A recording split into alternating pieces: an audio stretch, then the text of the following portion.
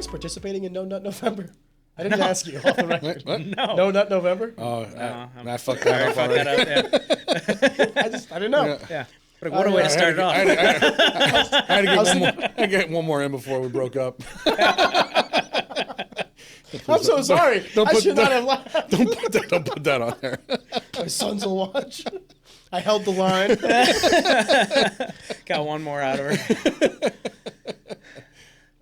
Man. Gentlemen, welcome back, man. Thank you. In the least gay way that I could say this, I've had you each individually. Now it's time to have you at the same time. Yes. Yeah, we're happy to be here. Glad to be back, man. Yeah.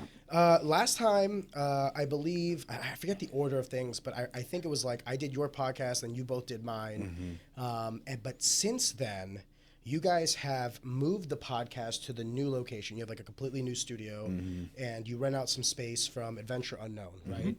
Can we briefly discuss that first year, thinking about what to do with the studio, how to do the studio, and then what were some of the thoughts going into possibly making that move? Yeah, so, I mean, things moved really quickly. I sent Pat the text. I had this text written out to him because it's a big ask, asking someone to do a podcast with you, because I'm not only asking you to spend, the foreseeable future a couple days a week with me, but I'm also asking you to, split the financial responsibility of this too.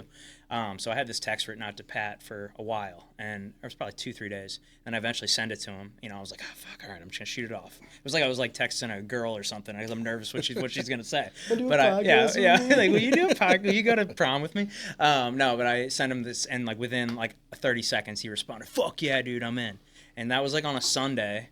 Or was it a Sunday? Saturday. It was a Saturday, and then we met at a coffee shop on Monday, kind of talked about with our producer, talked about how we were going to do it, and by Wednesday we were recording our first episode. Wow, jumped right in. So we jumped right into it. Fuck it, we don't know anything about it, but that's kind of, the mentality that we've had with everything that we've been doing, and kind of the mentality you need to have to, like, you can talk about it all you want, but you got to fucking do it. And so that's what we did. We're like, fuck, we'll figure it out on the way. Yeah, we figured it out. And so our first studio we did in my house. I've got a few extra bedrooms at the house that weren't being used, so we just turned one of them into a podcast studio. What did the wife say when you were like, "Hey, she was I want to take this like, square footage"? And she like was my man totally. cave. She supported it. Yeah. She was cool with it. She never complained at all. No. There'd be days eventually, because we committed to doing 2 episodes a week. From the very jump. And that's something I can proudly say, that we've never missed an upload. We've consistently posted 2 episodes a week for almost 2 years now. And that's we've never impressive. That's like, we don't have a ton of, we don't have our following's growing for sure. But of the things I am the most proud of, I can say, like, we have never missed an episode. And, I will do everything in my power to not let that happen. So, So anyway, we did the first studio. Studio 1 was up in one of my bedrooms, and it worked out fine. Our setup's a little different. We've got kind of it's more like Joe Rogan style, where you've got the table and you're sitting across from each other, and so we didn't need much. So we pretty much ordered all the shit off of Amazon and just bought a bunch of shit locally, and we got the studio kind of put together in a couple days, and and slowly added to it over time. But yeah, we did it up there for about 6 months, and then in June, at your house. At my house, yeah, and we were at his house for about a year. A year straight, yeah. It was almost a year to like the day. But and then we had our second kid in June of 24. So then that was that bedroom. His bedroom shares a wall with the podcast studio, so we're like, coordinate, and we had it up there for like a little bit while he was born, like after we brought him home and everything. But we were like, okay, we got to move this, because coordinating everything around nap times and shit just wasn't going to happen. It also worked out well too, because it was getting to that point of the summer where it was starting to get hot as fuck outside. And we were having a hard time keeping everything cool. Not keeping it cool, but also with the fans that we had not overpowering on the sound and picking that up. So shit that no one normally thinks about when they're watching a podcast. No, and so we're like in lighting, a normal audio, and but you get 4 guys in a small 10 by 10 bed, 10 by 12 if bedroom. you have a light or something, it we heats up had fast. lights, we had, and there's a window in there, I mean, we have air conditioning in my house, obviously, but like it would get warm in that room. Right, and then we go to open the window, and next thing you know, like, you're hearing birds chirping, or you're hearing, or the it just so happened to be the guy that we had my guy, we tell me your life story. We had the guy that cuts my grass. He would always come on the days that we would fucking be recording and shit. So anyway, after we had the second kid, we moved the studio into my basement, which is like unfinished. And that's where we recorded with you. That's where we recorded with you. Yeah. Just wanted to take a second to pause the action and just tell you guys thank you so much for consuming our content. Easy Talk is a passion project. This podcast is just a bunch of like-minded people coming together to produce some cool stuff and talk to some cool people. One of the things I would very much appreciate is if you could possibly like the video or subscribe to the channel, just because it helps us in the algorithm and ultimately to grow, to get more exposure to everybody, including ourselves, and ultimately just make a better product. Take a second, I'd greatly appreciate it, and on with the show. And so, you saw that one, which was basically my unfinished basement. It's a fucking mess. We just hung curtains up, essentially. I thought it looked good. It was, when you got into the room, it was a cool perfect. spot. It was cool, and it was nice kind of having it in my house because it was kind of like my little man cave down there, and I'd go down there and work or whatever. I think I told you this off the record, but I'll say it on the record. I flirted with that same idea, and the only reason I didn't do it was because I didn't want people to know where I lived. Yeah. Like that was like, because I also have like a basement that I could have easily I could have made the whole fucking floor my thing, and then I wouldn't have to travel. I could easily just go downstairs and knock it out. But then I thought to myself, like, okay, when I exhaust the list of people that I know and feel comfortable with, I'm then gonna have to expand that to a bunch of people I don't know. Yeah. Like when I didn't think that far. I'm glad Bree Eckert doesn't know where I live, right? So like, that's one instance of that. Sure. But there's like a bunch of other people who live a completely different life than me, and I don't want to say are like questionable or anything, but like I sleep better at night knowing they don't know where I live. That was the thing too with us. I mean, for the first year, a lot of the people that we knew. Yeah, I think there was only one at that point. There was a couple. Yeah, I didn't know Tavon. I didn't know a couple other people. But I mean, everybody was cool. Like I never had any. I was never like worried, but there's definitely a bunch of people I didn't know that I was like, okay, like this is a little weird. My kids sleep here. My wife's here. My dog. I had my whole house, all my shit. But it, I was never worried about it at all. But then, kind of what sparked the move to Adventure Unknown was Pat joined Adventure Unknown as a member in October last year. By yourself, like just for your own thing? Well, yeah, I knew the owners, or I've known the owners there since they started it, and I mean they asked me at the time that they were getting it launched, like I was going to be one of the first handful of members that join, but I was going through the divorce at the time, and I'm like, I can't really go spend any extra money right now until I get this shit figured out. Yeah. And we got the divorce was finalized, and then once I sold the house, that was kind of like the last piece of it all. And once I sold that, as soon as that money hit my account, I'm like, all right, I'm in. Cut my check. Here we go. And I was a member. That was actually a year ago, beginning of October. So when was it that you then kind of flirted with the idea of bringing over the studio over there? Well, Pat, I think I went there twice before I joined. Like Pat invited me up there a couple times, and I was like, "Oh, this is sweet." And then he showed me the offices that you can rent full time, and I'm like, "Oh, wait, this would be sick. What if we rented one of these and just put the podcast in here? It's our office, 6 days a week or whatever." Do you guys work out of there? Oh yeah, I'm there every day. We're there 90% of the time. I'm there. I mean, that's home base. Yeah. I'm there every day. He's on one side, I'm on the other, and we're just have our laptops open and we're working. Yeah, exactly. Yeah, we're always. But yeah, so Pat joined in October, and I went up there a couple times, and I ended up joining in. My officially started, January 1 of this year. So we moved the podcast studio over there on New Year's Eve. Yeah. And we were so excited. We just recorded that. We recorded it. Yeah, we were like, let's kind of cute in a weird way for like grown men. You guys were like let's try our new Christmas thing. present early. Yeah, it's kind of what it felt like. Well, I just want to make sure it sounds good. I wanted to just and the whole thing. I mean, the place is just so cool. If you've never been there, I mean, it's just a neat place. It's like you walk in and like it's really hard to describe what it is, but like Giant man cave. pretty much Yeah. like I always tell it's a country club without the golf course, and then like instead of golf, like their thing is travel. So like every month they've got these exquisite trips all over the world that you can sign up for. Like they just got back from a 2-week trip in Thailand. Looks so And cool. so, yeah, and so like the concept of it is it's a business networking place. They've got shared office spaces, boardrooms, and all this stuff that you can use. But then they've added the amenities of they've got a pickleball court. They finished the weight room a couple months ago, and it's got all sorts of high tech equipment in there, plus a sauna, a hot tub and cold plunge, and then 2 locker rooms in there that you can use. I mean, it literally has everything. And from what Cigar I've heard, lounge. yeah, it's got a cigar I do love lounge. the cigar lounge. Yeah, it's got cigar- all you got it's got all the games, Yeah. you know. I actually like the you know. bar. The fact Yeah. that you guys Oh have yeah, like that just full bar, Yeah. you know. The bunch of- alcoholic in me is like, Yeah, Exactly. It's value great. add. for sure, 100%. It's sweet. And then our little section of it is like the teenage boy's bedroom. Like, Yeah, that's really what it is. Yeah, we have it set up, you know, with all our shit everywhere Yeah. and all our artwork, and just like kind of set it up. Do you- similar to yours? You know, Have just you surround guys with stuff you like. spent a lot of time networking with the other people that are working? Oh, yeah. I know you've had some of them, if not a lot of them, A lot on of the them, podcast. yeah. And that was another thing is, I mean, just joining there, like just the plethora of people that we've met, network. dude. There's It's 90 members there right now. Including yourselves. Yeah. Yeah. And so, I mean, shit, I was there last night until 10 o'clock. I had some work stuff going on, and I was bouncing back and forth, running around all day.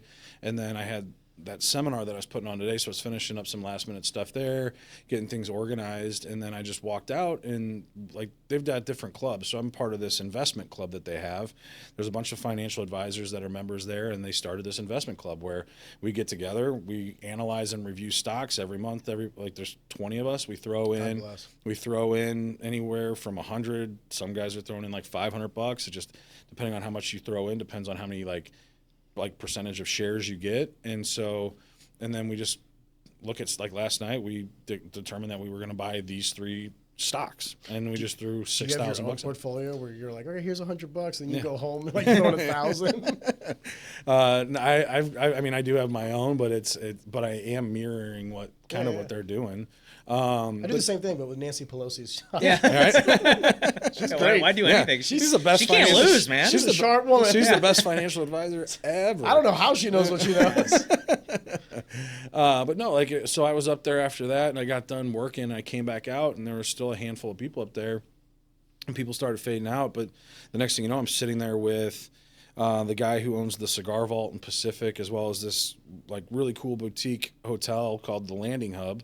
And then this other guy who's a member there who's just a serial entrepreneur and extremely successful.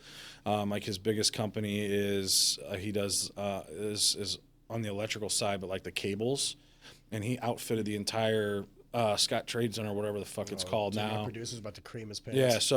So I mean, he's like, yeah, we ran 50.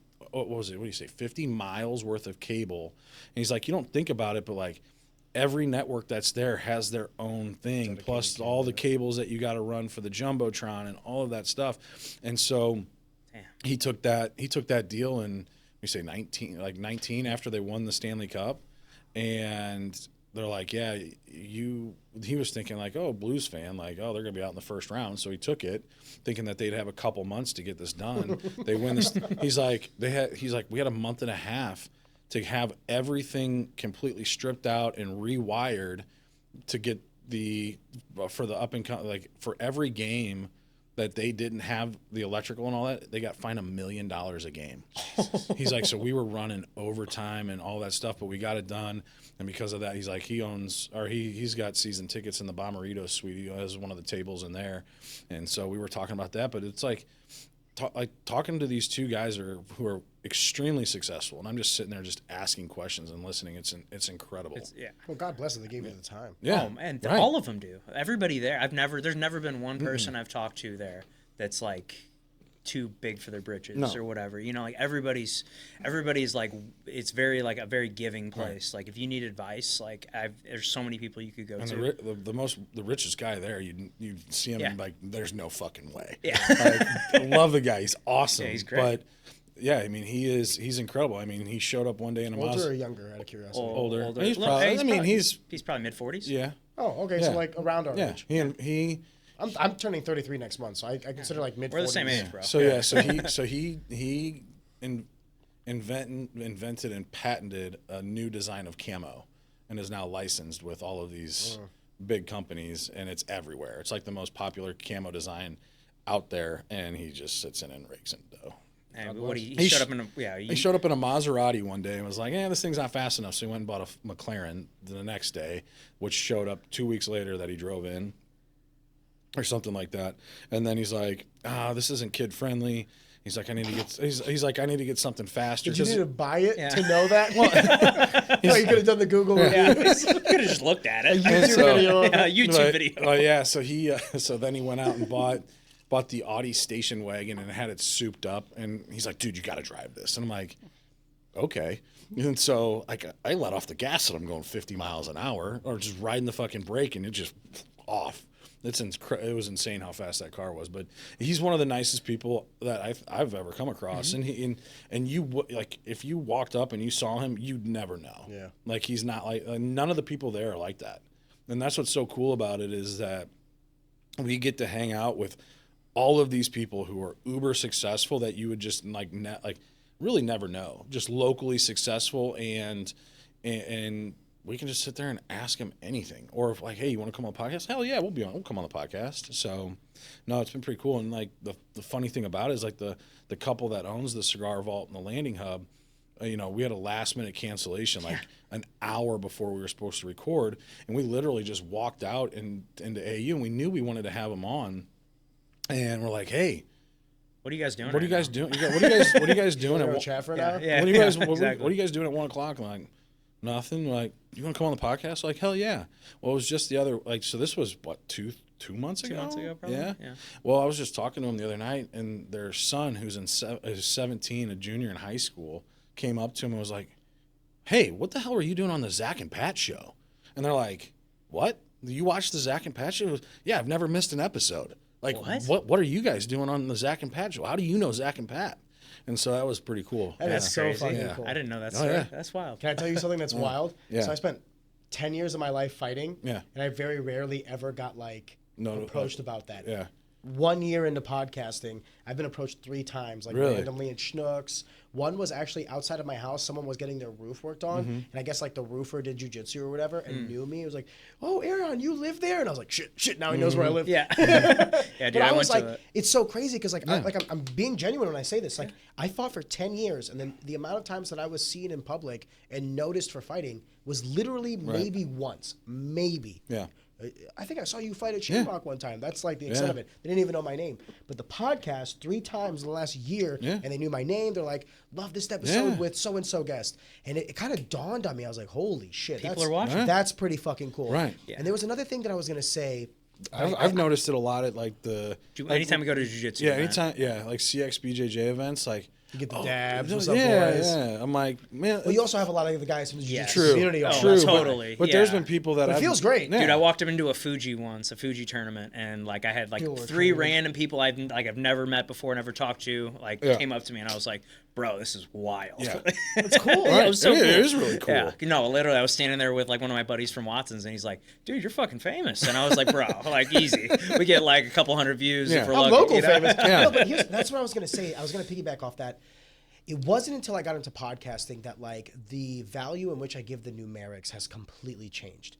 Like, I know this sounds stupid, but like, dude, to get like 100 views on a video, if you put 100 people in a room, you'd be like, holy shit. That's a fucking to get party. 1,000 on a video, or 500, or whatever, it just.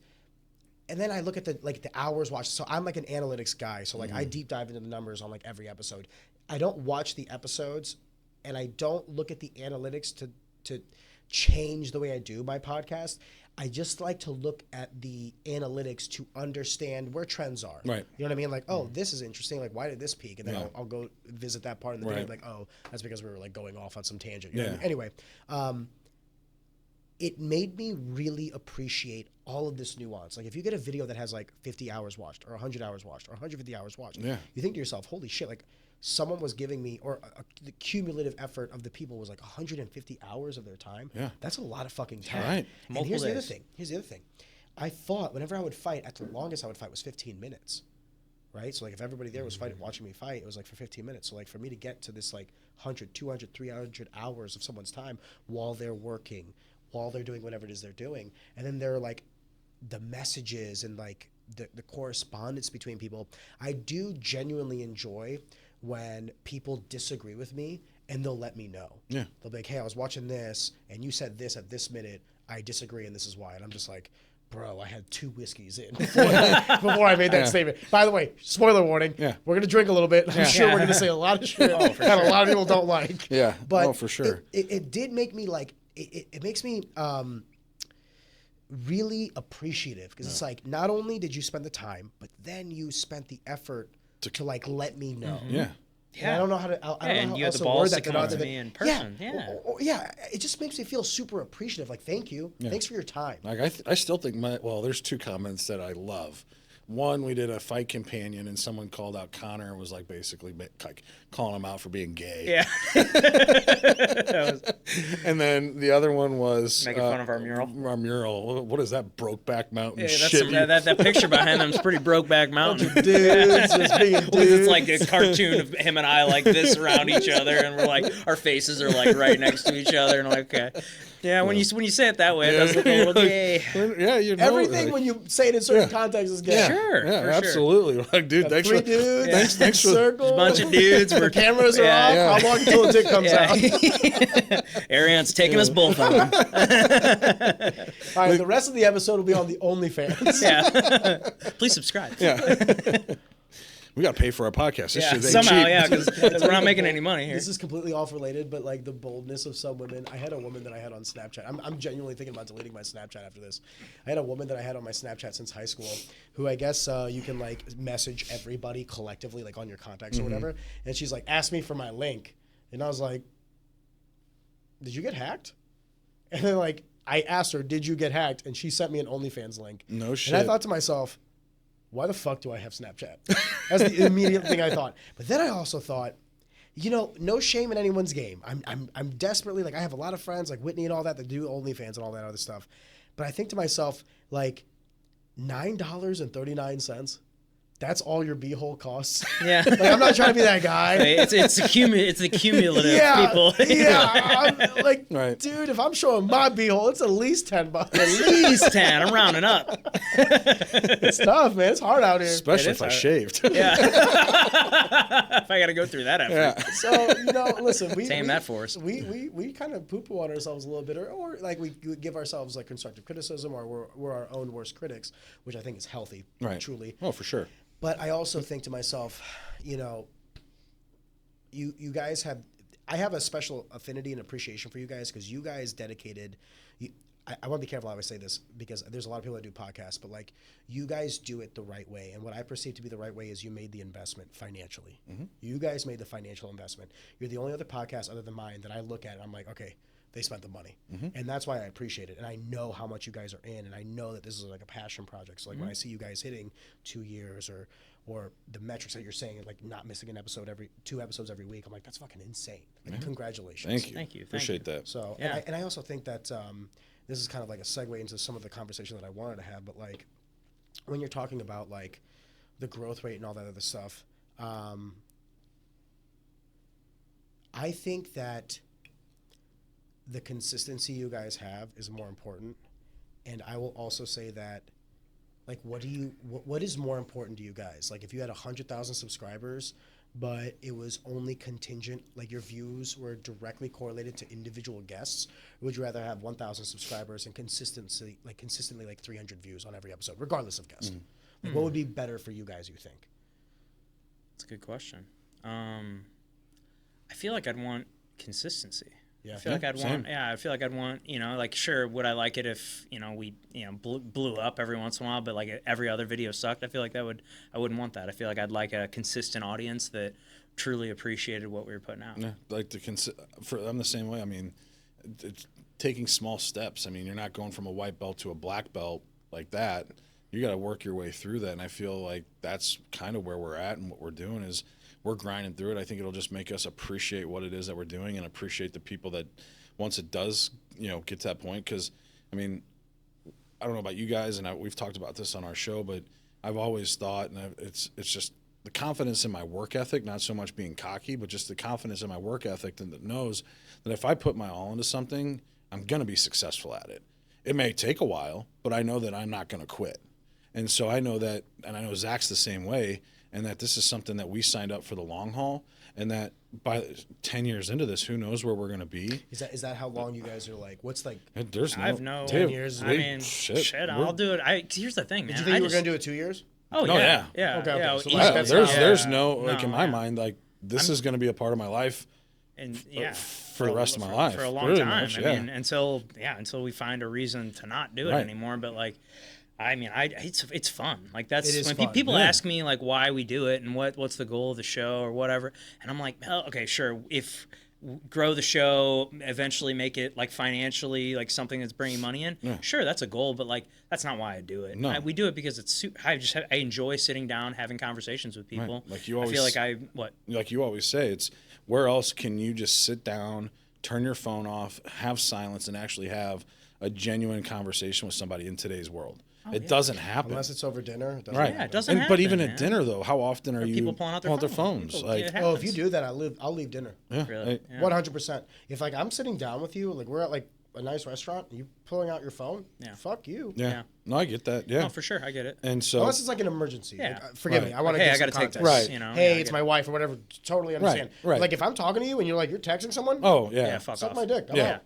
I mean, and if something like that comes up, like at that point, if I'm out to work, can wait. But like again, yeah, like you said, emergencies, like That's everybody. right. And so, but no, like that, like, and the people that were like you asked us this question, and I'll never forget it. And you said, "Do you think everybody's interesting, or like do you think people do you are think- inherently interesting, or that everybody has a story to tell?"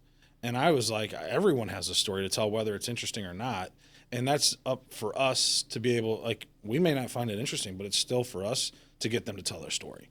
Because someone else might find it interesting. Just because we might not doesn't mean someone else won't. And that's the thing, too, is like the fact that have a past guest whose son is coming up and like, wait, you guys are like, one, that probably makes them feel pretty cool that like, hey, my son watched us and wow, he must think highly of us. they're cool. Yeah. That my parents are cool because they were on the Zach and Pat show. But then at the same time, like those are the kids that we're influencing because we don't.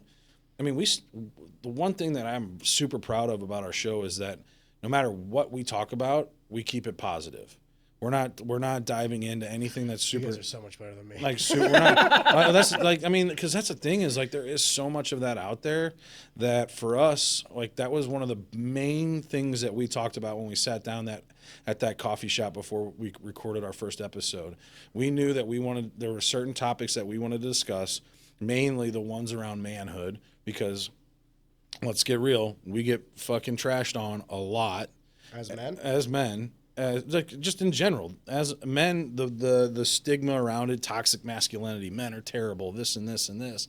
Like we're gonna flip the script and we're gonna talk about that. Fatherhood, especially me being a single dad. In today's society, I'm a piece of shit because I'm a single dad. Like that's like Really? You think that? oh yeah, like if you go and look, it's a lot of the stuff on social media, like everything. It's just like Bunch of single moms bitching Just- about no, exactly. Yeah, it's the hypocrisy is not lost on me. yeah, no, it's just You piece of shit. it's just yeah, like You it's left me. inherently thought of that if you're a single dad that you were the one that caused it. Let's hold on to that thought. Yeah. Adam, I'm so sorry to ask. Do you want another one? Sure, I'll do another. Do you mind grabbing the Eagle Rare and the Blantons? Sorry. The Eagle Rare is the tall bottle, and then the Blantons is the short bottle. Tallest one and the shortest one. And I'll do the Heaven Hill. Kind of like The Heaven Hill. Ariana and I and Pat. Yeah, it's Blantons. It's cursive. It's I can't read. This is the language before your I can. went to Catholic school. I can read that. You went to Cat. Where'd you go? What is this scribble? I grew up in Barnhart. So Oh, okay. I went to You're gonna have to. The Heaven Hill is. It's 1 second. Okay. Do you see the white Like right in the white middle cork? of it. Right in the middle. Okay. Nope. The one right to that. Yes.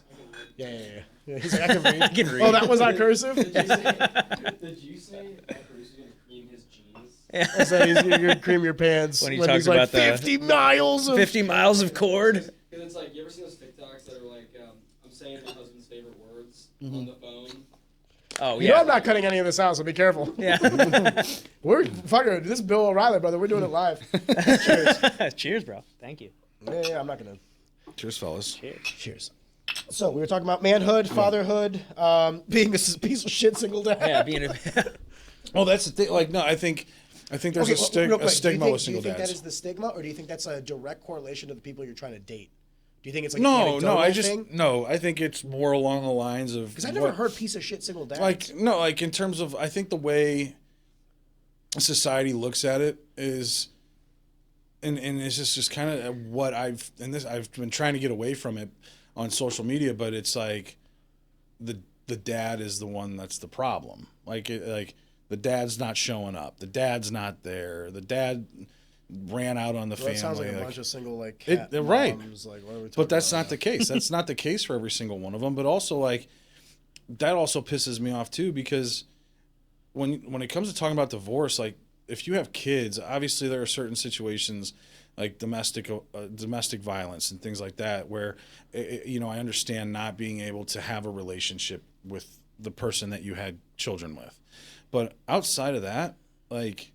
But you don't have that. You have a very healthy relationship with your Correct. the ex-wife. healthiest divorce Correct. relationship You I've guys ever co-parent witnessed. very well. Because that's the biggest thing, and that's the thing is, we were talking about separating, and we're somewhat separated when she met her boyfriend, and and they fell in love, and for me, like, people are like, oh, do you think does that cheat? I'm like, I mean, it depends on how you look at it, but for me, like, our relationship was over before we even got to that point. And people are like, well, aren't you mad at her? I'm like, no. The greatest question that was ever asked of me was by a divorce attorney, the one and only that I sat down with, and he basically was just like, well, what did you do as a husband to cause that caused that? Jesus yeah. Christ. And I'm like, and I looked at him, I'm like, are you fucking kidding me? He goes, St. Louis County, bud, that's how the judges and courts are going to look at it. And I said, are you shitting me? And he's like, no. He's like, so I suggest you take a long, hard look in the mirror and figure out. He's like, I hate to say it and I hate to be, but women He's don't. trying to help you. Right. He's like, women don't just fall in love with someone else for any reason. And it caused me to take a step back and look. I'm like, all right, yeah, you're right. I wasn't a good husband. I wasn't a good husband for her. Like, in certain, like, if you would have looked at it, and but I didn't give her the love that she needed. She didn't give me the love that I needed. Didn't mean I was wanting to go ever fall in love with someone else until we had everything figured out. But ultimately, I don't fault her. I had to take ownership. Like, Jocko Willink says it best. Like, as a leader, your action or inaction will always have some sort of outcome or consequence. So as a leader of my family, my inaction as a husband had a consequence of us separating and her falling in love with someone else, which is fine. We weren't meant to be. And I'm okay with that. And people are like, they just don't get that. Can I ask you a question? Yeah. And this is like kind of like just throwing this out there for the sake of conversation. There's a lot of correspondence that I get from people that are on the edge of divorce or whatever like that, and the common, the deviation that's the most common is like, well, we have to work on it. We have to work on it. What are we going to do? Get a divorce? Like, let's just work on it. They'll get like, marriage counselors and all those other things. And for me, I am kind of torn on this topic, not in the sense of like I think there's like a right or wrong answer, but I think both have validity. Mm-hmm. Like, I think there's valid points in people saying like, we have kids, we have to work on this. There's something greater than our relationship to kind of come together and benefit from. Mm-hmm. But I've also been around a lot of kids. I don't know if this is like the same as you guys, so I don't want to like kind of lump you into this, but I hope you guys have also had this where you've met people where like their parents didn't divorce. And they probably should have. So that was. Does that make sense? What I'm trying to say? Like, Absolutely. it was a very hostile Yeah. childhood. Yep. The dad would get violent, and what have, or maybe the dad didn't get violent, but it was just like They didn't love each other. I knew a girl that I met in college who like genuinely had like no like affectionate qualities. And I was like, and I asked her one day, I was like, hey, like, I've never met a woman that's like distant like you are. Like, usually women are like the first ones to like get like cuddly and all this other stuff. And she's like, yeah, and I think I'm fucked up. And I was like, Jesus, this has got dark. You know what I mean? And I go, why do you think you're fucked up? She's like, well, my dad didn't hug me until I was 16. And I was like, I have a 3-year-old daughter. I hug her daily.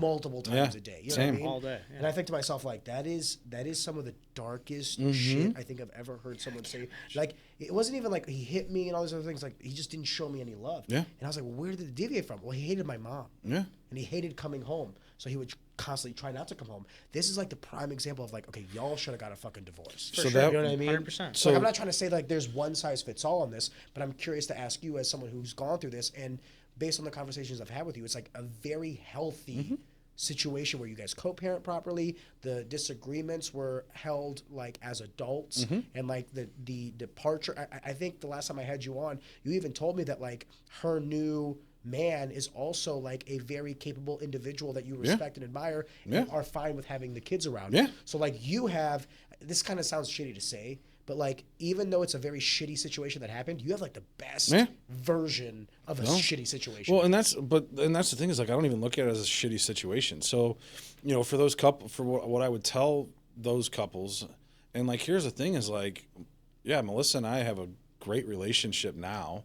When we were married, but like that's the thing is you'll still see glimpses of, because we do go on vacations together. We go on vacations with all of us, and you know, and usually towards the end of that vacation, after 4 or 5 days together, we realize like, okay, now like this is why we got divorced. Like, you know, like we can be cordial and we can be good for short bursts. Yeah, that's so healthy though. So like to be able to acknowledge that. So, but that's the thing. It was just like we sat down and we had this. I mean, we sat on our couch for like 10 hours. We took the kids over to her parents' house and we sat down on the couch for 10 hours and didn't move and just aired everything out like that. Like we were never in love with each other. Like we were infatuated with each other and we confused that. But she also got pregnant really quick. She got pregnant after 3 months. And so like we never had that foundation to build off of. And, so we had this conversation. Did you marry her because you felt like an obligation because she was pregnant? That and because of her family, like and her Bosnian, and so there was as a fellow Balkan, totally understand. So there was I knocked my wife up and I called her a whore right before I pronounced her. You got pregnant before marriage. Will you marry me? And so there was that added pressure. I mean, it's just like that was kind of how it was, and we were always just like, oh, we'll figure it out along the way, but we never did because there was always something going on until like it was, all right, she got pregnant. Okay, well, let's navigate that. We got engaged. She moved in. We discovered that, the townhouse that I owned, there was black mold that came in through a neighboring townhouse. Why's the mold gotta be black? It's a great question. I don't know. But anyway, so we had to have that all remediated. Well, she moved back in with her parents. I moved back in with my parents. But her dad and brother, being contractors, I mean, we at that point were like, all right, we're just going to gut this whole thing and make this how we want it. So we did, and so that was a project, and that didn't have like that. By the time that was done, it was the end of July. Connor was due at the end of August, and at this point, we're like, oh shit, we need to go get married. And so we started talking about it, and then we go in in that last month. You start going every week to the dock, and we go in at the beginning of August. He's like, I don't think you're gonna make it this weekend. We're like, oh shit, we need to go get married. Luckily, happened on we were there on Wedding Wednesday. We literally went from the doctor's appointment to the courthouse in St. Louis County, calling our parents, saying friends like, hey, we're gonna get married. And so we're just doing it. So we just ran to the courthouse and got married that day, and then Connor was born. So obviously new parents, all that, and then things get cleared up and we get intimate again for the first time, and bam, she's pregnant with Oliver. And now it's like, oh shit, well, we've got this condo or this townhouse that isn't going to fit all of us. So now we start building a house, and that's a whole project and process and everything. So it was just like one thing after another. And it wasn't until we were able to move into the new house that all these projects were gone and done. And it was just time for us to just be a family. And that's when we realized like, now we you fucked up on this one, guy. When did you sit her down and say, I'm not celebrating Ramadan? She doesn't either, so it worked out well. But that's just how it was. But we had that conversation, and it was like, do we fix this? Do we try and fix it? And, we both just no, we don't. And how do we move forward from this so that our kids aren't fucked up? And so that was the you one. Have 2 boys. Yeah, we have a 6 and 7-year-old, and the whole key of all of this was, what do we have to do to fix us? That, because I was like, I don't want my boys to see her and I like. This is ultimately what the decision was, and what I would recommend to couples that are on the fence and trying to decide what they want to do is, do you think you can actually fix it? Because do you really want your kids? I have sons. Do I want my sons growing up seeing like, hey, this is how you treat a woman, or you're the person that you're in love with? Like, is that the type of relationship that I want them to see? Like, it's not that I didn't respect her. It's not that I didn't disrespect her, but I just didn't show her the love that a man should show his wife. And I can admit that 100%. And I don't want my kids seeing that when I know that there's another guy that is showing her that, and vice versa. I don't want my sons to learn like this is okay on how your wife should treat you. And so we just both agreed, like, hey, you know what? I mean, we went in and met with a counselor, and he pulled out a sheet of paper that had like these 16 healthy habits and things for a healthy relationship. And he's like, I want you guys to look at this and tell me how many of these you guys have. And I looked at it and laughed. What were some of the things on that? Just out of curiosity. Trust, loyalty, healthy codependency, shared responsibilities, respect, like a good sex life, like just like different things like along those traits. And we both laughed, and he's like, well, how many? And I was like, I got none. And she laughed and said the same thing. She goes, all right, well, this is definitely divorce counseling. I'm like, that's what we told you. And he's like, well, I always got to try before we get there. And I was like, I get it. God but bless that guy. Oh, he's awesome. And so, and we still, if there's times where there's disagreements, and, it's like, hey, you know what? I don't know if this is something that we're going to be able to solve between the two of us, that without us wanting to kill each other, then we call him and we go and sit down and we discuss this problem with him. Meaning like for the co-parenting? Yeah. Okay. Still to this day. It's kind of like your counselor. Yeah. He's still our counselor. We still see him. It's not as frequently. I mean, we were going every other week for the first probably 6 months afterwards. And it just allowed us to just continue to air out all the things that we thought we aired out in that 10-hour conversation, but ultimately allowed us to continue to grow and develop a friendship. And I know it's going to sound weird now because she's the mother of my kids, but I look at her like a sister. And that's just kind of the relationship that we have. I mean, we still work together. I work with her boyfriend. We have a great relationship. I mean, like I said, we go on vacations. Typically when we travel, if we're going to see my parents, she'll fly with the boys, because flying Allegiant down there is cheap as shit and quick and easy. And Dalton and I will load up the dog, and him and I will road trip it on down to Florida together. Spend 10, 11 hours in the car just chit-chatting, catching up, talking all this stuff. The great thing, and here's the thing too, is I've gotten very lucky with her partner. He is an incredible person, and he came to me and was just like, listen, he's like, you want to go grab a bourbon and a cigar? I'm like, two of my favorite things. Say no more. I also don't like you. I was like, I don't care. I don't care who you are. Let's go do this. Yeah. So, no, we did, and he's just like, one, I just want to, thank you for not wanting to kill me after all of this stuff. And I was like, absolutely. I know, you're not, you guys aren't bad people. Like, this is just how it happened. And, it's like our relationship was over already, and it just so happens that, that's how it worked out. That's fine. And so I'm just happy that she's chosen a good partner and that you're great with the kids. And he's like, we get together every 6 months, and it's like, hey, how have these boys changed over the last 6 months? How are we going to parent moving forward?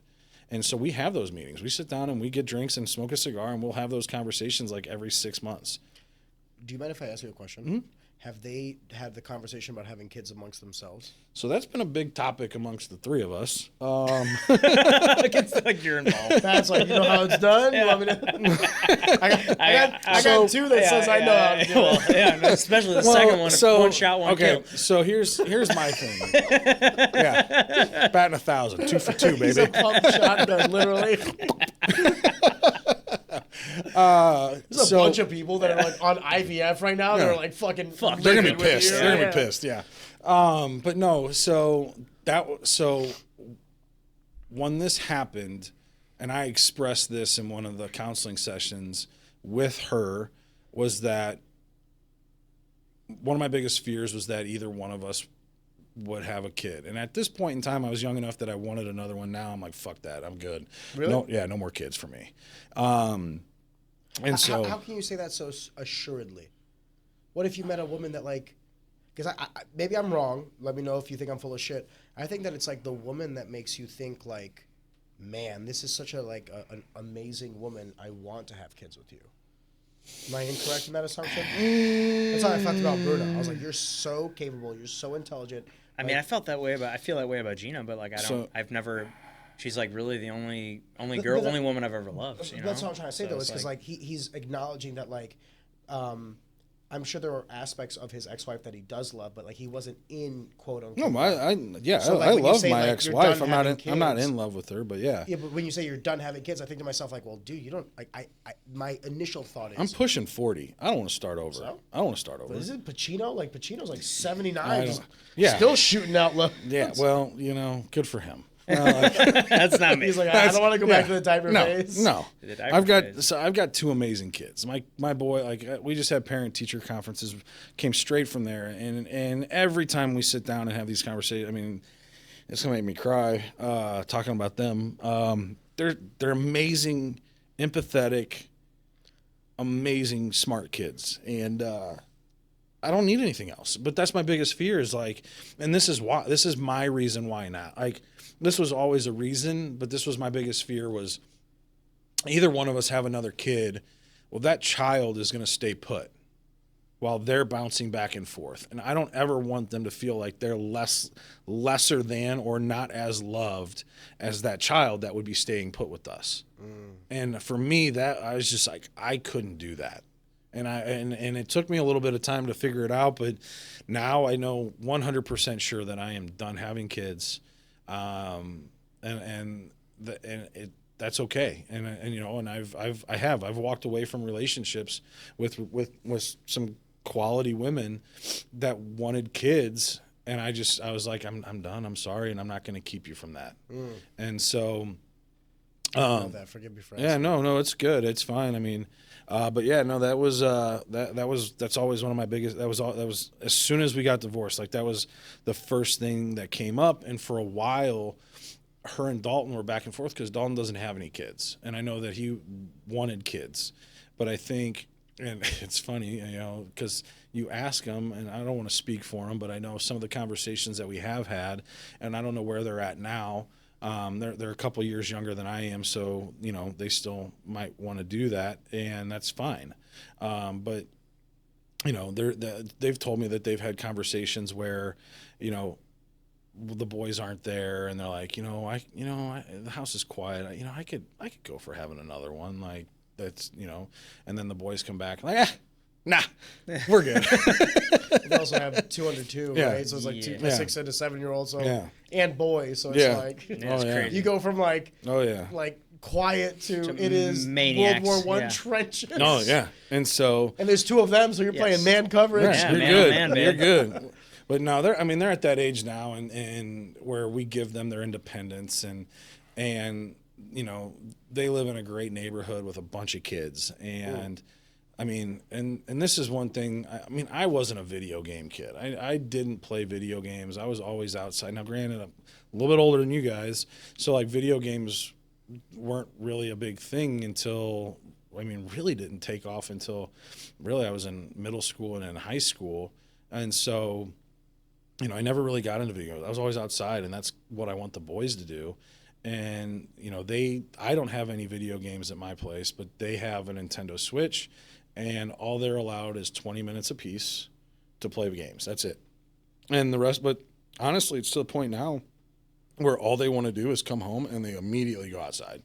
And they're just like, all right, see you guys, and they're just gone. And they're out running around all night until it gets dark, and they're yelling outside, hey, boys, time to come in. And that's when they finally come in. You got And the old, if Yeah. the street lights Yeah, are on, street you're lights not are on. home. Classic. we had a house in my old subdivision, like smack dab in the middle of the subdivision, and they put one of those old like school bells at the top, and they would just ring the bell, and whenever we heard that bell, we knew it was time to come home. Yeah. Mine was always like, if the street lights come on and you're not home, you're getting an ass whooping. So there was always like this like 20-minute buffer window where I was like, it's starting to get dark. Better get going. Yeah, better get home. Yeah. So It's about that time to hit the old dusty trail. Forgive me for kind of probing into that. I didn't, no, you're fine. No, you're good. there No, was I some mean of the that's things that we've what. discussed now for a Yeah. second time. It's all good. Pat cries all the time. Yeah, yeah. I'm gonna. Hey, that's fine. Hey, no, it's all good. No, We I'm briefly securing talked it. about this. I'm curious. I have a definitive answer for this, but I'm going to ask you guys this each individually, if you don't mind. I'm going to start with Zach. What is a man to you? A man is someone who can, one, stand up for themselves, be a good example for their family, someone that can provide, someone that can protect, someone that, it doesn't necessarily have to be, the macho, macho guy, but it just someone who's confident in themselves, someone who can protect themselves, and just be an example for those around them. I think that's. Would you not consider someone that can protect themselves and those around them macho? Not necessarily. I mean, I shouldn't say like macho as in like someone who. When I say macho, I mean like the guy who walks around acting like they can beat everybody up. Oh, that's just undisciplined. Yeah, exactly. Yeah, I don't think that. I think that that's insecurity, if anything. I would agree. What do you think a man is? It's a great question.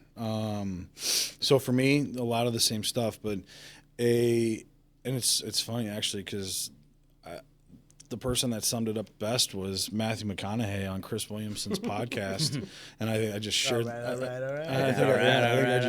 I actually just shared that clip last night. But for me, is a person that has a set of standards and a moral core values and a moral compass that's pointing him in a direction to constantly be improving himself, as well as having the ability to protect themselves and be dangerous when needed, but having the emotional intelligence to know either like, hey, this is when I can and when I can't do this. I think emotional intelligence is huge when it comes to being a man and being okay to be vulnerable in those moments when he needs to be vulnerable and tough in the moments that he needs to be tough. And he's there to be he's there as that overall protector and that strength and that leader for his family. That's something that leadership is something that I've kind of always had with that, like with every sports team I played on, everything like that. It was just like, hey, you're leading by example. You're not just talking the talk, but you're actually walking the walk. But taking that further again, bringing that emotional intelligence into play and knowing, like for you guys, like when you're standing there, who's the scariest guy in the fight? The guy in the front barking like a dog or the guy in the back that's surveying and being fucking silent? He's that guy that's in the back that's probably being quiet because he's in control of his emotions and knowing how to stay calm but knows when to unleash violence when needed. And for me, that's what it takes to be a man. Is it possible to be both vulnerable and a leader? Absolutely. Yeah, I think so. You think so? Oh, for sure. Do you not think so? No. Really? I don't think you can be vulnerable and a leader. I often say this to my wife. She's probably one of the few people that's seen me cry. And, she'll often talk to me and like, by the way, I want to say this, like, I do agree with the majority of everything that you guys have said. I want to say that. But I do also feel like, and this was possibly my upbringing as like a Balkan man. So take my toxic masculinity for what it's worth. But I told my wife, I was like, I am afforded 1 to 2 vulnerable experiences in front of you, maybe a year.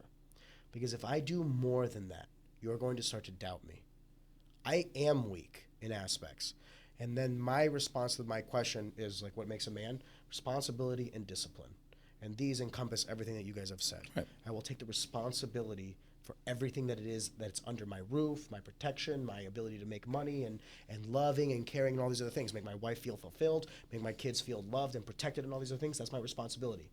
My discipline is to do that every day, because it's easy to do something right once a day.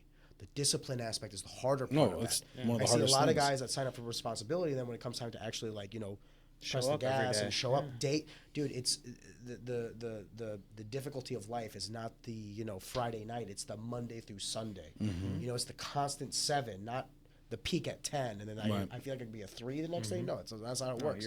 This is the conversation I had with my wife. I was like, you've seen me at my most vulnerable, and you've seen me at my most vulnerable the most often. But even then, I have to limit that. I stand by this 100%. The reason my wife respects and admires me is because she looks up to me. The second she no longer looks up to me, she can neither respect nor admire me. And all women want a man that they respect and admire, because that directly correlates to like that sexual drive and all these other things. It has nothing to do with my body. I've gotten nothing but fatter and older as I've gotten older. You know what I mean? I'm not in the better shape that I've ever been. But I've never been more acutely aware of my surroundings. I've never been such a provider in terms of my financials. And I've never been such an arbiter of my own world. And on top of all of that, she does get to see the emotional side of me. But I do believe that there's like a sensitivity side that you're giving a little bit of leeway to this, what I would call macho exterior, but not vulnerable. I guess that's where the difference. I guess your definition of being vulnerable and mine are a little bit different. But is vulnerable to you so out of curiosity? so I guess being vulnerable to me is just having that emotional intelligence to know, like, hey, you're. I don't think being emotionally intelligent is a vulnerability. No, but Okay. for me, like, being vulnerable is being able to put your, like, if you're in a situation, like you and your wife, you're at home, and then things aren't, or she's something bad happens for her, like say a family member passes away, and you're there, you're comforting her, you're being there as an emotional support. In my mind, you're being vulnerable in that moment to show her that comfort and care, giving her those. It doesn't. I'm not talking about like breaking down and crying and having moments like that, but like all-encompassing. I would tie vulnerability in with that emotional intelligent aspect as, hey, you know what? Anytime that a guy can show his emotion in a way that's productive and not in like where they're just completely breaking down and losing it. Yeah. Like, that's, for me, that's not necessarily being vulnerable. Being vulnerable is being open and willing to share the things that might be like, hey, how often do you talk to your wife about things like, you know what, today was a tough day and this is why. And Not often. No. No. So for me, like, even though, like, yeah, I'll share that, but I'm like, this is, having the ability to be like, all right, well, this is why, and this was why this was a rough day for me, but I know how to be stronger coming back from it. Like, being able to share those things and share those moments where you might not feel as strong. It doesn't have to happen. It's not something that needs to happen all the time.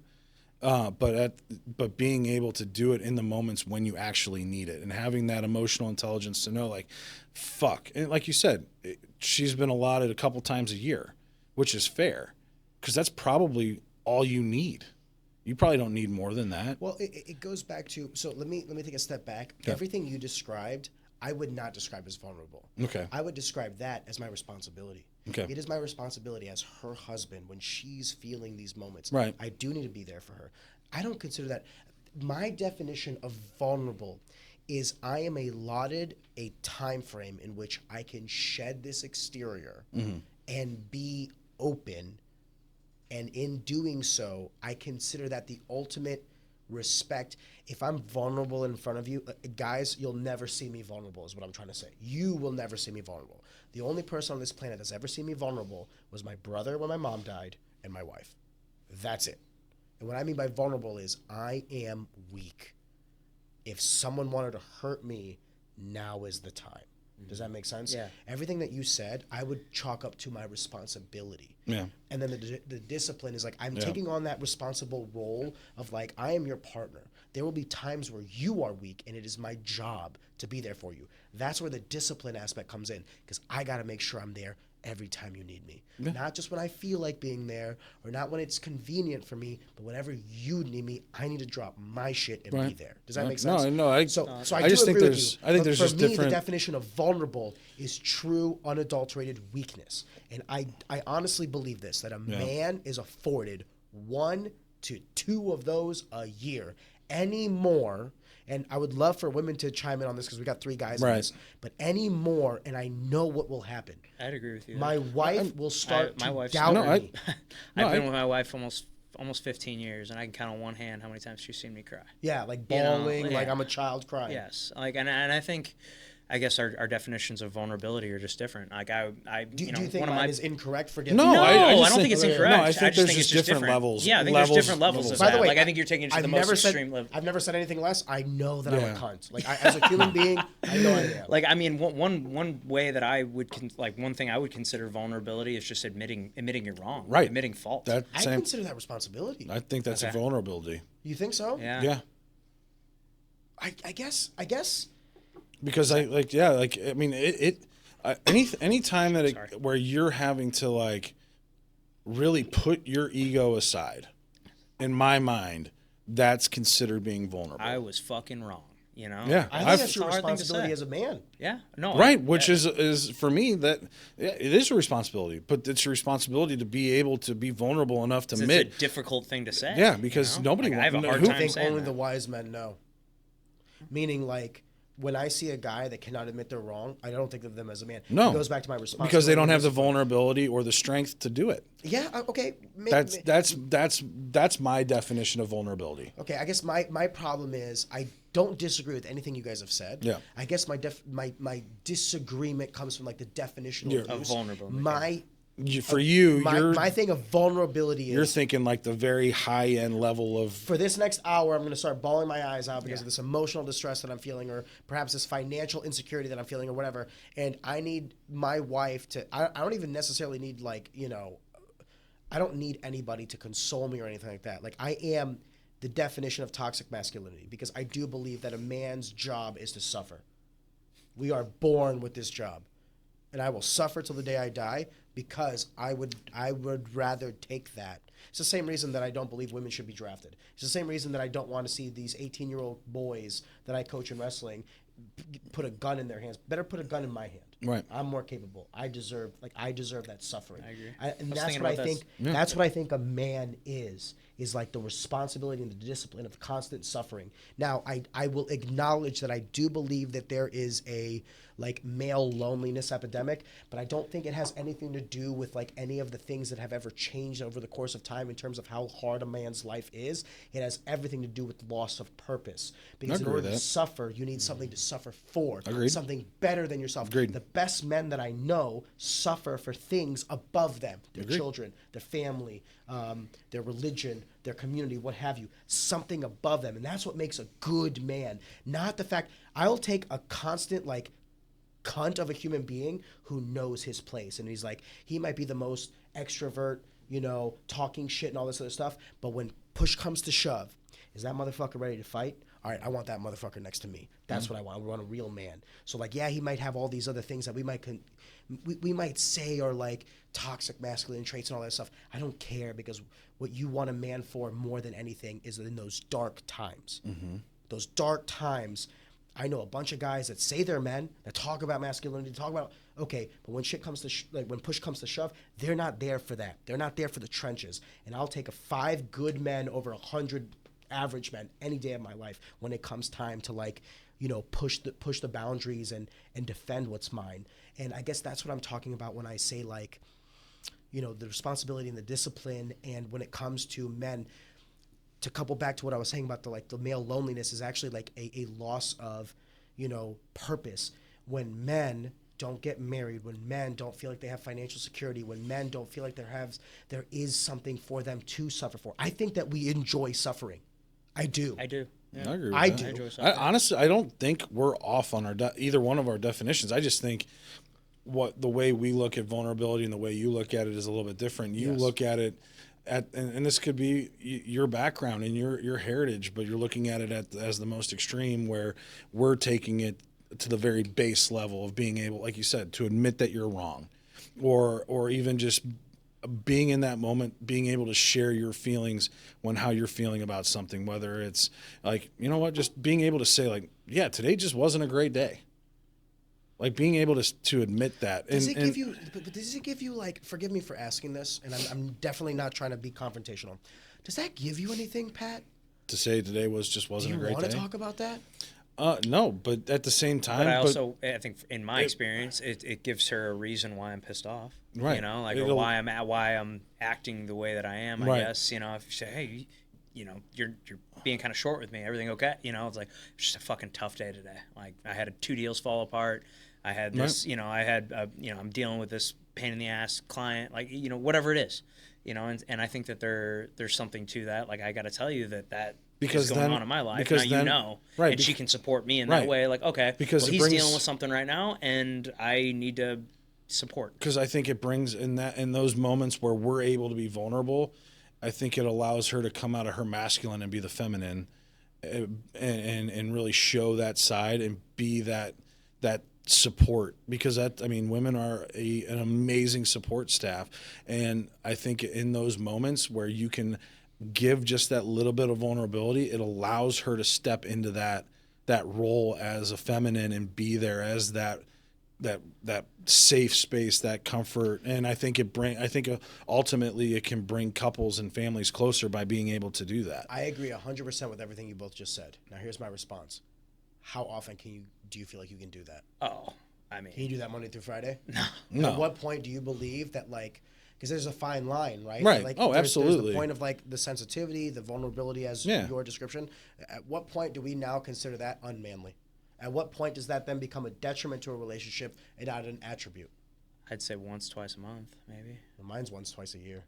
I mean, Maybe not that and much. maybe I'm wrong. Maybe And that's being a by little the way, extreme. gentlemen, tell me if I'm wrong. all right? Well, but You don't have to- here's the thing though. I think the way that as men, is like you said, is the way we handle things and the way we discuss. I think being able to communicate effectively and being able to share your feelings and emotion is a strength. And even if it is on a day, like even if it's just like telling her the things that you appreciate about her, like, yeah, that's a responsibility, but ultimately that is still a vulnerability. You're opening yourself up to show emotions. I think in any situation where you're as a man, and this is just how it's gotten, that anytime you show an emotion, that's a vulnerability. I think that's retarded. That's fine. Meaning, if that is what is like causing us to be okay, then are women being vulnerable when they're emotional, or is that just like the status quo of humanity? I think it's kind of unfortunately, I think it's the For status me, it's quo. like if a man Well, shows kinda- emotion, he's being emotional, but not like that's not like vulnerable. Right. Anger is an emotion. Yeah. Anger in self-defense. I wouldn't consider you emotional. I consider you manly. Yeah. Oh, that guy slapped his kid. Now he's gonna go fuck him up. Yeah, the dad have every should right go to do fuck so, him up. yeah. I guess what I'm trying to say is like you're absolutely correct. Like there's nothing you've said that I've disagreed with. My thing is this.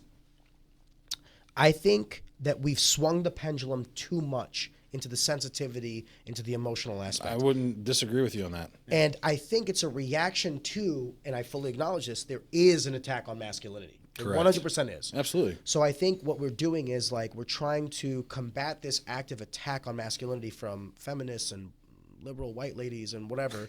But I want to make sure that like, and for context, the one who taught me how to be a man was my mom. So like it's a Yeah. very feminine individual who taught me how to be my masculine, right? But also it's like you were talking about transparency and communication and all that. I talk to my wife every day about my plans, about all these other things. I talk to her about like these are the risks, these are the opportunities and stuff like that. My wife is my partner in like there's not a single thing I do in business and all that other stuff that at the very least I haven't described to my wife. And maybe it's like my inner monologue, but like I'm talking to my wife and sometimes her responses are like, I'll tell you where I know I'm right is like my wife goes, I trust you. When my wife tells me I trust you, I was like, all right. but it goes back to like the admiration, the respect she has for me, Right. because I very seldomly show her weakness. Well, but I overwhelmingly show her strength. Well, do I I think have you- doubts? Absolutely. But I do believe this in my heart. We are not allowed to show weakness too often, because then that makes us weak. But I agree with what you're saying there, and I think honestly it goes to how, and really a lot of it has to go with just the shit that I've been dealing with in terms of like testosterone and the physiology of my makeup, the hormones and shit like that. I think because estrogen is a motherfucker. Like ever since I got on testosterone, like when I first started, like my estrogen levels were on the low end of normal for a guy. So I was already very even keel.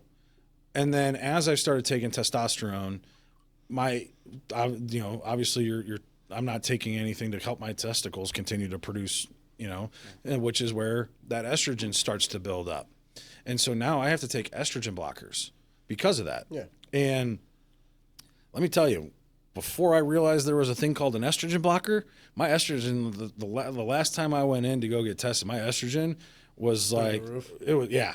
And so Even though you were on T. Yeah. And I was having a big emotional swing. So kudos to you ladies dealing with estrogen. That is a motherfucker. Well, what's and funny? so, but I think that's what roid rage was back in the day. So was unfettered testosterone Yeah. without estrogen blockers. Yeah. Because they would have these high T levels and then these crazy Crazy estrogen emotions. levels. Yeah. So like And- not only right. are you fucking like but I think all testosterone out, but then Juiced you're up. also super emotional. But I think, yeah, exactly. So I think the way women and men are physiologically, yes, that word, the way we're built, that our with our normal estrogen level, because men have estrogen, and because of our normal estrogen level, it doesn't allow us to feel the emotions as strongly or as high. So no, we don't need to discuss our emotions as much as a woman, maybe just because the feelings that we're getting really aren't that high. We don't get those highs and lows unless we have those high estrogen levels, which is like, I wasn't, when I asked them, like, well, can I ask you, like, where does that put me, like, compared to a woman right now? And they're like, yeah, it's kind of low for the normal range on a woman. I'm like, what the fuck are they? I'm like, that's fucking low. Are you shitting me? And so I think that physiological difference is what makes us like maybe not have to have these crazy emotions or crazy swings of emotions that we need to share all the time, and why we can get by with maybe once a month really opening up and being vulnerable in that sense. I will acknowledge the hormonal aspect, and I'm sure she will not mind me saying this because she said it on the podcast. Kelly D'Angelo was a former fighter, and her and Jimmy were trying to like have kids and all that stuff. And she, because of fighting, because of cutting weight, because of all this other shit, I mean, her T levels were down. Like, so like, women need testosterone No, too. absolutely. So she got on HRT as well. Her hair was literally falling. She told me she was in the shower one day, and her hair was literally like falling out of her head. And she's like, I need to do something about this. So she got on testosterone and estrogen blockers, and her life has never been better. Now, I'm not necessarily trying to have this conversation about like testosterone, estrogen. But what I am trying to say is, I believe that women and men are different. Yes. And we should be different. 100%. Yeah, I agree. Because it is my job to suffer, and it is my wife's job to. They say like a woman makes a house a home. Yeah. When I look at this, I'm just going to give you what my goal is. My goal is to forever be in a state of constant unhappy. Not miserable, but unhappy. I'm unhappy with the money I make, even though my money I make is good. Right. I'm unhappy with my sex life, even though my sex life is good. I can have more sex. I can have more money. I'm unhappy with the number of children. I can have more children. I'm unhappy with my relationships. They could be better. I'm always unhappy. I'm not miserable, but I'm always unhappy. And it is my job to suffer. It is my wife's job to appreciate the value that I add to her, and then to use that to amplify the home. It is the luxury of women, if they are partnered with a man that I believe truly accepts that life of suffering. Like, when I say I want to suffer, it's because I have purpose. It's because I have a wife. It's because I have kids. Like, if my wife ever became widowed, or like, I want to be careful how I word this. Like, let's say something happened in my life where I was a single dad and I just had my daughter. I would still suffer, but now the suffering is for her, right? Even if she was a boy, then I would suffer for my son. So it's not necessarily correlated directly towards a significant other. It's more the purpose that a man should feel above himself. This is why I have this disdain for the current cultural climate when you see like people like Andrew Tate and all this other stuff say that like material wealth and the ability to acquire women makes you a man. No. No. Yeah, I know. What would make Andrew Tate a man to me overnight is if he started to develop a sense of discipline. Yeah. I can fuck a lot of people. I choose not to. Right. Because I made an oath and a promise to my wife. I could make more money doing less than reputable things. I decided not to because I wanted to go to abide by the laws and the social structures of the land that I live in. There is a time and a place for a man to truly suffer. We could easily do things to amplify our own life, Right. but to the detriment of society or to those around us. And it goes back to my initial comment of what makes a man: responsibility and discipline. We all have responsibility on our shoulders. Now the only variable is like to which degree do we present our discipline to execute on that responsibility. Because at any time you could do some shady shit, you could do some shady shit, I could do some shady shit. Does that make us a man? Because we have the ability to. I would make the argument that all the men that I truly admire, that I aspire to be like, show an unimaginable amount of discipline. It goes back to like the warrior in the garden or the gardener in the war. It's like if you are a man that does not have the propensity for violence, you can't choose peace. You're not a peaceful individual. You're a Right. pussy. Right. I say the same thing about disciplined men. If you don't have the ability to do less than reputable things, if you don't have the ability to be wanted by other women and all this other stuff and do shit to make money that probably isn't the best, and you choose not to, if the only status quo you have is to abide by your wife because no one else wants you and all these other things, that doesn't necessarily make you a bad man. But the people that have the options and opt to not use them, these are the men that I aspire to be like. I want to be unimaginably wealthy, to where women want to be around me and men want to be me. I want the amount of networking that like I know and I can pick up the phone and call anybody I want. And I also want to have the discipline to never make those phone calls. I also want the discipline to never act on the people that want to be around me or want to be with me. I want to own and I want to suffer for my family. Suffering could be as simple as there's a bunch of women that want to fuck me and I say no. Suffering could be as simple as like I can make an extra $1 million a year doing some shit that could possibly ruin my family and I choose no. That's to suffer. Does that make sense? No, It does, I'm not. Like I said, I'm. Forgive me, I kind of monologue. No, I love but it. like That's great. I think the whole. I think everything you're saying is absolutely true. But again, like I wasn't bringing up the whole testosterone like as I was bringing up more as like I think because of how we are built as individuals as males. I think think that's that a factor. Though. I think that plays into our ability and why we are able to burden and do this and handle that suffering, because our emotions are the emotional hormone that we have, which is estrogen, is so low, is that we're able to handle those things. So that's why we don't have to be as vulnerable as Let me often. piggyback off that to its logical conclusion. Okay. There are two genders, male, Male. female. Yep. One is afforded the luxury of their estrogen Yeah. to kind of take hold, and like Yeah. how many times do you talk about like, oh, she's this or that, it's that time of the month, what have you. We give them the grace of God, Yeah. because of their physiological Right. makeup. I don't believe that men should have that same Luxury. luxury. Yeah, I agree. I believe it's our luxury to suffer. All the time. I don't get to be emotional. I don't. I'm leading this ship for my family. I have to be on, because what kind of man would I be? It's not as if I don't believe in my woman's ability to do these things. She's such a capable, intelligent. My wife is one of the best people I've ever met in my life. She married me because she knew that I would never ask her to be the captain of the ship. So Now it's my job to maintain that captain title. And a part of that captain title is a constant remembrance that I can't be vulnerable too much, that I have to handle my shit, that I can't be emotional and sensitive and all these other things. I got to get my fucking job done. That does not mean that I can't be sensitive with my family. That responsibility of like, hey, I'm also a father. I'm so like affectionate with my daughter but and that's my still wife. You know what I mean? That's still showing emotion. Fair, but I don't believe that's vulnerable. I believe Okay. that's my responsibility as a father, a Gotcha. loving father. Gotcha. So So I think we have a difference of definition definition. of vulnerability. And Yeah. I think we would both align in terms of like where. Let me ask you this: what do you think is more important, IQ or EQ? For a woman, EQ. For a man, IQ. Really? Yes, because it goes back to what I was saying. Like,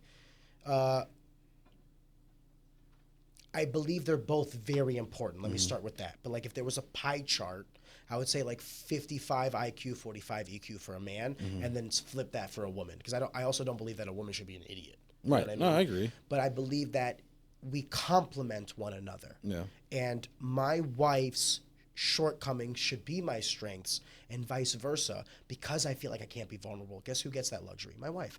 But I also think that's like a price to be paid for her as well. Yeah. Because she's a proud, intelligent woman. I'm sure when she's at work, she doesn't show everything that I just described is how my wife is as a manager at the current company that she works at and all these other things. So she exemplifies the very characteristics that I'm exemplifying as well. The only difference is how we get to interact with one another on that. And I'm telling you that my wife is stronger than most men I know. And that's why I picked her to be my partner, because I knew that the kind of woman that needed to be by my side needed to handle some shit. Because I'm not the kind of guy that like, you guys know me, but like you don't know me. You know what I mean? And I'm telling you, it's hard being with me. It's hard because I'm always on to the next thing. I'm always unhappy, and it's hard being with a man who's always unhappy. But I'll tell you this: the benefits my wife gets far out exceeds the cons. See, for me, what you just said and being able to admit that that's you being vulnerable. That's me taking that as you being vulnerable. That's how I look at that. Maybe. I don't feel vulnerable when I say that. Right. I feel like that's just reality. Okay. And for me, that's a level of being vulnerable, is being able to admit that and say those things. Because for me, like I asked you EQ versus IQ, I've met a lot of very, very smart people with high IQs but have very low EQs. But I can tell you right now, I've never met anybody that has a high IQ or a high EQ and a low IQ. And so for me, and it's not having a high EQ, and it doesn't mean that you're always vulnerable or always emotional. It just means that you're able to understand your emotions Process those, yes. and process those. I think being able to process those emotions, feel those emotions, process them, and being able to move through those quickly, that is what makes. That's something that makes a man. You don't have I don't have to share my emotions all the time, and I don't. I think you're exactly right. Like I don't think like if I were to tell somebody how I truly felt all the time, they would get sick and fucking tired of hearing from me, which is fine. But I know for me, and this is something that I learned early on from baseball, because baseball is a very mental sport and it can get very emotional. But if I don't control my emotions and understand the emotions that are going on within me, and I can't and control those, I'm fucked. If I'm on the mound and I am losing my mind and losing my shit and my ability to control my emotions while I'm standing on that mound, that game, I'm fucked the rest of that game. Might as well just take me out. So for me, if I don't have complete control of my emotions and understanding of my emotions, then I'm not going to be able to use my intelligence, because I'm going to be so fucking rattled in my brain with the emotions that are going on that my IQ doesn't mean fuck all. And so, and it goes to the same situation. Like you talk to anybody that knows how to fight. What's the first thing if they're put into an altercation? They're going to try and de-escalate the situation, right? Usually. Yes. Usually, most likely. They've got real fighters will. Right. They've got the emotional intelligence to understand and the IQ to understand, like, hey, this is a bad situation. I know that my emotions right now could get very elevated really quick, and I could really cause some damage to somebody here. But I've got the emotional intelligence to know that I'm going to back off and I'm going to try and de-escalate this situation. Same thing in business, because a business, it can get emotional. Business is people. People are emotions. Exactly. But you have to be able to read somebody else's emotions and be able to understand somebody else's emotions to be able to have the conversations with them that are going to point you in their direction for success, correct? And that's even people that you may manage or people that you may work with or work for.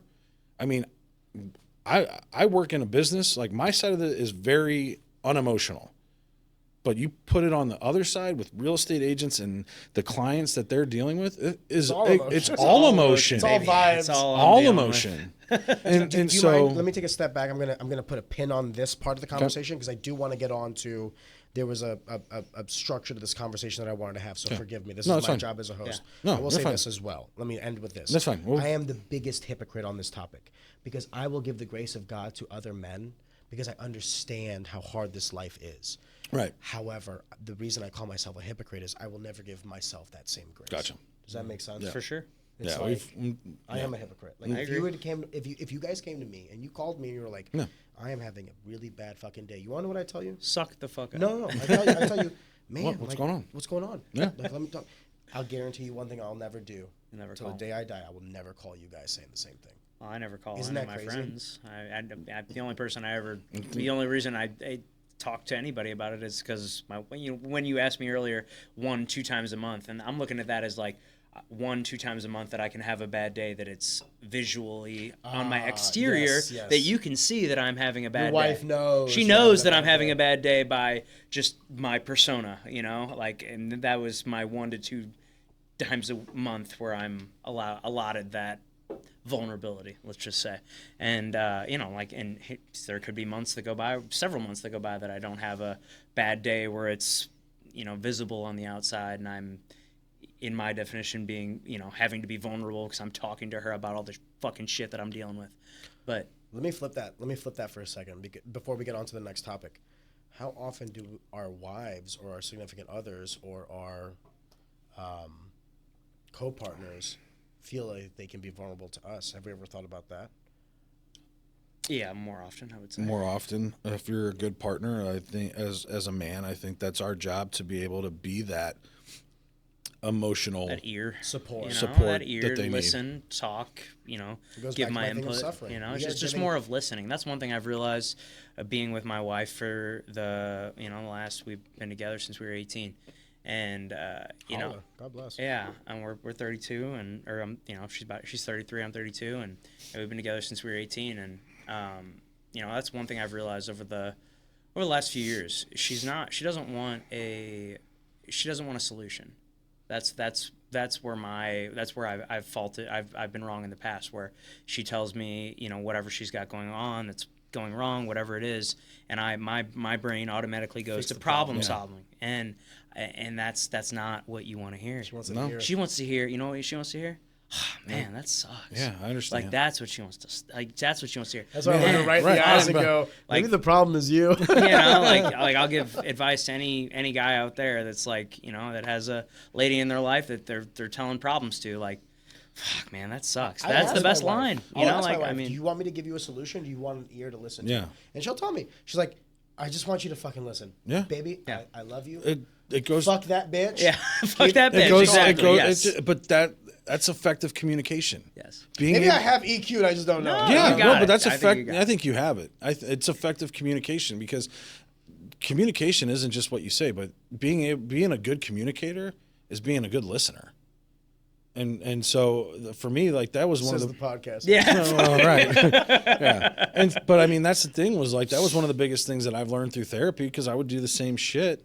And like, as men, I think that's what we want to do, is Yeah, we're initially want to problem solvers. fix the problem, when really, like, honestly, like, that's the greatest thing I've learned, is just to shut the fuck up and be like, man, that sucks. Like I can understand why you're upset. Like, literally, that has been my greatest response to, like, anything. You know what? I can totally understand why you're upset about that. Yeah. And so, but anyway, I'm glad we took this trip. Yeah.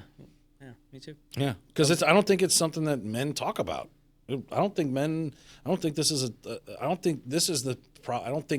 is talked about enough amongst other men, and I think that's a problem. Can I present to you a different argument? Sure. I don't think it needs to be talked about. I think men need to stop fucking listening to all this dumb shit. I think men need to stop listening to this dumb fucking shit. In terms if anybody, of what? if anybody other than a man, I want to be careful how I say this. So you don't think men should talk to each other about No, man that's not, things? No, that's why I'm trying to. I want to articulate this properly. If anybody that you're listening to has this undercurrent of man hate, they're not worth listening to. No, It would be not the same at thing I all. would tell a woman But- if like some guy was telling you like you shouldn't have the right, go back to the kitchen, woman. Yeah. Whatever mentality that guy has is irrespective of women. Right. Women should not listen to that No. guy. It's the same way I feel about like these liberal white women talking about like toxic masculinity. But again- I want to tell young men, don't listen to that. But it goes back. That's not a man. That's what I'm saying. I But think some women can.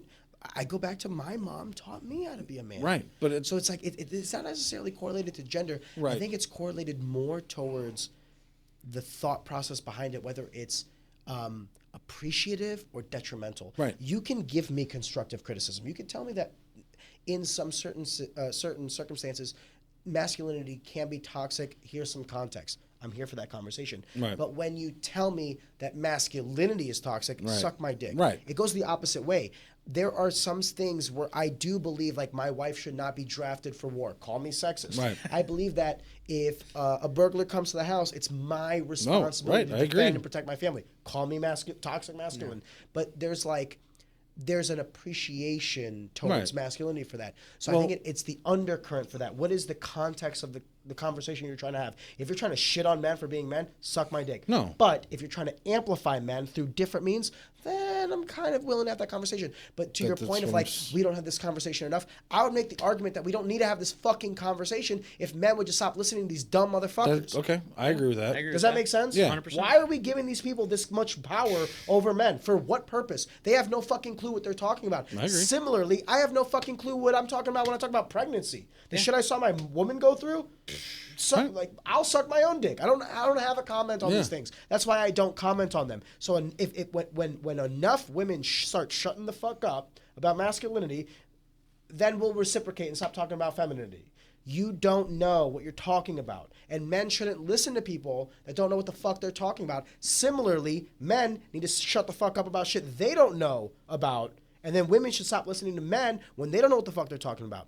There is this Venn diagram where we kind of like interlock and we do have like some context in shit Right. under the gender. But like, you know, when I think about a lot of the mentors that I've had in my life, they've all been men, with the exception of my mom. They've all been men.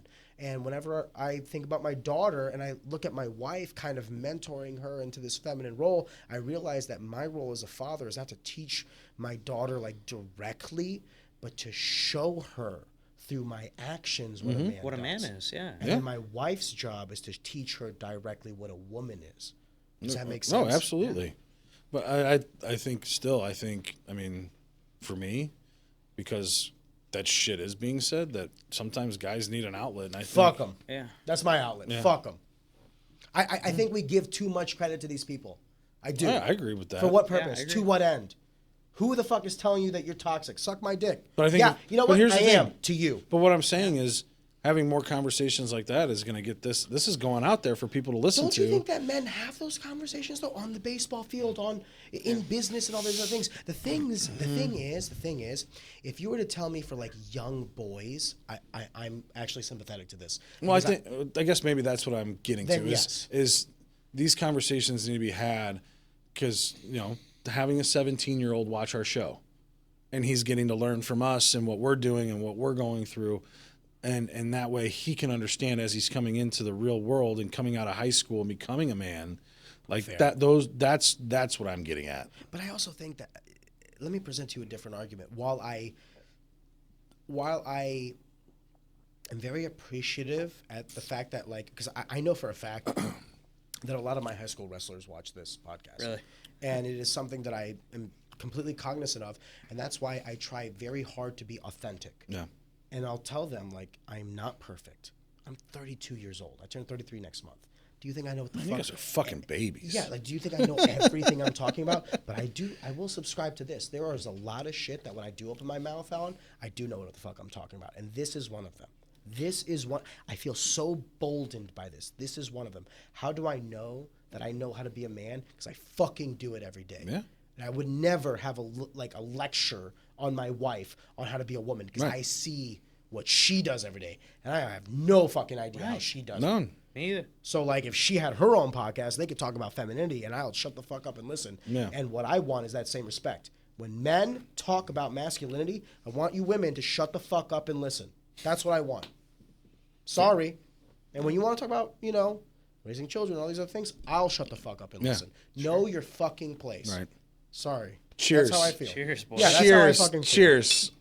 Bunch of liberal white women telling men how to be men. What are if you don't mind me asking, and if you don't Yeah. know them, by all means tell me to eat shit.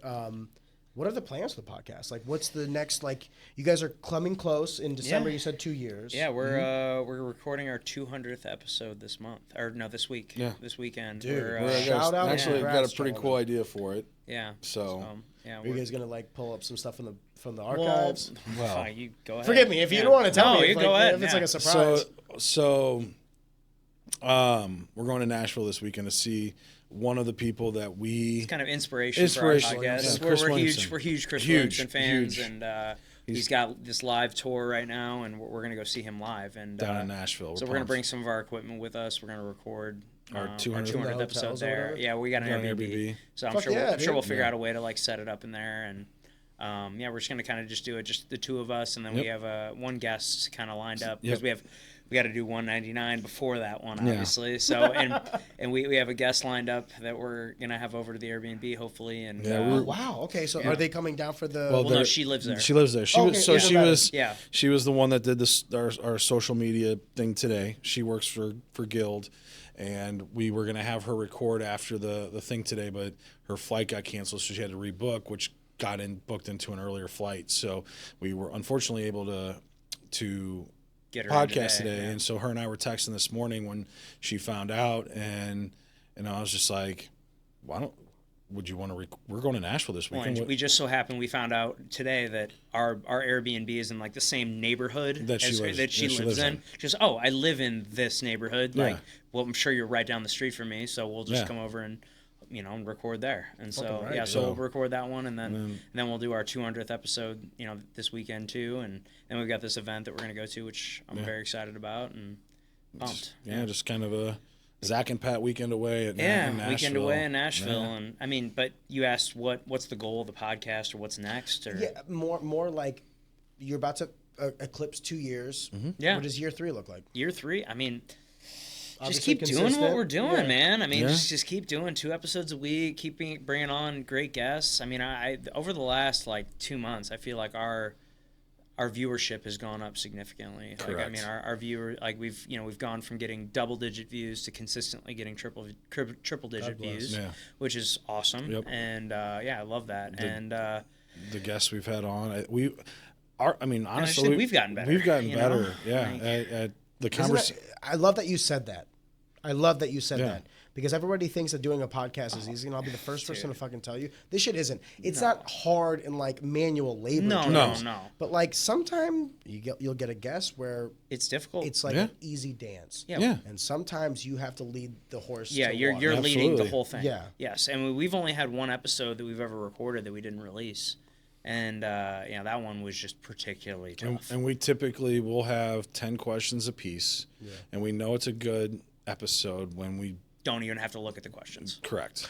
When I was on your podcast, if I may give you some roses, I think it was like an hour episode, and I think I talked for 58 minutes of it. So that's something that I appreciate that. That's something that Murph is constantly talking to us about. It's like, hey, you're having these guests on to talk. Let them talk. He's like the easiest. He's like typically your best episodes that perform well are the easiest ones for me to edit, where you're letting the person talk and you're just feeding them questions to keep them going. And he's like, that's what you guys should be doing, and we continue to strive to just let the guests talk as much as possible. Like that, honestly, there was like your episode, and then like Louis Shakes. Louis Shake. The only thing I said the entire episode was the Tombstone game. Yeah, that was it. That was it. We had that was it. We had this guy on. His story is incredible. He's a professional hockey player. He's from France.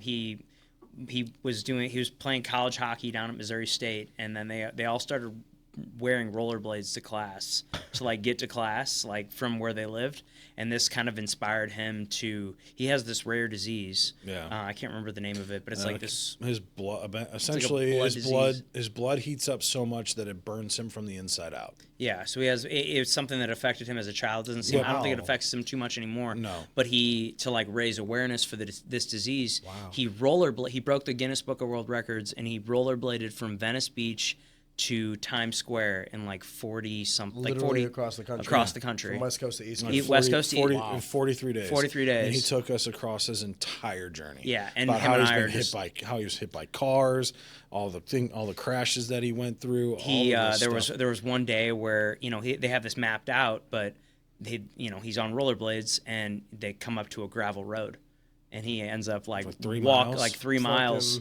on the skates. He goes, that was my whole thing. Is like I have to, if I'm gonna do the distance, it has to be on the skates. So I'm just gonna, I'm not rollerblading, but I'm walking across gravel in these skates for 3 miles or whatever it was. But it was just crazy. And he had a whole documentary. Insane Yeah. in a positive Well, he had a documentary. They made a documentary on it while he was doing it. They're trying to get hooked And up that's with supposedly Netflix going to and all be. that, yeah. God Well, I damn, just dude, talked no to someone pressure, today. am I right? Well, I just talked to someone today who's saying that it's going to like the film festivals like this winter or something, and so hopefully it'll get put on something. And now his new challenge, which I think happens in January, which is an even further thing, is I think he's rollerblading across the entire country of France. Yes. Yeah.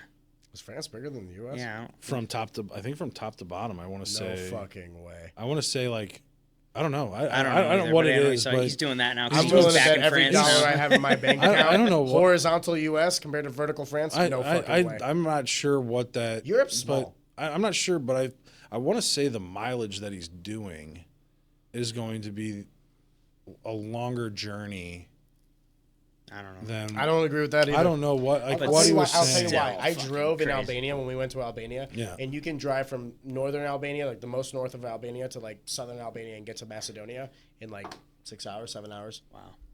Which is like what? You drive 3 hours, you get to Kansas City, Yeah. right? And that's 2 states in America. Yeah. Now, if Not you even drive 2 in states, Texas, bro. That's just across Missouri. yeah, you could drive 12 hours in Texas, 16 hours in Texas, and still be in Texas. yeah. So I'm just trying to But say, like, regardless, no, I it's super forget- impressive that he Whatever, I rollerbladed for 42. forgive me. I am not trying Right. to dilute this at all. I'm No, just I saying what he's forget. already done is- I forget what it is that he's doing, but He's doing something. He's doing something to top very- what some- he did before. I don't Yeah. rollerblade down the street, let alone across the Yeah, fucking across the, country. Right. yeah, it just My man. It's cool. I So- mean, it's a cool. That was. I mean, we've had several people on like that where it kind of blew our minds. I mean, we had a buddy of ours on that he hiked the whole Appalachian Trail, like in like as an homage to his brother, who apparently his brother hiked the whole Appalachian Trail, and I mean, it took him how many months? 5 months. and 5 days. 5 months and 5 days to do it. But his brother apparently did that in college, and it was his brother's favorite trip. His brother committed suicide, so as like an homage to his brother, he like scattered his ashes along the way. And the crazy thing is this guy, he had, if you think you're gonna go spend 5 months out in the wilderness, you're got to be like a pretty advanced like outdoorsman, right? He's like, yeah, I went and like camped for like I did like a couple like weekend the camping night trips. the night before he left. Yeah. He said he camped out in his backyard. Yeah, That was he's the like, only just thing to make sure he knew how to like set up the tent and shit. That was it. And then he just took off. God bless. Yeah, and that was one of my favorite ones we've ever done. Just like hearing his whole story. And the coolest thing about that story, because I knew this guy in high school, and he was not the kind of guy that you would expect to do something like that. Like I wasn't good friends with him by any means, but like we were Proximity. we hung out in the same kind of crowds, and like but like over the last few years he got into like running and like doing more like athletic type things, but in high school that certainly wasn't it didn't seem to be his thing. But then to change that up, he went and did this crazy feat. Yeah. And just that, like, super inspirational. It was cool, and it was just like him getting and opening up about like he's like, now that I've done this, he's like, I feel like I can do anything, and I want to become a first form athlete. Like that's his thing. And so What's now a first form athlete? Like, it's like a sponsored athlete Gotcha. at first Yeah. form. Yeah. And so I he know works. the company, but I just He don't know. worked, and he works for him now, and he's doing what he needs to do to try and get that. But the kudos to him for what he did, and it's just an incredible story. And but then we come on and then we keep going, and you get like Cody Kellison. That was a great fellow one. black Oh, belt. dude, Yeah. that was such a good one. That I was say a great fellow like I'm one, but Yeah. I mean by that. black belt. A fellow and, jiu-jitsu practitioner who is also and then a we black had, belt. we recently had Dan Shukart on. That That's was- our. You're a purple belt now, right? I've been a purple. He's I've been a got his purple last belt for, like, stripe. almost 3 years. Yeah, he's got his last stripe. I just got my last stripe 2 days ago. Are you Or yesterday. Are you going to be a fifth stripe purple belt? Hopefully not. But yeah, it's pretty. yeah, it's just surreal, knowing, like, seeing that, like, I've been doing it that long, because, like, just training, like, I remember like, when you first started training. bro, brown belt, like, I mean, I'm not a brown belt yet, but, like, it's around the corner, and I'm like, It's gonna happen, That right? like, when I first started, that just seemed like an impossible feat. I need to That's come where in and I'm roll at. with you because I want to see how much you've progressed. Yeah, I'd love It's- to roll with you. The last time You know, I rolled with you, and I what's think you were a funny? white belt. I've been wanting to. We can talk about this off podcast, but No, go you can ahead. cut this out. But I thought it would be fun. Adam does these CXBJJs, and I was like, man, what if me and Arion did like a battle of the podcasters on CXBJJ? I'd do it. Because we're like the same height and weight. I think it would be. What do you I weigh, would like do it. 180? Yeah, I'm like I actually lost some weight now because of wrestling season, but Mm-hmm. I walk around 180. Like at my heaviest, I'm like 185. Well, and it would be a total friendly thing. You and I are buddies. Like, I that's the cool guarantee thing you- about I jujitsu. guarantee you it won't. I'm Well, competitive. I'm competitive. If I do this, I'm winning. Or like that's like the mentality. For Does sure, that make sense? 100%. I want to win too. I'll have a beer with you. Of course, and I'm not going to be like talking shit on you, saying Oh, you fuck wanna do this? Arion. We'll get I everybody. would totally be. I would totally do it. Gi or no gi? I mean, I would prefer the gi, but I I'll think do gi. as of I'll do your, we can do no gi because I know that you don't train in the gi. I don't much. care. I'll do gi. Okay. I'm fucking down. We'll have a big We'll ass talk to party. Aaron. We'll talk to Adam. We'll do it like we did the last time. So we had this. Yeah. We got 20 people from AU, plus like some other people, and we all met up there before the fights, and we have a party bus at AU. Dude, I thought that Dude. was so fucking Dude, cool it that was you guys did fucking that. awesome. He was showing me the pictures about like coming down to your last Yeah. CXBJJ with Adam, and like you guys had brought like the whole crowd together to Yeah. support him. Yeah. I think was the that's coolest so thing fucking ever. cool. Well, Dude, fuck, it was- we'll double it up. You get your group together. We'll throw a fucking bash. Dude, I'll tell you this: if I want to be careful how I say this. I have flirted with the idea of coming back. Yeah. I have. Like MMA? MMA? MMA. Okay. Sorry, I have. The only thing that stops me truly is bandwidth. Yeah. Sure. It's like one of those things. Got a lot where- going on, bro. Yeah. I mean, that's Well, That's and- why I appreciate what you're able to do because I know how busy you are, and for you to be so consistent, I know that it's like a cognizant thing that you're setting time aside for. And forgive me because I know that you also practice jiu-jitsu as well. I've just never trained with you before, and that's actually how I met Zach. yeah. So, Well, like, I'm very at the very very beginning stages of it. So like I don't, same here. So I've been training jiu-jitsu for 14 years. yeah. Technically speaking, I'm a blue belt. Hey. Yeah, I mean, I know. I thought, I thought about this one time. I was like, man, that would be like, I was like, well, man, Arion and I both are, podcasters, and like we both have these like, sort of followings, and like we're about the same size. What are like, the rules on that? Like, can we roll Submission. against each other? Submission. Oh, yeah. Yeah. It doesn't matter. yeah, Submission only. Submission only. I'll tell you I mean, what. On that instance, I'll roll with you, and then I want to roll with a bunch of guys too. Yeah, it's I fun. want to roll with Cody Kellison. Yeah, That we should motherfucker. just. Oh. I mean, yeah, He's it's fun. fun, dude. You should do He's one fun of to those. watch. I mean, I should. it's fun, dude. It's like yes, okay. It's less, like as I listened to the episode you did with Jordan before his last match, and I heard you guys talk about the difference between MMA and jiu-jitsu, and like I could not agree more. Like there is and I really really liked how you guys talked about, what you call when you guys referred to things as fighting. Yeah. Like people calling, because there's a lot of jiu-jitsu guys out there that call them Blue fights. belts that say they were in a fight. They were in a fight. And I'm like, I personally, like, I've spending time at Finney's and around some fighters and stuff, and I always refer to, I say I competed in jiu-jitsu this past weekend. I don't say You're getting close, brother. What? I mean, when you get to a brown belt level, you're getting advanced enough to like. Yeah, You're but I deadly. just think but like you said, I like the way that you deemed it as, the less rules there are, that's the more you consider it a fight. And I think that's I'd never thought about it that way, but I thought that was such a great way to articulate it. But I also, to piggyback off that though, it's also like, I would never say that like a black belt in jiu-jitsu is not a fighter because they're so deadly.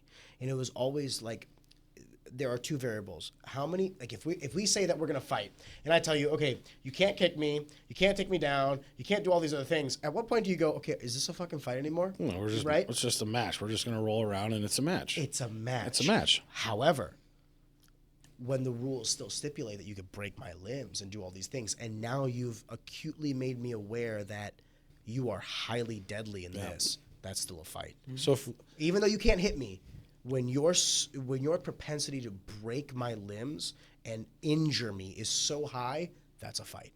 It's the danger level of what we're doing. and I think this is probably more of a technicality for people that are a part of the sport, because when I'm trying to explain this to people that were going to this event with us, Oh, I'm sure. Yeah, they're just like, wait, Sure, it was interesting. They're like, what is? Wait, well, what? all week, am I you're gonna beat this dude's ass. Yeah, I'm like, Kind of. They're like, dude, we're so pumped for the fights. It's like, I kept saying, yeah, I'm gonna fucking strangle this dude. You know, like when they'd say that, yeah, like I'm gonna fucking strangle. this Technically guy. accurate. Yeah, like that's what I'm going. Like Yeah. that was my response every time. Like, yeah, I'm gonna fucking take this dude But guy like, down and yeah, strangle I mean, him. they don't know, so sure, I'll let you call it a fight. Like that's what like. But I'm like, yeah, we're going to these professional jiu-jitsu matches, and like, oh, we're so pumped for the fights. Yeah, matches, we're great. Yeah, you're not wrong. But the second you get to like that brown and black belt level, even me, I'll start calling them fights. Okay. But here's the thing: is like to get to that level, it takes years. Years. You know, I've been doing this consistently, anywhere from 4 to 6 days a week for like the last 7 years. You All know, right. like other than the time I had the so- knee surgery, that was the only so- time I wasn't training. So- I remember when you first started training. Yeah, Get your I thoughts on wrestled in this high school, which helped. on this controversial subject: the billionaire, the millionaire that got his black belt in 3 what years. 3 What was years? his name? Something Moneybags. Yeah, Derek Moneybag. Here's what I'm going to say on this topic. It is a direct reflection of the stupidity of jiu-jitsu with its belting system. Yeah. Where anybody can award you a black belt, therefore you are a black belt. That's the There's different problem. levels of everything, dude. Like there's a blue belt at Revive who's been a blue belt since he was 16. Why is there a uniform universal belt ranking and not correlated directly to age? If you're an 80-year-old black belt and a 30-year-old black belt, that's a different black belt. They're different black belts, yeah. I Okay. agree. Now I'm not trying to knock. Let me take a step back. I'm not trying to knock the 80-year-old. I think that if you get into jiu-jitsu at 60 and you're like, this is something I want to do to stay healthy, stay active, and you stick with it and get a black belt, by all measures, You're a black you are afforded, not even that, but you're afforded all the respect that comes with that. It's a similar way that I feel like with anybody that sets forth to do something and achieves it, right? However, when we are talking about your ability to master a craft and your ability to theory versus application, you theoretically have mastered this craft, but when it comes to application, how well can you do it? And this is the problem with like the physical form. I am not saying that the 80-year-old black belt is not a killer. He is against other 80-year-olds. And Right. that's like the variable, and that's why I was going with Grandpa Masters. Yeah, but like I'm sure if he grappled with other 80-year-olds, maybe he's strangling motherfuckers, right? And then, so my thing is like, what we call a fight and the reverence that we have should be distinguished. This individual does not compete and gets a black belt. Yeah. I don't have a black belt, and I guarantee you, if I rolled with him, I'd strangle him. What does that mean? Does that mean I'm a black belt? No. Yeah. That means he's not a black belt. That's what that means. I mean, And it perfect. dilutes. Everybody in the sport should equally be irritated, because there are guys that are true exceptions to the rule, like an Ezra Lennon or a BJ Penn or whatever. Right. This is the few and far between. But when you are awarding individuals credentials that they have not afforded, you are diluting everybody else's duly earned credentials. How many years have you been training? 7. And you're still a purple belt. You're not a black belt, right? Right. Perfect example is that 14-year-old that beat the brown belt. Dude's I love Talon. I'm going to say that that dude's a freak. he is an exceptional young man. My problem with this stipulations of the rules and everything is like very limited submission attempts, Yeah. a lot of positional awareness. Was he in there with a brown belt? Absolutely. Yeah. And anybody who's rolled with a brown belt understands. I would love to see, whenever I watch jiu-jitsu, I do submission only, because for me it's the finite nature of like the end. Yeah. You tapped. You chose for this to end. Now, I understand that can't necessarily be the structure for all events ever, and I do believe that what Adam Sella is doing is phenomenal. So, like, Yes, I I want to agree. make sure that I don't sound like a Debbie Downer or like a salty pants, right? And I think that Talon Warden is the fucking future. I really do. He's He's a so 14-year-old specimen. Does of a not human look like a fucking 14-year-old. I had him like on the 6'6". podcast. That dude was my size. You want to know what surprised me most about him? I had him on the podcast. How mature he was. For his Really? age. Really? Yes. Well, I just think that, Yes. I mean, He's an exceptional you, human well, being. but that's the thing is you talk being about being molded well. you talk about being a man, responsibility and discipline. Dude's 14 years old and one of the best, if not probably in the country, He's got to be up there. In the world. in the world. In the world. Yeah. At 14. There are great expectations Insane. of him. There are great Oh, expectations. and in the way he carries himself, when I saw, I'm like, hey man, congratulations on that. He shook my hand, firm handshake, looked me in the eyes. Thank you. I appreciate your support. I want to take a step back from my earlier comment because there's a variable that we overlooked. He took that fight on On an 30 minutes hour- only. 30 days, 30 minutes. 30 minutes. 30 minutes. Yeah, This guy apparently didn't show some up. other guy didn't This show guy up, didn't yeah. show up, and he said, "I'll roll with you." So you know what? Every constructive criticism I would have had, I take back immediately. Dude, what Because a- there are a few men that are That like, would just take "I'll it on 30 it. minutes I'll notice. take it. I wouldn't probably, bless. unless God like bless. I look at that guy and I'm like, oh, I can fuck that. He's dude the up. future. But I would not look as a 14-year-old. I would not look up to a brown belt and be like, oh, I can fuck that guy up. My- that's at least where I was at 14. I think now my thing is if it was Guy, because I was talking with his dad. Well, he doesn't train gi, right? No, I think it's a completely different thing. Can I be honest with you? Who the fuck cares? It does. I mean, Who's it the does, fuck- but yeah. it doesn't. I mean, I think he's still going to put up a If hell you of a wanna do fucking gi or no fight. gi, I don't give a fuck. I'll do no gi in the gi, and you'll have I got all the grips. You'll have all the grips that you're afforded to, and I bet you I won't grab your collar. I won't do any of these things. I'm going to go to the same shit that I'm used to going for. I just don't care. Yeah. Does that make sense? No, that makes sense. And I'm sure that talent doesn't give a fuck No, either. no. Because if I He think I'm knows a what savage, he I knows know what his he is. strengths are, and whether he's in a gi or no gi, he's going to go to those strengths. It's just crazy because like guys like him are the reason I retired. When I lost to Bashy, I was like, this guy's 20 years old, and I'm 29 years old. Father Time's against me. I'm good. Yeah. And it goes back to my thing of like the 80-year-old black belt. Like a lot of guys give me a lot of respect, and I do admire that. I really do. And I don't want to like I don't want to make myself seem bigger than I was, but I also want to acknowledge the respect that they're giving me. Both things need to be done. I was not what I thought I was, and also thank you. Yeah. But also, I'm telling you this, guys, the guys that are coming up now are so fucking cold. It's So fucking cold. It's going to be a different game, and we're going to start seeing fighters at like 20 years old that are fucking people up. Like, I believe it. universally. It's just because it's become so popular. It's Well, and it's mainstream. being trained as a Yeah. whole sport instead of the individual martial arts. It's not just boxing. It's or not just you're wrestling. not just going to jiu-jitsu class, you're not just going to boxing class, you're not just going to wrestling class. You're You're, going doing to all everything of Austin together. Bashy was a brown belt as a 20-year-old. That's bananas. Yeah.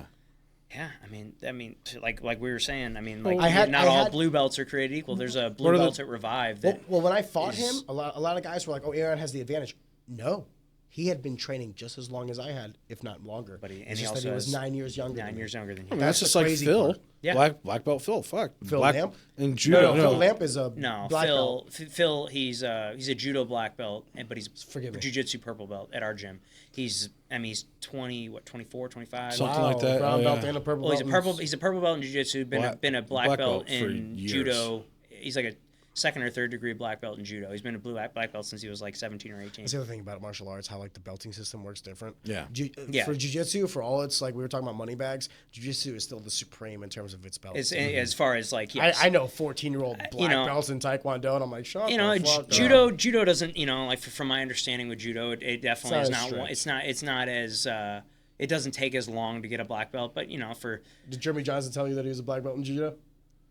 Oh, Yeah. he He is. mentioned Yeah, he it. did mention it, yeah. Yeah, he mentioned Shout out it. JJ. yeah, that was a fun great com- episode. yeah, That that one was will a come out on fun- Friday. That was was a a fun great combo. episode. But love Phil's JJ. a fucking animal. We train with him. He Actually, he's is- like one of my main training partners, and that dude's just a fucking animal. He's You just look at him, you're like, fuck. yeah, he's jacked. Yeah, the very first time I moved up to fundamentals because of my schedule. I'd only done a few basics classes, which like how Watson's runs it is incredible, and the way they coach and teach is incredible. But you're supposed to start off in the very basics once you get started for 3 months before you can get moved up.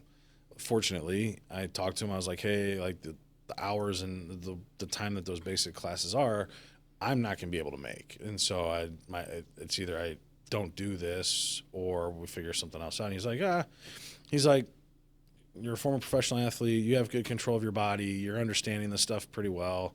Come to the fundamentals. I'm like, okay. So I go to my first fundamentals class, and I should have known from the moment Trevor and Kyle were like, no, you're going to go with this guy for the first round of sparring.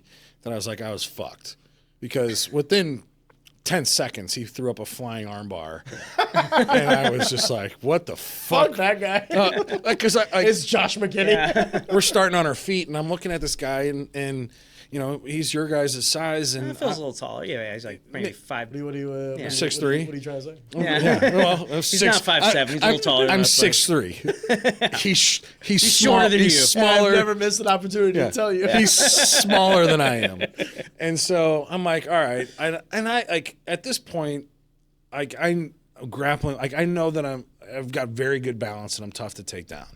So I'm like, all right, I think if I could just lock up and stay up here, we're going to be grappling for a while. No. He's baiting me, like we're starting off and he's staying back and he's just like smacking at me, and I go in and I grab him. As soon as I do that, fucking arm down, legs up, boom. And I was like, wow. And he was a blue belt at the time too. And I was like, Jesus Christ, what the fuck did I just get into? But yeah, it was after that I was like, fuck yeah, let's go. Yeah. And in the process, he kicked me in the face and gave me my first black eye from it. But I was like, you know. Yeah. But I'm glad I got into martial arts. so am Dude, I. it's the best decision I Yeah. ever made was walking into Finney's. Nothing It will was- check your ego faster. Yeah. I mean, it's changed my life like nothing will else also has. make you feel as empowered and powerless. It's this Right. duality. Yeah. Because it does give you the confidence. It does remind you that, like, I've come so far, but it is a constant reminder of how much more you can go. Oh, because you're that never make going to sense? figure it out. Right. You're never going to figure it out. You're never going to get to the end of it. It's a puzzle that you can't solve. I was just feeling that the other day after class when I left, and I was rolling with a couple white belts to start. And there's another white belt. Now, granted, I'm probably the biggest white belt here in St. Louis, being what I am. What a weird flex. Yeah. Like, but What a weird flag. like size and weight wise, like we were looking at this for like not the length, it's the girth. like we were looking at this in terms of like looking like for me to get in competitions, and I'm like, Oh, it's probably hard to match for you, actually. right. Now that So I'm thinking about it. so that's What do you weigh, like 270, 280? 260. Okay, so, Yeah. but 6'3", 260, Yeah. yeah. I mean, it's not an And so, easy match. right, and so like the next biggest guy is Caleb, not Caleb, At white belt. Yeah, white belt. I can't remember his name. Yeah, but Shout out that guy that we Yeah. can't remember his name. I'm sorry. I don't remember your name until you get a blue belt. Get a podcast. but I mean he's 6'1", 6'2", but he's like, oh, I'm like Big two. boy. He's like two, but he's only He's going to watch this. he's 210. You can't remember my fucking name. Now he's going to be like, And he's gonna fuck me up. I on barely did he's a- jujitsu until yeah. these motherfuckers He's gonna were fuck talking me up shit. tomorrow in He's going to class. be a black belt in 3 years. Yeah. He's going to fuck you up. Well, and that's the Know thing. my name now. But no, but like that's the thing was like he's been fucking me up for a while, and even like he's 6'1", 6'2", but I think he was saying that he's like 215. So like there was a couple times I've got him just from like pure strength, being able to just like lift him, like bridge and lift him off me. But other than that, he's been kicking my ass. But then like this past one, I got the best of him. But then the next thing you know, I'm rolling with who's the blue belt that's there, an older gentleman, gray hair. Rich. Not Rich. I'm talking. He's yeah. Well, I start rolling with him. Shout out Mark. Yeah, shout out to Mark. I've Professor. yeah. Yes, him. In pain. And he's what? Probably 5'10". Yeah, he's like my size. He's I like think 5. He's Dude, taller fuck than me. you. But he's probably 170 pounds. Yeah. Double Small guy. fuck And you. he fucked me up. Oh, yeah, fuck you. Yeah, fuck he you. fucked me up, and I'm just like, well, there's that duality. Like, hey, like I felt great for a second, like I'm getting better, I'm able to handle myself more, but then I go and roll with You a have higher a great belt. round with someone, and then you And the immediately next- go and just yeah. get your fucking shit pushed Yeah. in by the next guy. Yeah. Like that just happened. Yeah. The last time I went to a gym was at Voggy's, and I was like purple belt, brown belt, and it went from like just from exhaustion and like out of like Yeah, out of competition shape, and stuff yeah. like that.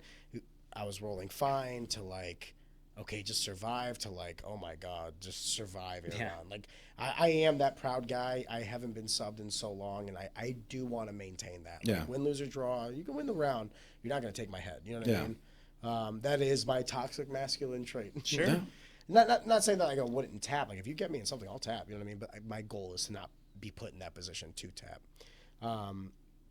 Do you guys bind before we put a cap on this conversation? Because you both work in the realm of real estate, and with the current administration's new pronunciation or new thought on how do you like articulate a 50-year mortgage? What would you use to describe that to individuals?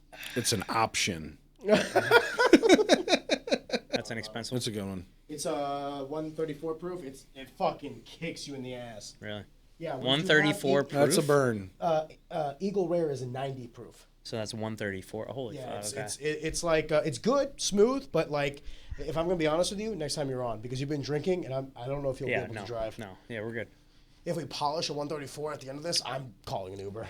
Yeah. Cheers, boys. Yeah, Thank you so cheers, much boys. for- This is a blast. I hope this was more. I was thinking about because I wanted to have you both on, but I thought to myself, I did the service of having you individually. Yeah. Now I wanted to have it together. No, this is Right. I think this is was perfect. Good. This is I think what- This is I what mean, we this is literally what we do Yeah. every time. I So just didn't want you to feel like this is our typical dynamic. Him Yeah. and I and one other guy. Yeah. Double teaming one guy. You know? We're always up I'm up for the double. challenge. We're always up for the double I have team. enough holes. Yeah. No, I thought to myself, like, I hope they don't feel like, I don't know, disrespected. or No, anything. no, this is what not we. at all. This is what we do. Legitimately This what we is do what we every do. day, like twice a week. Yeah. All right, we were. Yeah, 50-year Are mortgage. you ready, sir? We're good. All right, 5, 4, 3, 2, 1. You know what? Actually, I might just leave that whole fucking thing in there. But anyway, I'll see how I decide to edit this. We were going to talk about real estate, and not as if I didn't enjoy the conversation up until now, but there has to be a structure to this. And considering the line of work of both of you two, I cannot think of many better people to have this discussion about than with you. Before we talk about the current administration's solution, I would like to hear from you individually.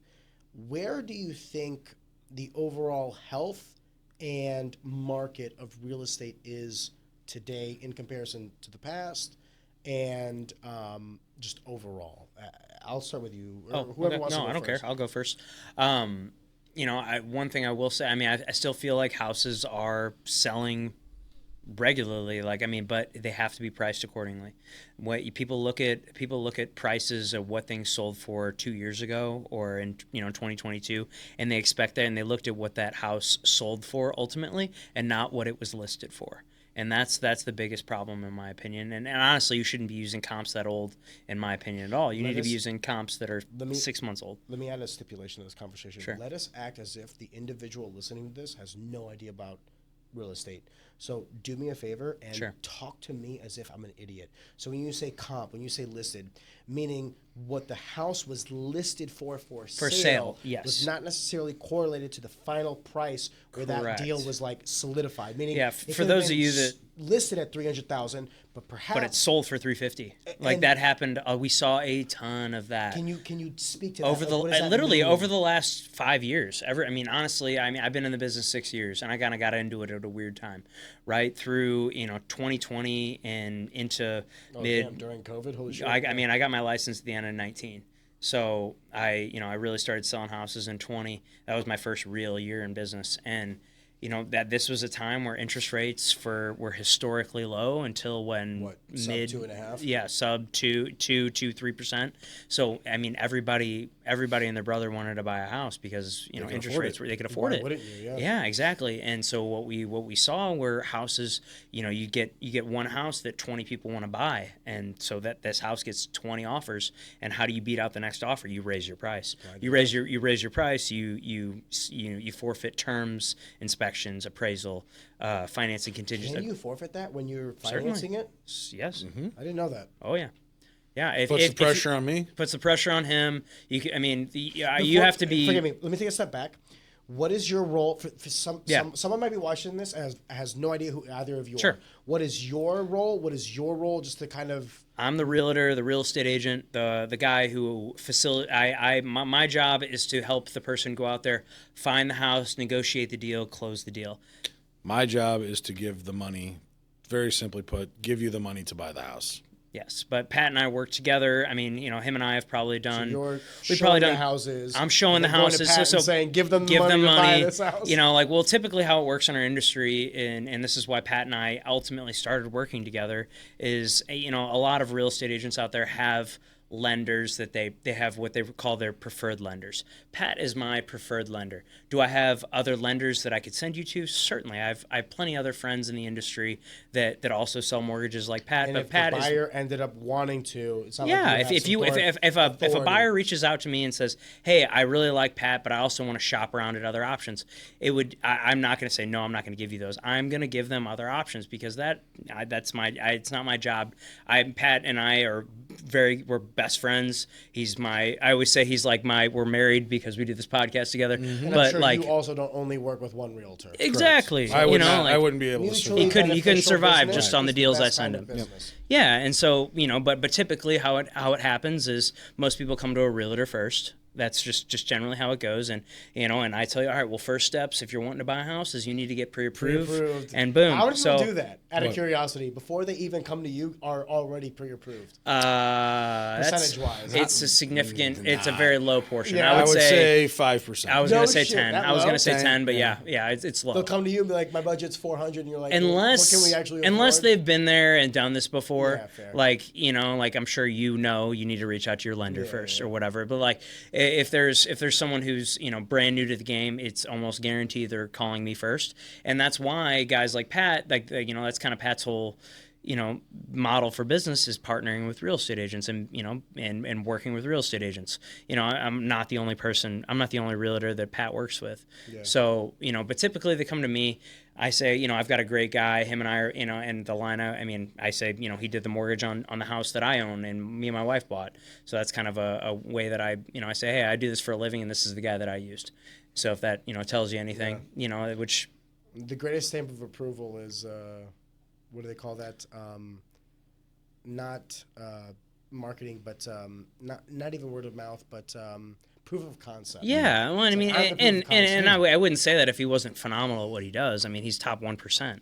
I mean, in his industry. Out of curiosity, because you just said that, I want to ask, what makes him top 1%? When you say he's top 1%, what does that mean? You tell me, Pat. No, forgive me. You said that. Well, I mean, I know he's top 1% as far as what he produces and the amount of business in terms of volume. In terms of volume of production that he produces, he does a shitload of business. And I'm not top 1% of volume because my dollar amount in terms of loan amounts, but in terms of families helped, like the amount of people that I help per year puts me in the top of like 1% in terms of you're not doing SoCal. Well, yeah, because that's the thing that really it's Utah and Oregon. Yeah, really? Those. Oh yeah. No shit. I know. Oh yeah. Well, their average loan amount's like $700,000. Oh, I'm gonna pick your brain on a lot of things because I want you to know that in the future of this conversation, I want to talk about exodus from cities because of digital work. Oh, I've seen a lot of that. I want to talk about automation. I want to talk about a lot of things, but let's start with this. Yeah. So anyway, so most people reach out to a realtor first. I then connect them. I say, hey, I've got a great guy. Call Pat. And then Pat gets them pre-approved. He gets all their information, gets all their all their tax returns, W-2s, all the documents he needs, and then from there I take them out. We go look at houses. I also help people sell houses too.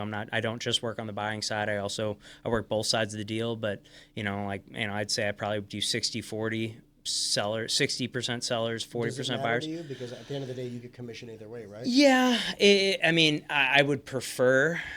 Most agents will tell you this. They prefer to be on the listing side because you can.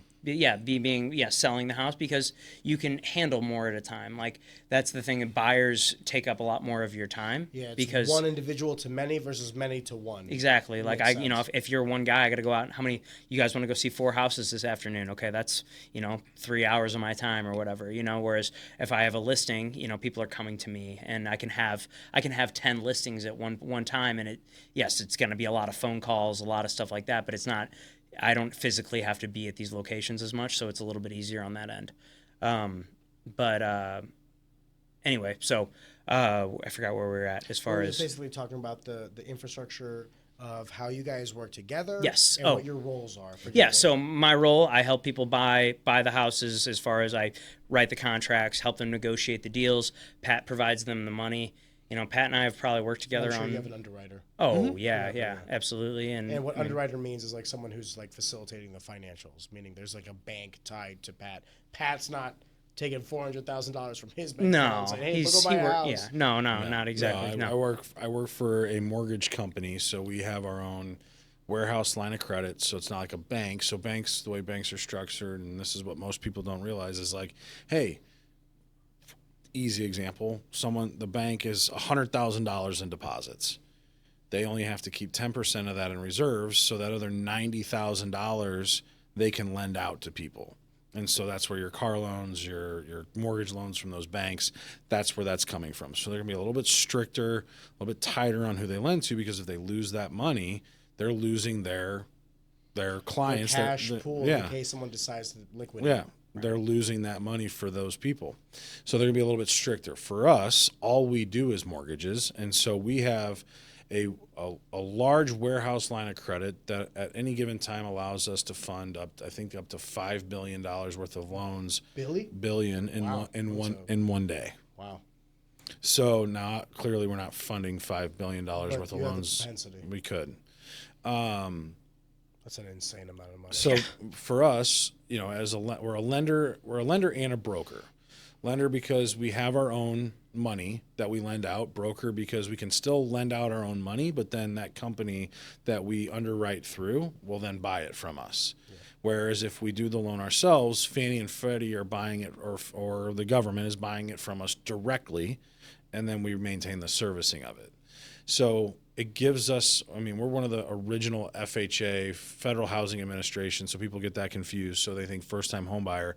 But FHA stands for the Federal Housing Administration, which is controlled by HUD, Housing and Urban Development, Department of the Government. And it's just a government-backed loan, just like USDA, VA, those are government-backed loans. And then you have Fannie and Freddie. SBA, small business. Mm-hmm. So Fannie and Freddie, which are currently under government conservatorship, so they're kind of monitored by the government, but they are still independent of that.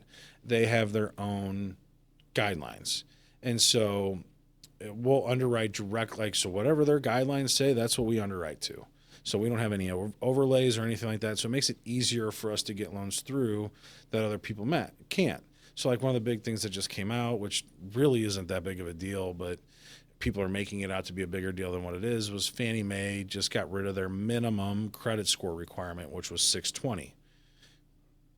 Okay, nobody buying a fucking house is going to go conventional at 620 or less. I don't care because your interest rate is going to be fucking terrible. Yeah, we'll get into that. We'll get into that. We'll talk about that. Sorry, forgive me. So, but anyway, so Fannie and Freddie. So we'll do the loan, they'll buy it from us, we'll service it, and then what people don't know is these loans they get bundled up and they sold as mortgage-backed securities, and those are the things may I take a step back? Absolutely. The mortgage-backed security is literally the instrument of the demise of the 2008 crash. Correct. It was forgive me, let me take a step back actually on that one. It wasn't necessarily the mortgage-backed security that it was the rating the of the securities. It was the rating of the security and the betting against them. Correct. The problem was not the individual mortgages that caused the recession. It was the fact that people were essentially betting on bets. They were rated as AAA, which is the highest level of a rating when they probably should have been rated single A. Yeah. Single A. Yeah. And which just means the level of risk of default. I wouldn't say it's B, but honestly, at that point in time with subprime lending and the illegal shit that was going on, I would say B. Okay, if we're talking about the cumulative goal, single A, but if we're talking about the last 9 months before the crash, I would say double B. I would take it. No, I wouldn't even that, but here's the thing is all that shit was stated income. There were no guidelines. If you breathed, there was no income verification. No, nothing. There was no nothing. So I talked. You're right. So actually, my mom was a loan. So she retired in 2017 after 47 years as a loan officer. Now, shout out your mom. She wasn't. Fuck, I couldn't imagine doing this shit for that long. Holy fuck. But anyway, she was telling me she's like, I would never touch a subprime loan. I didn't feel those people earned it or deserved it. Could we do them? Absolutely, but I would never do them because there's no The commissions are great on them though because it's all the same. It's all the same. To you? All the same. No you shit. you still get paid.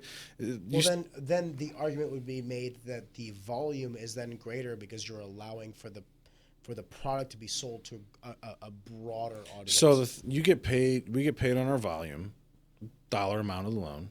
So your commission's still the same. So like you turn it down, someone else is going to do it. Agreed. So you're okay. That's commission you're missing out on. But if you have a moral compass and realize like this is a terrible fucking idea, you should not buy this home. Correct. You're going to do it. But she would tell me, she's like, back then there was no lending laws. So people like literally, and this is what would cause it. She's like, there were loan officers that worked in the company that I worked for, in the bank that I worked for, that would keep blank 1040 tax forms. Jesus Christ. And they would be like, okay, so how much, the first question would be, how much house do you want to buy? And they would be like, well, I want to buy a $500,000 house. Okay. Well, Back in 2008. Yeah, well, even before this, subprime lending became a thing back during Clinton administration in the mid 90s. And so Duly noted.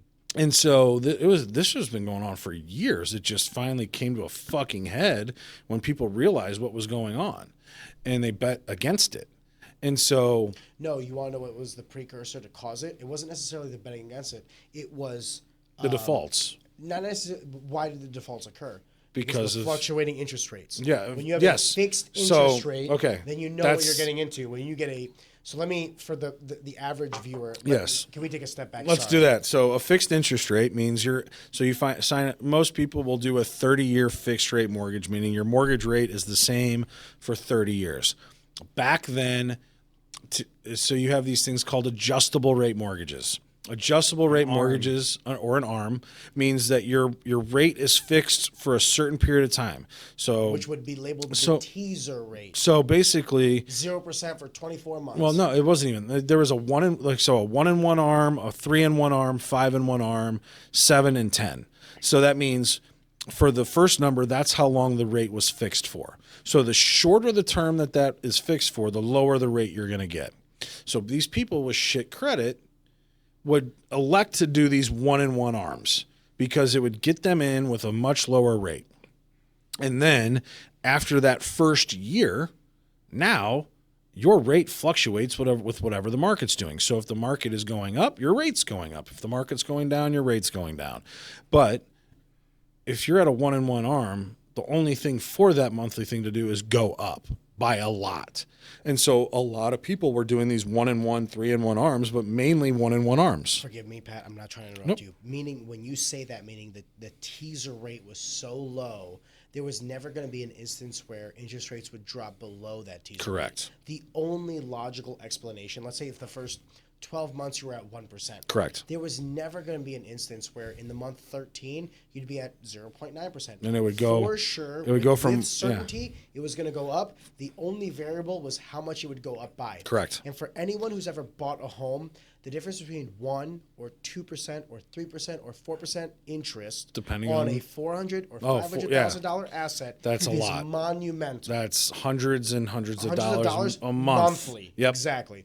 So your teaser rate, your mortgage in the first 12 months of you buying a home, even if it's like $400,000, I'm not trying to hyper focus on the numbers, but it could be like, just bear with me here, guys. Yeah. Let's say your mortgage is $2,000 a month, and you're like, I can afford this $400,000 home. Yeah. And then after the first 12 months, on that 13-month, your mortgage payment comes in at $3,100, meaning it's like a 55 to 60% increase from 1 month to the next, an additional $1,000.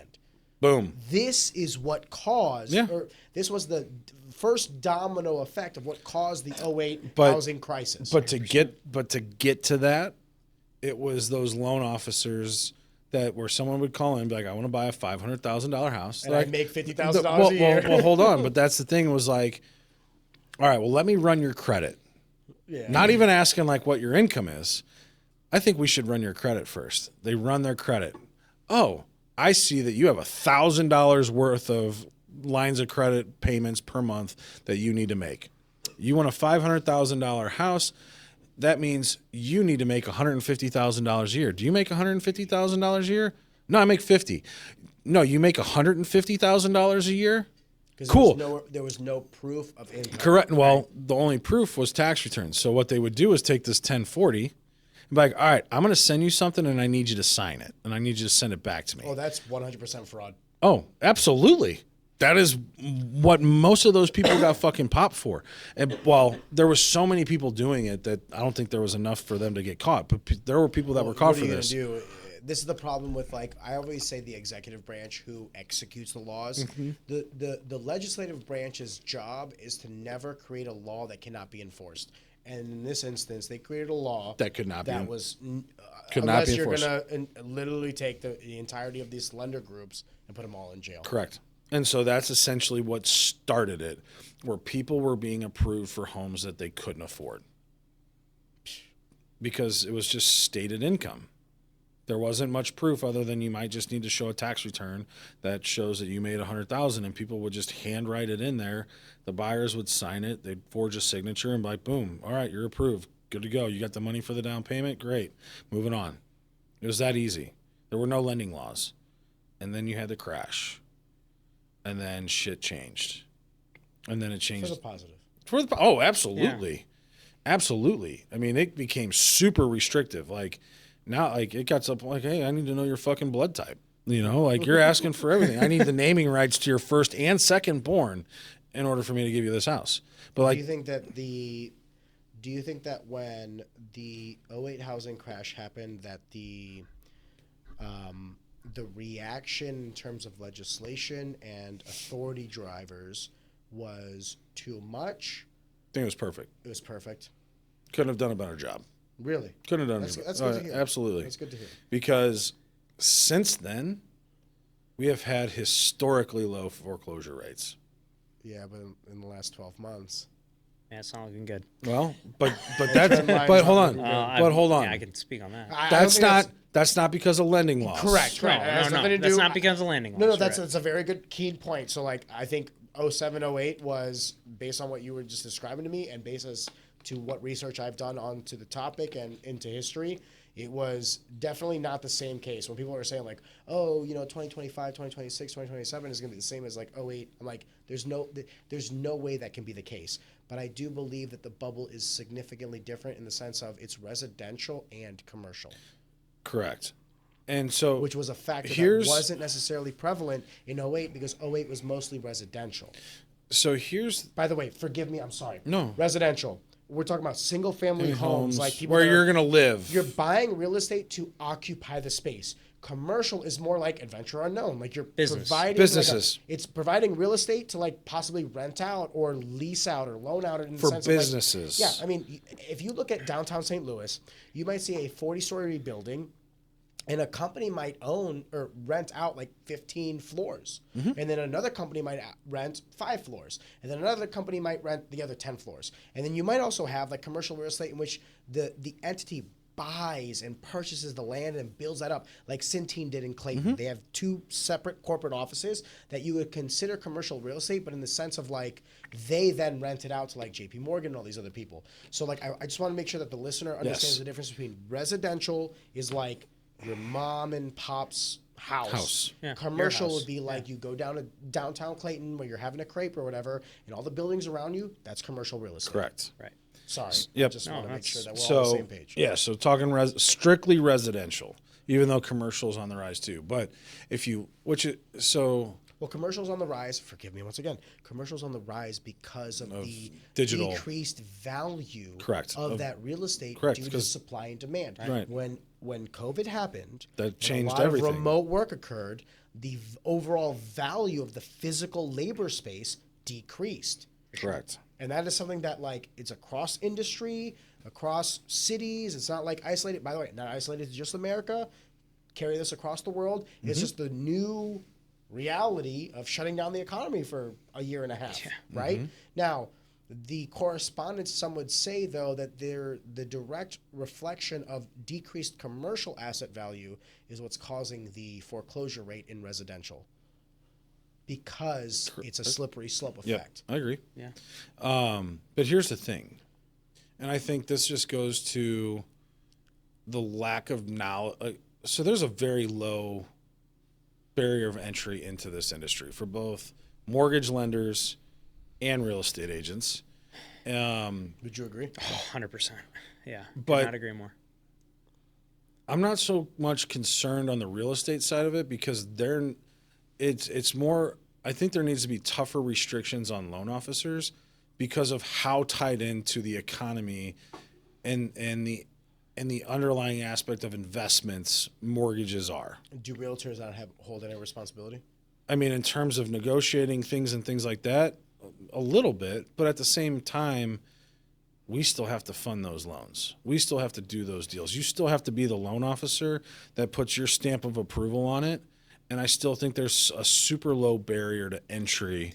'Cause that's the thing is like you're negotiating the business, but you're allowing it to happen. Correct. Well, yeah, because I mean, technically, after the deal is closed, like I'm not really involved from there on. But Yeah. like with with Pat, especially with a mortgage company like Pat's, where they do not sell their loans, they keep 100% of their loans. Like Wow. you're stuck with Pat. I didn't Like know that. you're stuck with Pat for the life of the loan. Can we Caveat- briefly talk about that? Caveat to that, yes. So we keep 100% of the loans that are guild-specific funding. I was going to say, because when you said 100%, I was Okay. like, there's All no right. fucking way. We keep 100% of the loans that are funded on a guild product. What is it? Forgive me. What is a Nope. guild So product? a guild product is a loan that is specifically originated underneath our You're the underwriter. conventional. Even the other mortgage companies that we sell to, we're using guilds rates, guilds pricing, all of that. So when we use guilds interest rates and the pricing for those interest rates, that is a guild specific program that will stay 100% with us. Now, we have 15, 20 other mortgage companies out there, banks, mortgage companies, that we can use their rates. Say their rates happen to be better than our rates that day. I can lock you in with that company. We're still underwriting it. We're still funding it. When it comes time to sell it, they have the option, they have the first right of refusal essentially to buy it from us. And if they buy it from us, now they're going to turn around and sell it to Fannie Mae and Freddie Mac, and they're going to maintain the servicing of it. But don't you see do you not see the cycle of history repeating itself in that? No, because it's not like It's the aggregation of wealth. And debt more specifically. Well, no, because we are the conduit to their interest rate. So it's still going back to the same place. It's all going to Fannie and Freddie. They just have the ability to service it. Okay, let me take a step back though. Would you agree that 08 happened because of multiple factors, but one of those factors were specifically because the banks backing these mortgage-backed securities were so heavily invested? And if that risk was more diluted across like the industry, across credit unions, across commercial banks and all these other things, perhaps you would be allowed I want to be careful how I word this, the luxury of allowing some of these to fail. What we did have was a few major players who held the majority of the pie chart, and we had to bail them out because if these financial institutions fell, the ripple effects of this would be catastrophic in terms of other industries that require debt. No, because we're still all underwriting underneath the same guidelines, which are Not strict. back in 08. No, but now we're under stricter guidelines. The Does commercial real estate abide by the same rules and regulations as residential? No, I don't know anything about commercial real estate, so I can't answer that question. Fair. And I'm sorry. No, that's fine. We don't do anything commercial. We're all strictly residential. But let me ask you this more broad question. Forgive me. By the same stipulations of what I just said, based on 08 and residential, do you think that there's a possibility that commercial real estate has aggregated towards the biggest players and that they might have a disproportionate risk assessment towards their portfolios? I'm going to take a step back because I don't want to use jargon like financial jargon. Do you think that these financial institutions are inadvertently more susceptible to commercial real estate because they are the ones with the capital to actually fund a lot of these transactions? That's a great question, and 'Cause I don't it's- think First Community Credit Union They're not is doing- funding a bunch of No. work downtown, right? no, Right. no. You're. So I who's mean, gonna you're do it? B of A? you're gonna see more big banks doing that stuff, or well, yeah, you're gonna see more big banks doing that. But like, that's the thing is like, I'd say we have 15 investors. 3 of them are banks. The rest of them are other mortgage companies. Yeah, but the mortgage companies are what? They're just like us, where they probably have their own warehouse lines of credit. We're owned by a financial institution called Bayview Asset Management. You. Guild. Or are they the competitors? That's a great question. I don't know, but That's what I'm trying to say. But here's the thing, though, is Do you think that BlackRock, State Street, and Vanguard don't have their own subsidiary, no, I'm sure they. separate companies that are distinctly real estate? Oh, I'm sure, but again, it goes back to. And I'm using them as like the low-hanging But fruit but because we're it's the most common. but we're also talking about the risk of default and the loans that So we're. that's low or high right now. It's low. I mean, the problem, like, we're still underwriting underneath the same guidelines. And this is something that going back to talking about foreclosures on the rise over the last 3 years, and like people think that has to do with mortgage underwriting and things like that. No, we're not taking on any more risks than we were years ago. But the one aspect of this industry that nobody's talking about, because let's be honest, your mortgage payments changed since you've owned your home, correct? Taxes and insurance.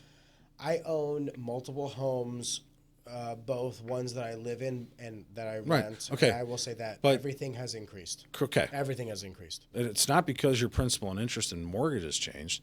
It's because your taxes and insurance, which not so much even really taxes, but No, I mean the property value has Correct. been assessed for more because the overall, and this is why I get to the 50-year mortgage. I want to preface it on this we'll one get there. because this is a value of it. We'll okay? get there. You're correct. Let me kind of extrapolate on an individual level. I have a house that I live in, and then I own rental properties, Okay. right? On the rental properties, there's positive cash flow, meaning whatever the mortgage on that rental property, the duplex or the 4-family, let's say my mortgage is $3,000, the rent that I'm bringing in is above Right. par. I'm making money on that. And But if I'm that taking- goes up, you're able to raise your rents. yes and no, because the market, I understand what you're trying to say, but like, first of all, I'm signing these people to like 2-year Well, let's rental well, agreements. So it's well, not like I can hold on. just Let's raise rent whenever I right. want. Well, let's take a step back. Let's look at just the average American who doesn't own rental property, Fair. and we're only looking at their acknowledge that I am- we're only looking at their primary residence. How long ago did you buy your house? The one that I live in? Your primary. 5 years ago. Okay, Sub great. 2% interest Right. Hey, Okay. baby. So when you bought, so if you're okay with talking about this, Yeah. what was your mortgage payment when you bought that house? $1,400, 5 years later, what is your mortgage payment? $1,800. Okay, so that's $400. Your mortgage didn't increase. Your taxes probably went up a little bit. A lot of it because okay. not in the sense of percentage, but this is what I'm trying to explain to people is like the taxable income on the property tax is respective of the market. So if everybody across the street from me over the course of 5 years, we bought that house in 2019, and it'll be 2026, so in the 7 years, I mean, property values have only increased. You're right. So my property taxes, Yep. my HOA, and all these other things Okay. have only gotten more. But in terms of what's increased the most, I'm going to say it's probably been your insurance. Yes. Your You're insurance correct. has probably increased more than what your taxes have Yes, increased. because when so we bought the house, the valuation was around 240, and I believe Correct. we've pumped money into it: new roof, new kitchen, new plumbing, and all this other stuff. But aside from the variables where we pumped money into, I mean, our house that we bought for $240,000 7 years ago is probably worth around It's not probably; it's worth around $400,000. Right. I believe it. So in 7 years, almost close to double its value. So- with that comes Right. double the property taxes, sure. double the insurance premiums, X, Y, and Z. I wouldn't say I would venture to say your property taxes haven't doubled. They've doubled in the sense of not percentage, but in terms of total value because of the estimates on the value of the home. Let's say the value is 5%. Let's just say flat 5%. If my house is worth $200,000 versus $400,000, the percentage is still the same. The total dollar value that I'm paying is double. I mean, I could quickly look this up and we can know for exactly what they went up. But maybe it's not double, but it's more. But I would say your insurance has probably gone up more than what your taxes have. Definitely. And so here yes. for me, and when the way I look at this, because I've had past clients that have had this happen, and to save them from getting out of going to foreclosure and to reduce their payment, their insurance went up way faster than their taxes. And if you have a person that knows what the fuck they're talking about and how to do this, and you're working with a reputable company that can help people through this time, there's no reason that anyone should be going into foreclosure because their taxes and insurance have gone up. If you can It seems like a blanket statement. No. Because unless you're losing your job, which we are starting to see more of, that. That is an aspect of it, especially with the government shutdown. Those people, that's the thing is, but anyway, I had clients that were in their house, and after 1 year, their insurance doubled, went from $1,800 to $3,600. That's adding an additional. Unsustainable. Not because here's the problem.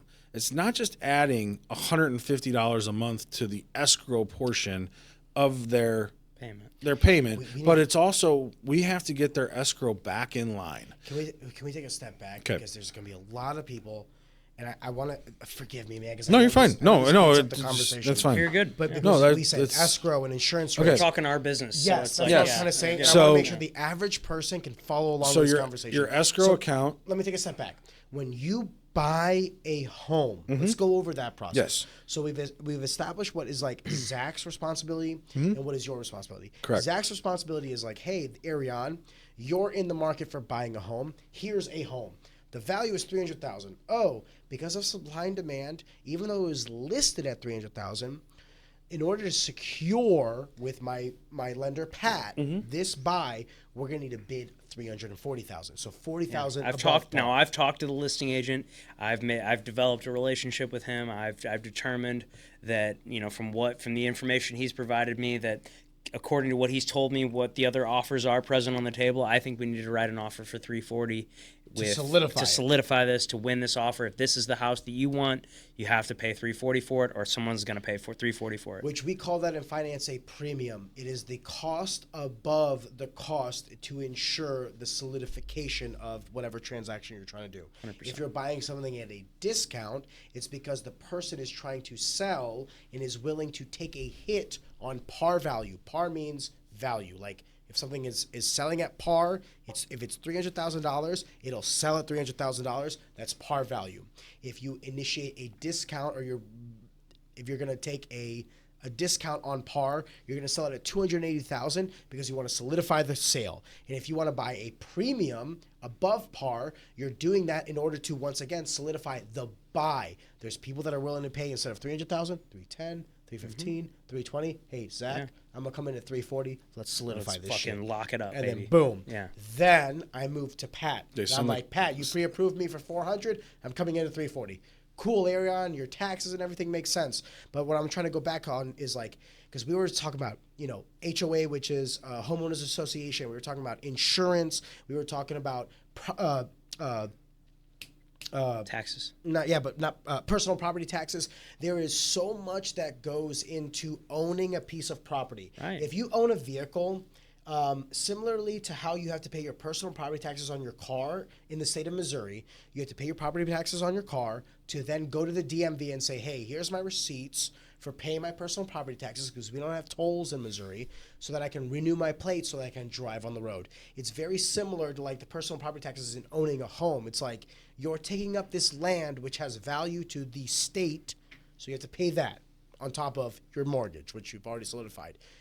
Keep in mind that you have to have, because you're financing an asset, the underwriter of that, like the lender of that money that says, hey, I'm going to give you $400,000, but to insure my asset, to insure my investment, because I'm giving you a very low interest rate. Like when you really think about it in terms of a market, like I'm giving you $400,000 and I'll do it at 4%. That's pretty fucking awesome. When you Even with where we're when at you right buy now a in the car sixes. for $50,000, you get Sixes, yeah. 4%, right? Yeah. So to buy a $400,000 asset for 4%, they're doing it under the assurance that you are going to purchase insurance in the full accordance of the laws of the land that say if there's a fire and we have a total loss on this asset, we're going to get our full money rebate, right? Now, leave that to the insurance companies who are like, okay, well, we have a lot of risk here. Because if there is something that happens and property values are increasing, meaning when we do have to do payouts, they're only increasing, we're going to have to charge a higher premium monthly payments because they're a company themselves and they're a for-profit company and they want to make sure that they have enough cash flow to institute not only their payments, but operations. So there needs to be a profit motive. So when Pat, forgive me because I'm bringing this full circle, when Pat was talking about how your insurance premiums can go from $1,600 a month, meaning Or A year. Sorry, a year. I said a month, like as if it was car insurance. Yeah. $1,600 a year. Thank you, gentlemen. To 32. To 32. We're talking about a 100% increase in your insurance payments, meaning not only is your insurance going up, but that's probably a direct reflection of the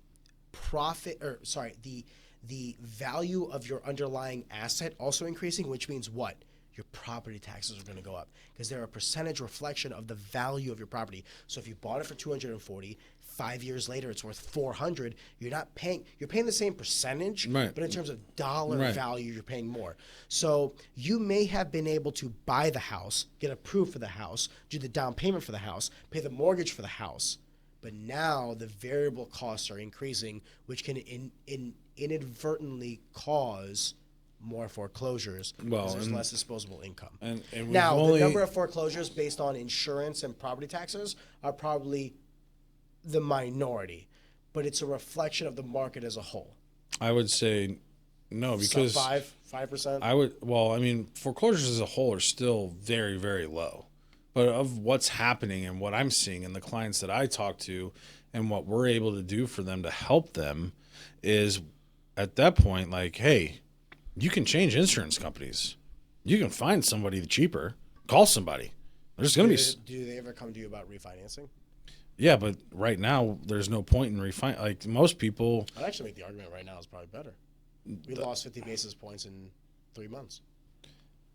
Yeah, but that's not going to really okay. So you're going to pay these costs to refinance, and you're just going to save what? Duly noted. $100 a month. $100 a month might be the difference. Right. Some people. How much you got to pay to get that? Yeah, but that's. Of course, 30 year. 100%. Well, hold on. A 30-year mortgage. But here's. But a lot of people, the people that are in that instance that are worried about that kind of payment, don't have the kind of money that it costs. We're jumping ahead a little bit here, but talking about refinancing, I talked about it today. Like I've had clients where I'm like, I can save you $400 a month. They're like, I want to save $500. I'm like, wow, okay. Really? I'm like, cool. I'll take $400. I'm like, okay. I've had other clients that have jumped at $150. Yeah, it just I'd jump at 50. Right. Well, but that's the thing, is everybody's situation is different. So refinancing, but like you still have to be current on your mortgage, and if you're behind, that's going to make it tough. Fair. But let's eliminate all factors here in terms of refinancing. Let's remove that aspect, because there are things that people can do that when their payment jumps $600-700 a year. So here's the thing, because even though your insurance, so let's just keep the math simple, because let's say $1,800 a year is $150 a month, and say it jumps to $3,600. Okay, that's another $150 more. That's just $150 more that needs to be applied to your escrow. We just gave you, we paid that for you.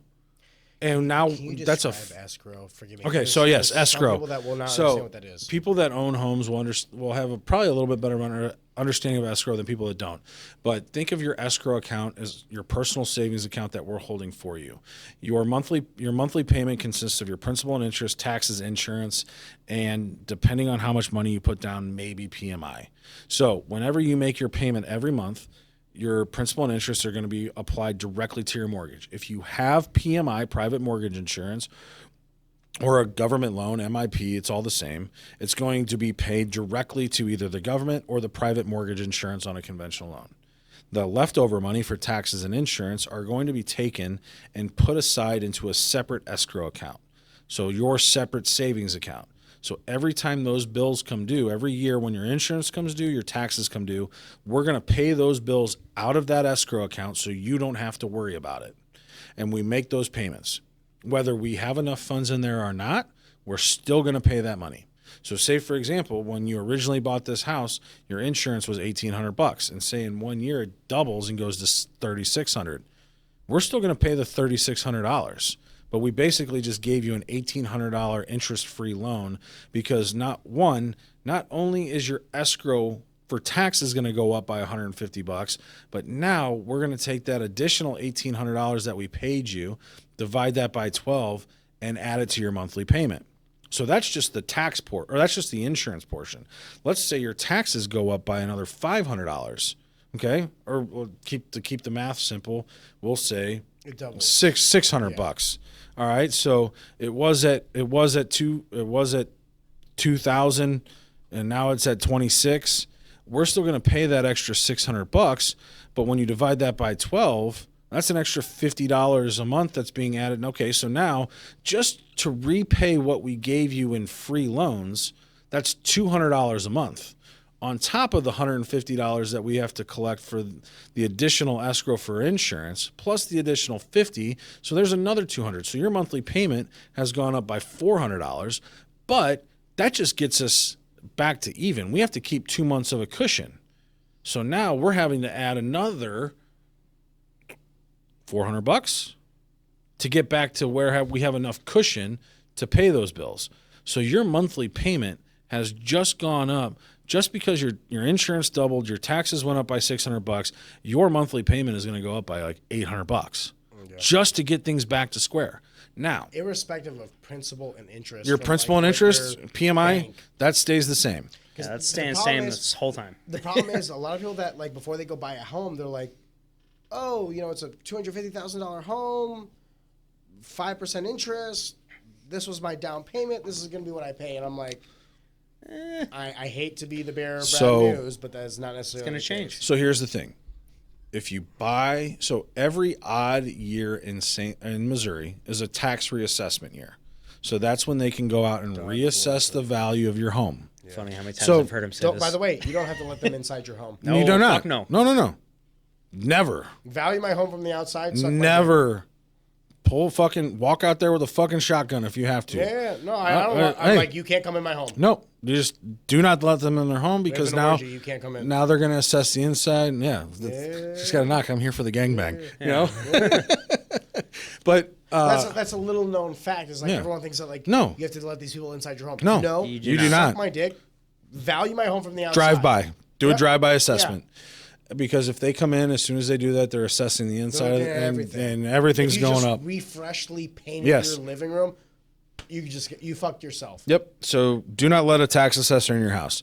But every odd year is a reassessment year. So that means every odd year, if home values are continuing to increase, odds are the assessment value, which we talked about earlier, is going to go up. Doesn't mean what they're taxing you, the tax rate is going up. It just means now you're paying the same tax on a higher value. So that means you're going to pay more in taxes.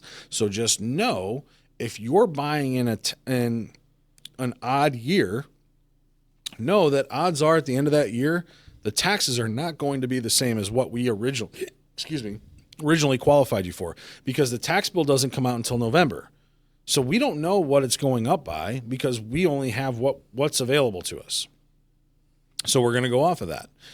So that means your taxes Which has a 2-year increment because every odd year, Yeah. if you're on an odd year, it'll yeah. be 2 more So that years. means So I mean, honestly, like some of the best time to buy real estate, just because of that factor, is an odd year, November, December. So you'll have 2 years before you get reassessed. Correct.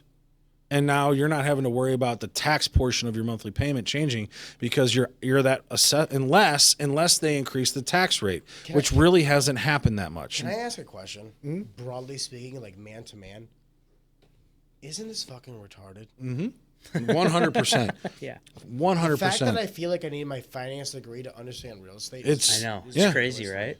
Like, I mean, it's crazy how much I had no idea about any of this stuff until I got into the industry. yeah, I'm You sure. know, like I'd be honest, like I'd bought a couple houses. I'd bought I hate 2 to say- houses before I and realized. here's all the this stuff. problem. Forgive me, I hate to insult you, But doesn't that say something about like the real estate license, that you didn't know these things until you got into the getting the license? I didn't know. Yeah, it was like me working in the industry is how I figured this out. Yeah, it goes back to the education system as a whole. Well, you mentioned it earlier, Brother, the low bar of entry to get your real estate license. Of like a class to educate everybody on. But why the fuck not? This is real life. Why the fuck am I learning about parallelograms? Listen, I'm so glad I learned about parallelograms to help me buy a fucking house. Formula? Yeah. Listen, you're not going to lose any ground on me when you say that like public education is like broken. I actually agree with you 100%. The one thing that I tell people all the time that like higher education is a fallacy. No, 100%. For the majority of jobs. However, I went for a finance and accounting, and I'll be the first person to tell you that these are skills that have helped me in my life. No, I got my finance degree. Same. So you understand that, like, yes, I might not necessarily work in finance, but the skill set that I've developed has helped me throughout life. And my thing about education, before we go back to real estate, is like, if the education that you're providing to people is not helping them in their real world life, in the year of our Lord 2026, we need to fundamentally change it. Oh. I understand that Henry Ford, working with the government back in the 1920s, developed public education as it is to create a labor source for manual labor for the factory. It's a different time, literally by a century. No, yeah. We definitely need to educate people on three things. Number one, malleability. Educate people on how to be educated. Mm-hmm. You should find a value in learning. You should never stop learning. Never. Yeah. What's your favorite line? If you ain't growing, you're dying, baby. Yeah. Agreed. Number two, financial literacy is no longer a luxury. It's a necessity. Absolutely. You cannot afford, literally, you cannot afford to be financially illiterate. No. And number three is the overarching structure of education was to create a labor source for the factory, but we no longer manufacture in this country. No. And I think we would be much better served at critical thinking. Yeah, agreed. So to that point, I agree with you Yes. 100%. I feel like. And so here's the problem. Do you ever feel like people are just set up for failure? Absolutely. But we were having this conversation. Absolutely. And forgive me for incorporating you guys. Adam, did you just have glazed eyes? Like, what the fuck are you guys talking about? Yeah, I thought I could just go, like, ask a realtor to hit me up with the house. And you work in real estate, and I'm sure you understand a lot of this For sure. like language, but like 6 years ago. Oh, dude, my eyes would have glazed over. Well, so And I here's- was like, what so- the fuck? do we- I would. so here's- I know some of my thoughts were. I know some of those words. You know. Like, So this is- like, I would not have. Do you think that's So this acceptable? no, it's terrible. And this No. is why people like working with me. I'm not a salesperson. I'm a financial mortgage educator. That is my job, is to educate people my job is to sell to real estate agents. I sell what I do to real estate agents, and it's to get them to send me the people that they work with. The people that they work with, my clients, I'm not selling them. I'm educating them on what they're getting into. And so the way the process that I go into is way different than most loan officers. I do consultations with every single person I talk to, every single one.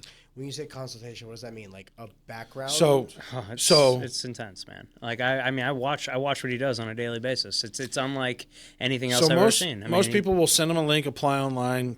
Here's your pre-approval. I do all my pre-approvals over the phone. I will not accept an online or a submitted online application. If they submit it online, I'm calling them and I'm doing my own application. Meaning you're asking for W-2s? I'm He's asking, filling out their application for them. Basically, so you can No shit. Yeah. Because you don't think they're educated enough to fill it out properly. Well, because I ask more questions that allow me to dive deeper into what their goals are to help me find a loan to structure that meets those goals. That is the nicest way of saying they're not educated enough to fill out that form properly. Well, no, the application itself doesn't ask enough questions. But no, most of the time they don't fill it out correctly and they leave shit out. So there's that. But my argument would be the application is the status quo for being able to get a lender to quote me for what it is I'm pre-approved for. Correct. So what I'm saying is you're literally calling them because they're not educated enough to fill that out properly. Correct. I hate to say it that way. But no, that's I'm not trying to sound no. insulting, No. the But fact. that's it's that 100%. 100%. They do not fill it out correctly. Yeah. So But, you're helping but- them right. by calling them and saying, "Hey, you're too dumb." But so here's Well, he's but not here's telling them that, well but yeah. right, You're but not here's saying that, but here's the no, here's but but here's the thing. Let me take a step back though. Is that adequate? Do you need a Pat to fill out the document? Well, no, they don't. But that's why I send all my people to him, because I know that they're going to have a great experience. Do people do that What? in your industry? Is this normal? For what? Well, how When you do it? when you do the follow up / No, the way I do my business when I talk to real estate agents or even other lenders, like I've done podcasts with other lenders and they're like, "Wait, what? You do Really? you do what?" I'm like, "Yeah, every single fucking person, whether I can get them credit approved to purchase a house or I can't, but I'm coaching them on what they need to do financially to put themselves in a better position so they can buy a house." That's unheard of, apparently. I'm like, how is that like that's You're sweet talking to me. I'll use it next time. no, that's our fiduciary duty. Yeah, you'd be is- surprised how many people don't. Right. They don't Can't fucking spell fiduciary. No, exactly. And so anyway, no, I will even if they fill it out online. By the way, I'm good to go until we're done. Bro, I'm Are you great. guys Yeah, ready? I'm- I got nowhere I've to got go. nowhere I to love be. this I shit. know where to be. I'm having This a might be the long. blast. This might This be our is- longest We're right episode. in Right, there, this- baby. yeah. We're right in Whiskey? there. This oh, For sure. I mean, yeah, actually. I love my wife. I don't believe in intertwining finances. I believe that going back to my toxic masculinity thing, it is my job to steer the ship. And what Bruna has is hers. All her entities, all the W-2s and all this other shit. There will never come a time in my life where I ask my wife for money. I learned that from my parents. My parents have been married 38 years, going on 39, and they have separate bank accounts, all this stuff. But here's the thing. It's not to say that Brunilda will buy groceries. And by the way, groceries could be $350 For sure. All for day. that 2 Go to weeks, Costco, right? baby. Yeah, go, So, like, go, don't get me go there wrong. trying to spend Don't get me $200. wrong. Like, it's not as if like she's not participating in the expenses of Right, the household. That's right. not what I'm saying. What I am saying is if you were to do a pie chart of those expenses, 80-20, which way do you think it fits? Now the reason She's I got do the this- 80, you got the 20, right? my girl. But the reason I do that is because, once again, it is my job to articulate and steer the ship. Yeah. And I don't believe I can do that if she understood the full, like, when we do our taxes, in fact, this year was, like, probably the year that Bruna finally realized, like, realistically what it is that I make. Because I haven't had that conversation with her.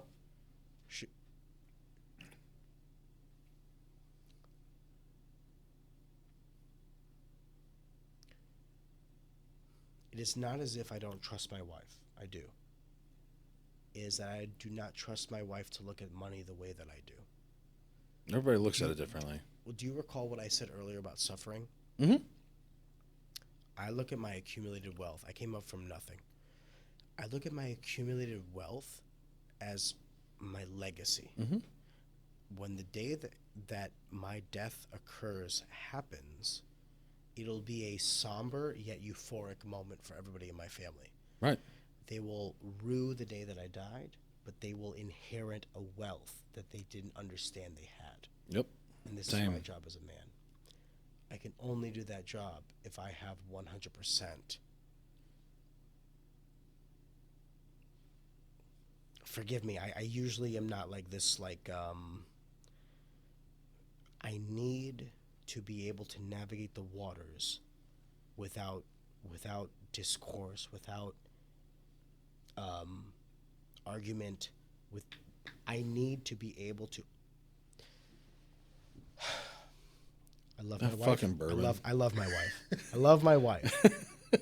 But in this aspect of life, there are aspects of life that she is superior to me in, and I do not question her.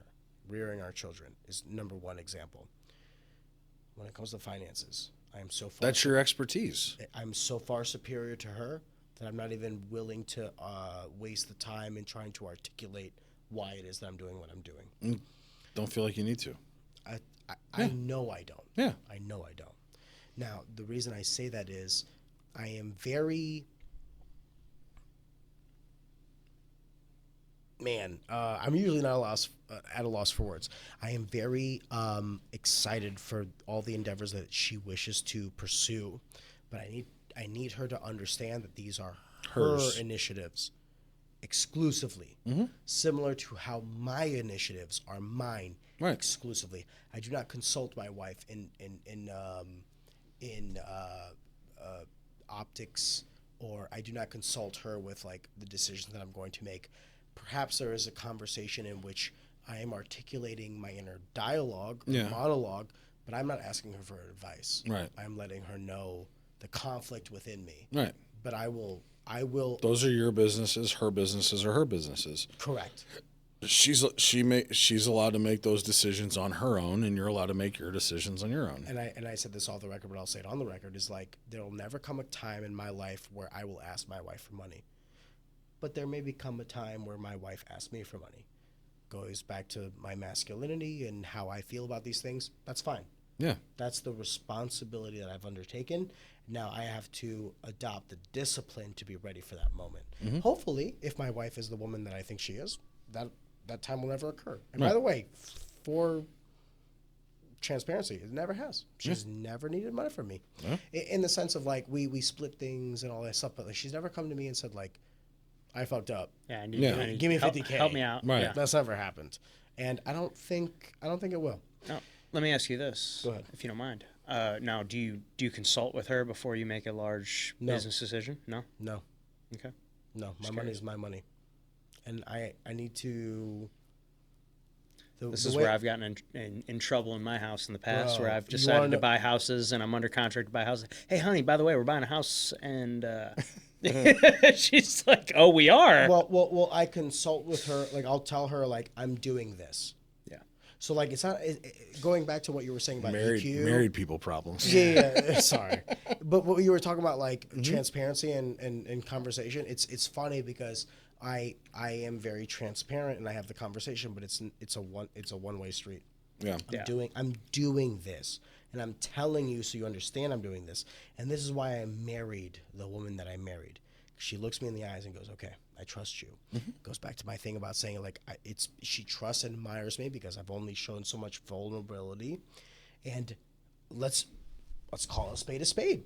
If I didn't have the money that I had, if I wasn't wearing the suits that I had, if I wasn't driving the car that I had, if I didn't have the studio that I had, maybe she wouldn't trust me as much as she does.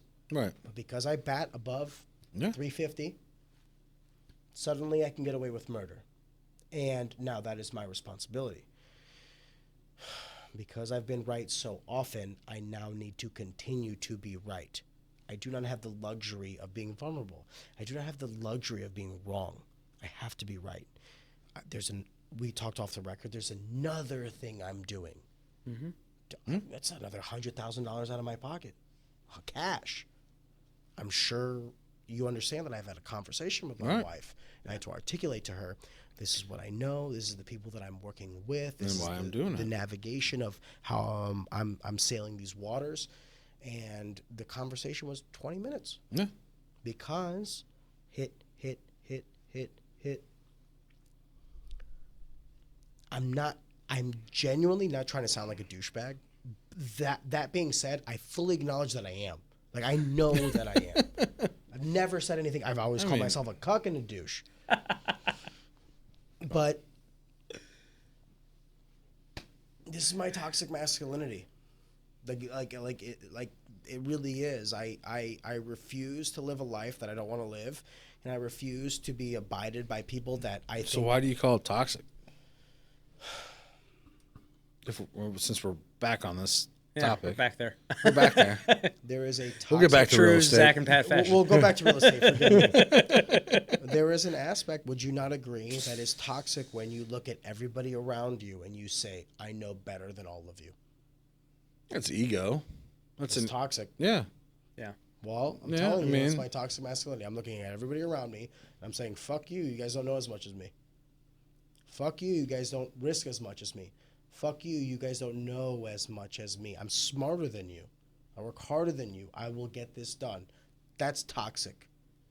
But what's the definition or the difference between a sage and an idiot? Success. If I say all these things and I fail, I'm the retard. If I say all these things and I succeed, I'm the sage. This is where I go back to my thing about being able to be vulnerable. I'm not saying this like I'm some fucking machismo man. I'm being open about it. I have insecurities. I know I don't know it all. The difference between me and the average person is I'm willing to risk it all consistently.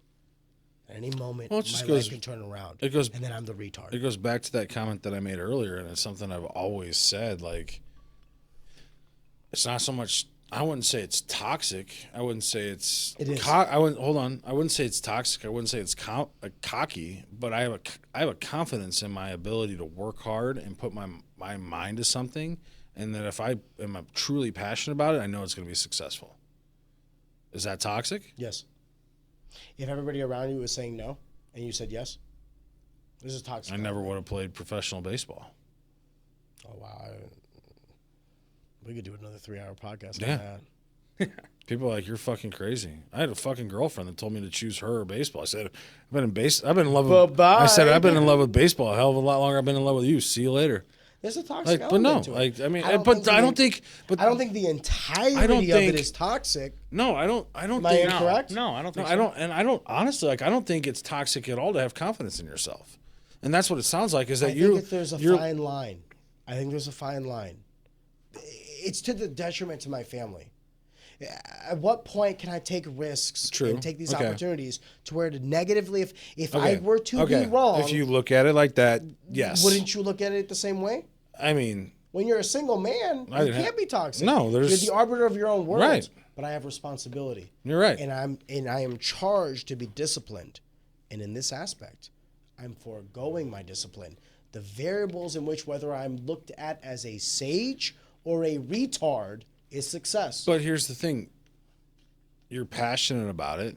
You've done hold on. Who cares? You've done your research. Who cares? You've done your research. You've done everything that you're not taking risks that aren't calculated. This is So? Does I it think make a- it less risky? I think it's a calculated risk is way less risk than just a risk. For sure, okay, but it's you've still a d- risk. It is I still a agree risk. and disagree, yes. It's still a risk, but at the same time, like Is that responsible when you're a married man with kids? I mean, do you truly Gotta feel risk it to get the biscuit, baby.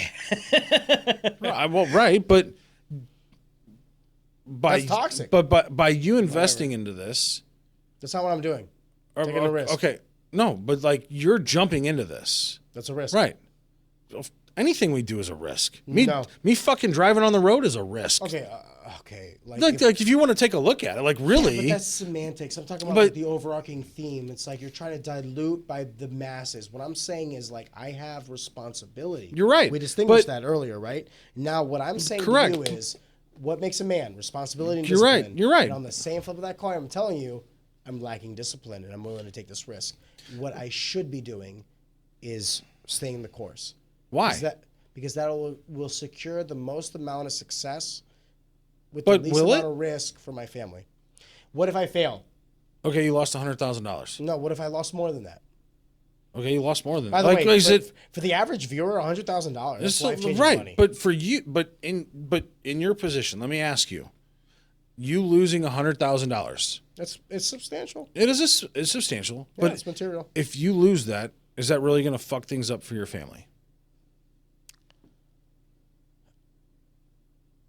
There's no way to answer this without sounding like a douche. No, fuck. Who gives a shit? Okay. You make the money that you make. You know what you make. Is $100,000 real? It's not the end Of the world. But capital begets itself. I get that. $100,000 on top of itself will allow me additional opportunities. Correct. So losing $100,000 is what? Diminishes those opportunities. Okay, so, but So like, will it diminish me? No, but I know people that like if they lose $1,000. but let me ask you they're this. fucked. But let me ask you this. One second. Let's not lose that though. Because there's no way. Like the average person is now. We're not talking about the average person. We're talking about you. But the average person is what is going to listen to this, and I want to like always whenever we're having these conversations is like, I grew up poor.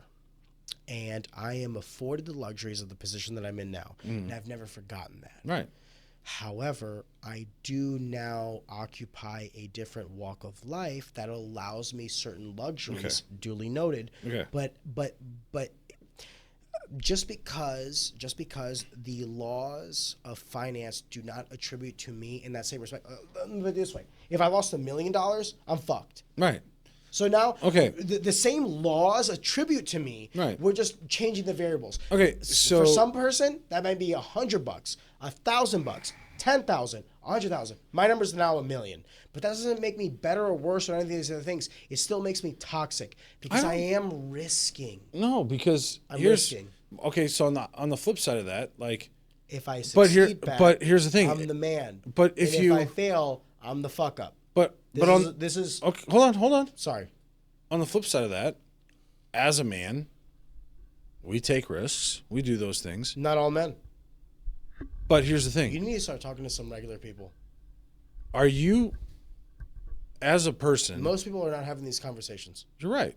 But we are. Here we Yeah, are. but that's what I'm trying to say is like But I'm the no, exception does not make the rule. you're right. I get that. But we're on a different playing field here, and we're talking at a different level. Hopefully. Right. Which is, those are the people we want to be surrounded with. Those are the people that we want to talk to. But as a man, how are you going to feel if you didn't take this opportunity? That Depends if I succeed. huh? It depends if I succeed. But even if you don't and you fail trying, I will feel very bad. but I will feel like a failure. It'll amplify my loss. but did I you? took that away from my kids. Yes. But in my, like, I guess I don't know, the way I think about things is if I've taken a calculated risk and I've looked at this and I'm going to invest my money into this and I still fail, at least I failed trying. Cool. If that Right. gives you solace. No, but like I chased something, but again, Tell that to your kids when they're older. okay, they're out $100,000 in this. We're gonna recoup that, right? Maybe, Pat, or maybe you take another risk where you lost. At that point, like I'm looking at it in a different way, but like I'm looking at it, I'm like, hey, all right. That's what I was saying earlier about perspective. Right. We're We're talking about a different. Let's separate the numerical value from the theory.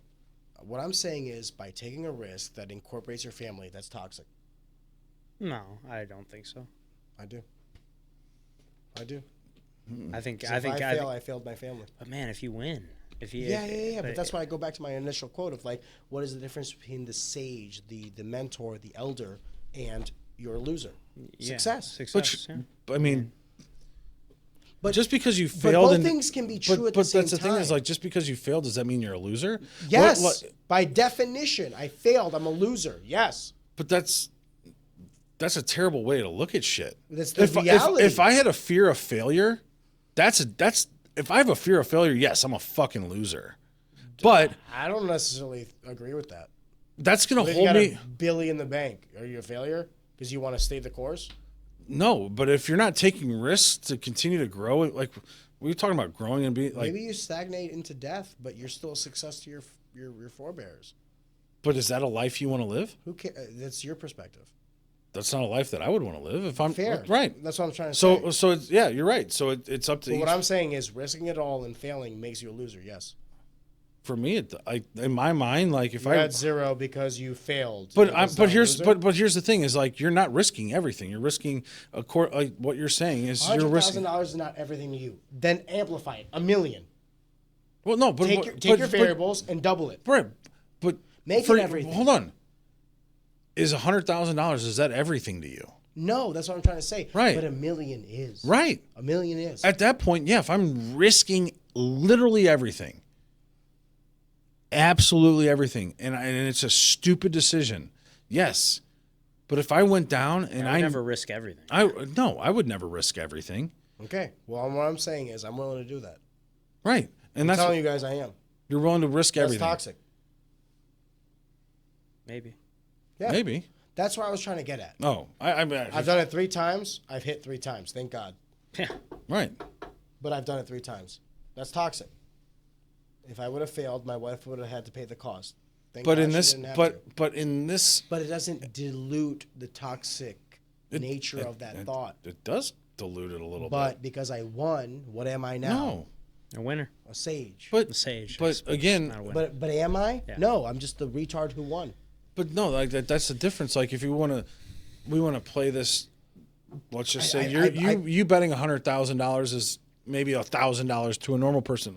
I don't know. I don't know what your finances look like, but a normal person like, hey, there's no way to have this conversation to me Without sounding like without sounding yes, like right, like yeah, we're $100,000. gonna sound like a fucking $1,000 is dude. a lot of money. If you guys Yes. ask me for $1,000, I'm like, go fuck yourself. Right, Go fuck I want exactly, you to know right. that. Okay. But like in the same, like someone's invest like that for a normal person to invest $1,000 into something, it's not gonna fucking kill them to invest Depending on the person. right. But like that's what I'm saying is like 78% of Americans live paycheck to paycheck. Okay. $1,000 is everything to them. right. But let's just say that they're not. Let's just say $1,000 is gonna fucking kill them, just like $100,000 may not kill you, or completely destroy your family. To me, yes, that dilutes the toxic part of that. Because you're not risking it all. But you're putting a significant amount towards it to something that you're passionate Let me change towards. the variable. You can fuck 100 girls, and you decide to cheat on your wife with one. Does that change the act? No. No, you're still cheating.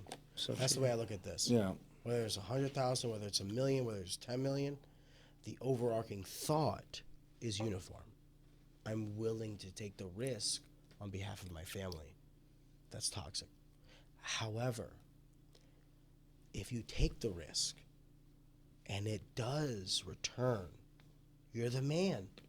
We all acknowledge that. Yeah. I don't For know sure. where fucking one chick is going to return something greater for my family. Maybe That's she brings true. you a kid.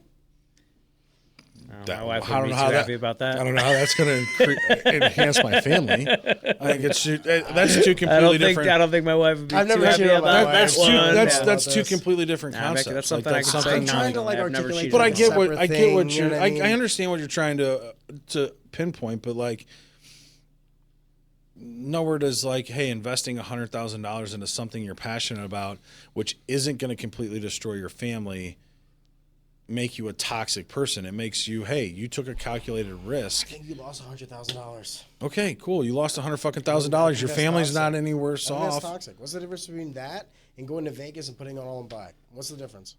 Because you're passionate about it? You're passionate about it and you're You're doing something. calculated? What the fuck are we talking about? I don't know, man. But a fucking calculated risk, putting money down on fucking Well, 'cause blackjack isn't going to fucking be it's the a same coin flip. as, Yeah. as starting a fucking You got a business. better 50-50 chance at blackjack than you do being a success in business. No, you've got a better. You do. You do. You have a better odds of You that. give me too much credit. But no, but that's the thing is like you have the a average proof. American has a better chance of rolling it on black in Vegas. Are you the average American? Yeah, but you give me too much credit. You say I'm above average because I've succeeded. It goes back to my argument. But that goes you guys back- think it I'm go- above average because I've succeeded. But if I It goes didn't back- succeed average, but sorry, It if I goes didn't back to succeed, the you say I'm mentality. below average. It goes back to the mentality of a successful person. Mentality is one of the It's the most biggest important thing. one of the biggest things we fucking talk about. The only difference between me and the homeless person is that I won. No, I've never lost sight of that. no. The difference is you put the fucking work in. You think No, that's not the difference. No? They put the work. They put the work Think in. they too. put the work in? you They really put the think a work in. homeless I don't person think so. really put the fucking work in? All right, then believe you guys are special. You're not. I'm not. I don't believe I'm special, But I believe okay. I don't believe I'm special. Okay. But I know that if there's something that I'm passionate about and I'm driven by and that I'm willing to put the work in, whether I fail or not, the fact that I put the work in to make that done, whether it fails or not, I still succeeded because I pushed myself to a level that made me better as a person. This is the first time I would disagree with you. No. You failed. You're a failure. Okay. Does that make sense? By the way, I'm not. Every failure is a chance to learn. Yeah, okay, then you're a very knowledgeable failure. Great. Does that make sense? Yeah, sure, I failed. But if I was afraid of failing, again, I wouldn't. I will acknowledge the ground that in order to be great, you must risk. I will acknowledge that ground. But will you acknowledge the ground that by failing, you are a failure? I if think you let that failure is failure such a define strong. you. Yeah, I mean, exactly. What does that mean? Like if you define yourself as a failure because you failed one time. No, that's not what I'm saying. What I'm saying is like, I wouldn't consider my success. I wouldn't You consider failed. myself Okay. successful Guess because what? if I succeeded. succeeded one time. You failed 1 out of 4 times. Cool. Yeah, you're 75%. Great. You're a C. I'm a baseball player. 80%, Guess yeah. what? Yeah. I'm a baseball player. That's not lost on me. A .35 is great. Yeah. Yeah. I'm a baseball player. So And I would agree that if you batted at a .35 in business, you're probably crushing it. Right. But that's what I'm trying to say. What about the guys that bat sub 100? those guys have if they're not They're learning, passionate, but they're right? calculated. But if they're not learning from it, and they're Who continuing cares to if they're fail, learning from it, Pat? if they're not learning from it, and they're not trying to move on and better themselves from that. Okay, then the emotional aspect is there, and that they're good men, quote unquote, but they're failures. Yeah, You they have no money. You have nothing. Yeah, if they gave up after the fact, It has nothing to do with giving up. No, You it got does. you got to zero.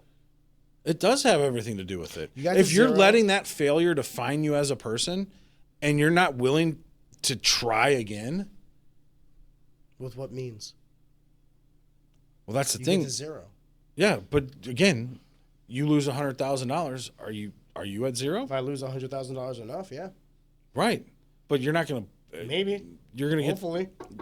You're gonna get to that point. Yeah, like okay, we're past the toxic masculinity thing, but you're gonna keep betting on yourself. Yeah, maybe until I lose enough, and then I'm like, fuck this. I'm gonna bet on somebody else. Guess what? And I'll invest in And then, somebody else. great. Guess what? You've learned. But now you've learned in that opportunity and those failures to what it is you're looking to invest in. I don't know. I'm afforded that luxury today, but if I Yeah. would have failed on my first try, I would have been a loser. We wouldn't be having this conversation today.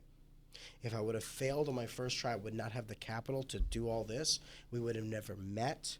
We would have never conversated. But do you None not? of these things would But, have ever but happened. do you not think that had you had failed and lost it, because this was just a great conversation that we just had with Jeremy. Because, The episode hasn't come out yet. No, so it'll we're- come out on Friday. Yeah. but no, he made $1 million, lost $1 million, and rebuilt $1 million. Okay, great. Do you not have that confidence that even though you failed, that you would be able to rebuild that? Because I know that I would. That's what I'm doing now. My divorce fucking crushed me and killed me. In terms of, But that's not like a business venture that you're failed right, on. but for him that it was. That's But for him it was. But he had the belief in himself, and he learned from those failures and rebuilt it and did it again. I'm curious to ask Zach on this. You were in your life. You worked at a barbecue company, and then you worked at Sugar Fire, and then you led your own barbecue company in conjunction with another individual. And after that, you subsequently left to real estate. Did you ever in your life feel like a failure? Well, that's a good question. When I left there, that was to this day one of the hardest decisions I ever to make, because I for 3 years of my life I put my blood, sweat, and tears into that place. And no, I don't think I felt like a failure when I left there. I felt like it. Do you think that's because you're more successful today? Yeah, probably. Yeah. Within the first year of me getting into real estate, I made the kind of money that he had promised me that I'd be making years down the road. And, I've continued to double that and make a lot more than that since then. But no, I don't think I didn't feel like a failure. I felt like I got, I felt like I had a carrot put in front of me that I was never going to be able to reach. Can we all acknowledge that the stipulation of where we are today is not necessarily what we will be tomorrow, but we do have to acknowledge our present location in the sense of if I hit 3 times, I'm the winner, but maybe I lose 7 times after that. Now I'm a loser, but at that time I was a winner. I guess what I'm trying to say is there's a correlation between toxicity. When you're a single man and the actions or the reactions or the repercussions of your actions only affect you, there's no toxicity in it. There really isn't. You're taking the risk, God bless. The second you have a family, the second you have a wife, the second you have kids, yes, there is an aspect of toxicity. You are risking it for more than just yourself. I'm not saying that that's bad or good or any of these other things, but it is. It is. And I'm okay with that. I acknowledge that. I accept that. And if I fail, I have to own that. And if I succeed, I reap the rewards of that. Okay. Well, it's in that same parameters where there's levels of this. If you're not risking it all, then no, I don't think it's toxic. You're not risking it all for your family. You're not. You're okay. Maybe not now. I agree with you on that. Yeah, one. I agree maybe with you not on now. that. Yeah, but, like- I mean, I still think there's. I don't think it's toxic of you to risk. Again, say 100,000 isn't going to make or break your family. I don't look at that as being toxic. And if anything were to come from it, whether you fail or you succeed, you went after something and you've just taught your child a super valuable lesson. What's the opportunity cost of $100,000? Well, I mean, What could I have spent my money on instead of risking it? I don't know. A full Well, 4-year education, Education. okay, but down payment on a home, Mm-hmm. a rental property, right, but stocks, bonds. okay, we're still talking about opportunity costs. So, what is For those that don't understand what opportunity costs by definition is what am I giving up for what am I doing? So like if I decide to take $100,000 and spend it on a business venture versus investing it in a blue chip stock, the delta between these two options are your opportunity cost. Okay, so what is your potential for earnings by investing this $100 in what you want to do? I'm risking it. Maybe I make more. Okay. Yeah, that So, makes me a sage. but like here's It's the thing. toxic Yeah, to- but here's the thing though. Real estate, you could buy a bad investment. You can Yeah. buy a bad investment property. Yeah. You may think it's great, but ultimately, like, I don't think that makes you toxic. That's the biggest thing. Is like I still don't think that's a toxic thing unless if you're risking it all. Toxic. The act is toxic. I don't know. I still don't like unless you're putting everything on the line, literally everything that you own. Okay, But if you're putting instead of $1 but million home, you have $100,000 homes. How does that make it different? Well, if you're buying one, that But what I'm saying is like instead of $1 million home, which is labeled as toxic for me because that's material. yeah. You buy 10. I still think that's $100,000. I still think that's toxic. That's toxic. That's toxic. But Sure. but we're not talking about 1 million. We're talking about an amount for you that, again, it's relative to the person. To the average American, yeah, $100,000 is a lot of fucking money. Bro, chunk of money. $1,000 to the Is a- average American yeah. is a lot of money. Okay, so but Adam, is $1,000 a lot of money to you? Okay, We need to remember our privilege. you're right. I'm not. Gentlemen, I'm not. we need to remember our privilege. Sure. I'm not. And by the way, I love the fact that we're in this position. 100%. Right. But the fact that we $1,000 is a have, lot of money it's a to lot of we're money. able to have this. Yeah. Yeah. But here's the thing: is the conversation that we're having, and you're fortunate enough that even if you yeah, sure, opportunity cost, all of that shit. Yeah, losing $100,000 would fucking suck. But here's the thing: you're going after something that you're passionate about, something that you care about. Something that you're, but even if you lost it and it fails, it's not a massive detriment to your family. How many times can I do that to where it is? 10. 10. Yeah, because If I go over 10, yeah, then I'm a failure. yeah, and that's when it becomes toxic. Yeah, but one the time, variables you're attributing to this are like passion and intelligence. You're and all right. this other stuff. Who the fuck cares? The end goal is: did you succeed or did you fail? When you win a match in jiu-jitsu, do you feel like a failure? When I you win a match, No, I don't feel like a failure. Why? I win. because you won. Yeah. When you win a match, do you feel like a success? Yeah, When you lose a match, do you feel like a failure? I do. Same. Yeah. Same. Now, When I lost 2 a days fight- ago. When I Yeah. lost a fight, when I lost my last fight, to this day, I felt like a failure. Didn't matter all the matches I won last or before that. It's the same the same context that I give to competition, I give to business. I think business inadvertently is the coliseum of most esteem, and that everything you learn in sports only amplifies in business. When you lose a baseball game, you're a fucking loser. When you lose in business, you're a fucking loser until you win. But if all you do is lose, you're a fucking loser. And that goes back to my comment of the difference between a sage and a retard is success. It's always has been. It will always. It always will be. Now you're trying to and to your.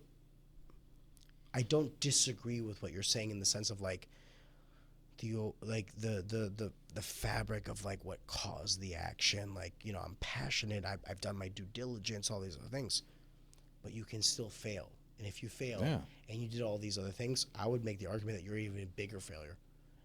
Because when you flip a coin and you guess at random, it's a 50-50 shot. If you feel like, oh, it's been tails 4 times, the odds are in my favor that it's going to be heads, and it's still tails, you're an even bigger failure. I don't know. Because the odds are even greater in your favor to win.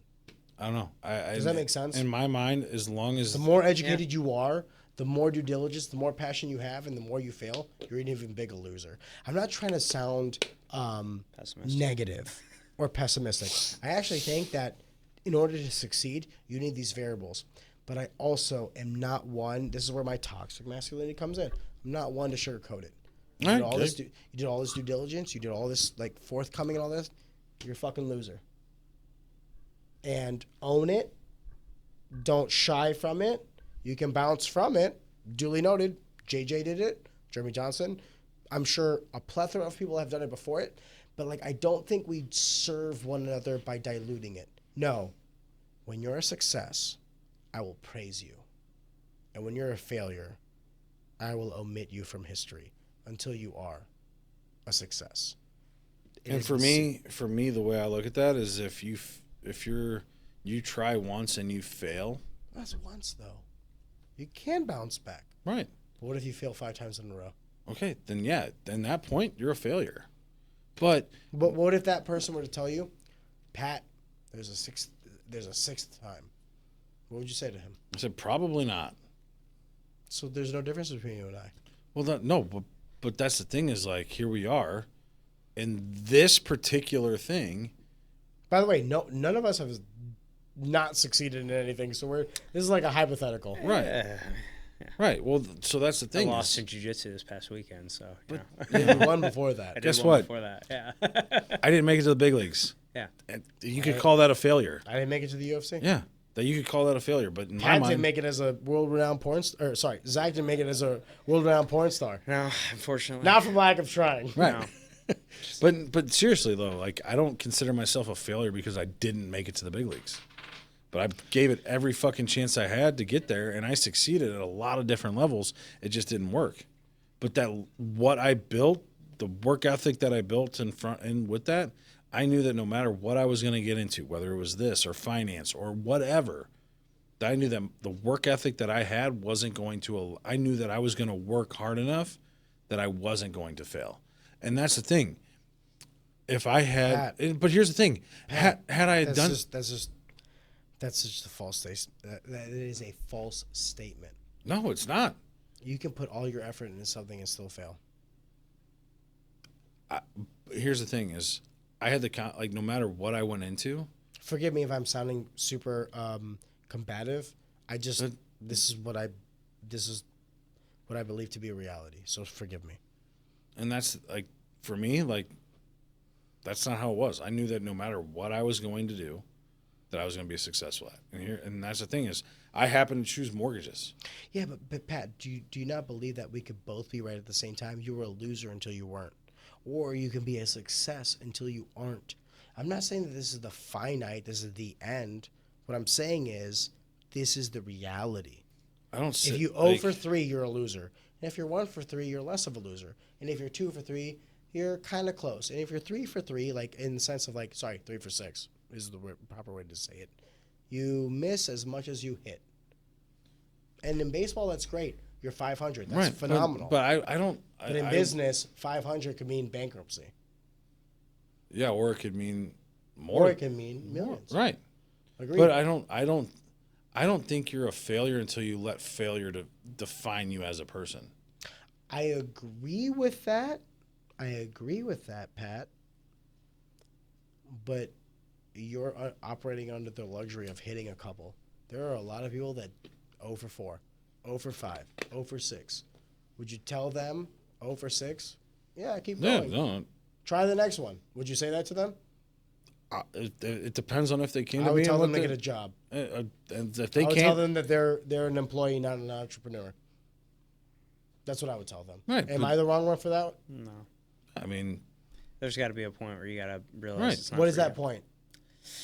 I mean, I think that's different, It's for, different everybody, for but like, I mean, it's a hard thing to say. You know? That's what I'm trying to say. no, I get I'm that. not, I'm like not it's, trying to be a Debbie no, Downer. I'm not. I'm just saying it's different By the for way, it everybody. works the other but, way. If but, you're a success, but here's fuck the, me. Like Yeah, fuck you're you. you're better than me. Like who am I to tell you, right? right. But like, and that's the thing is just like we don't know what that point is for everybody. But I know for us, I think over 3 is it. you think 0 for 3 is it? Yeah. You think you Okay. try 3 I think times? you lose $100,000 on one business. That's it. Okay. Well, you And for at least 7 years after bankruptcy leaves your history. But if you do that 3 times, 21 years, yeah, that's pretty much it. I mean, well, let's look at what we do. We do this podcast. We're not making any fucking money. We're just throwing money Yeah, at that's it. not the absence of success is not the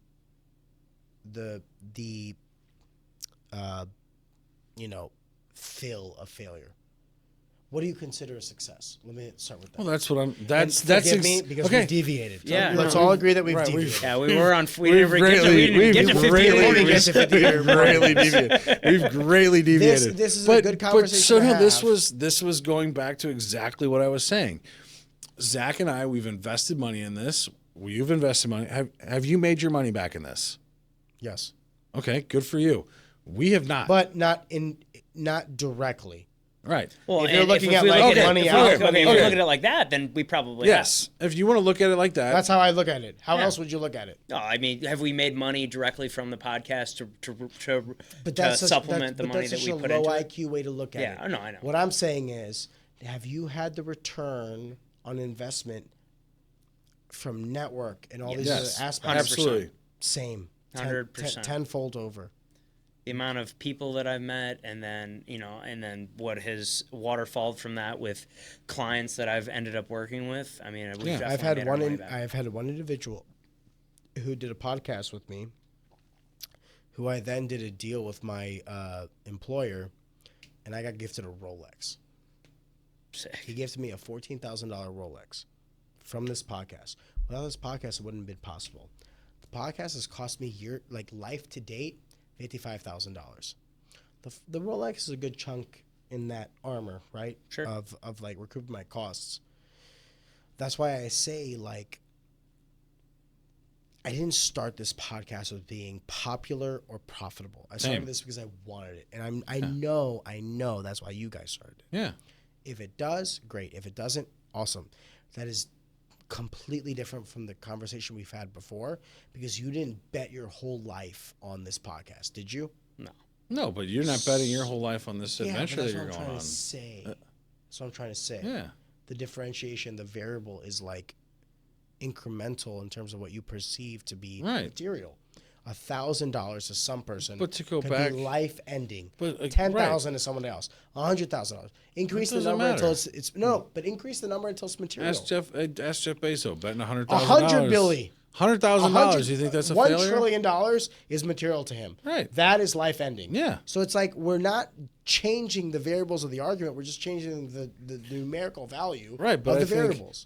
but if we're changing the variables and we're going to look at it that way, then you have to change the variables on what's toxic masculinity. To bet this is toxic masculinity. Yes. For you, do you feel like you? By the way, I'm not saying that as like a detriment. I'm saying that as like I I accept it. I just hate the term toxic masculinity. To bet your life and the people around you but on you're the not- things you want to do. That's But toxic. you're not betting you right now in this situation that brought all this up. But Pat, not in this situation, of course, because it's a podcast I've already funded. No. I'm talking about We're talking about your business. your venture. business adventure. You called it toxic masculinity. If you told me for- I had 101 odds, I take that risk. 1% Toxic. failure, 1% failure, That's it. 1%. doubling my money. I take that risk. right, That's toxic.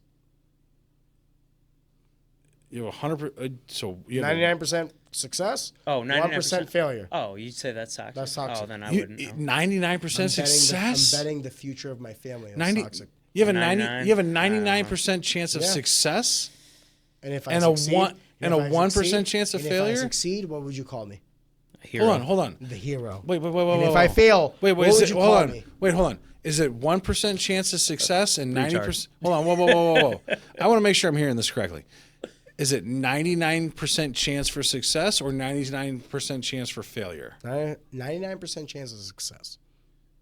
And then I fail.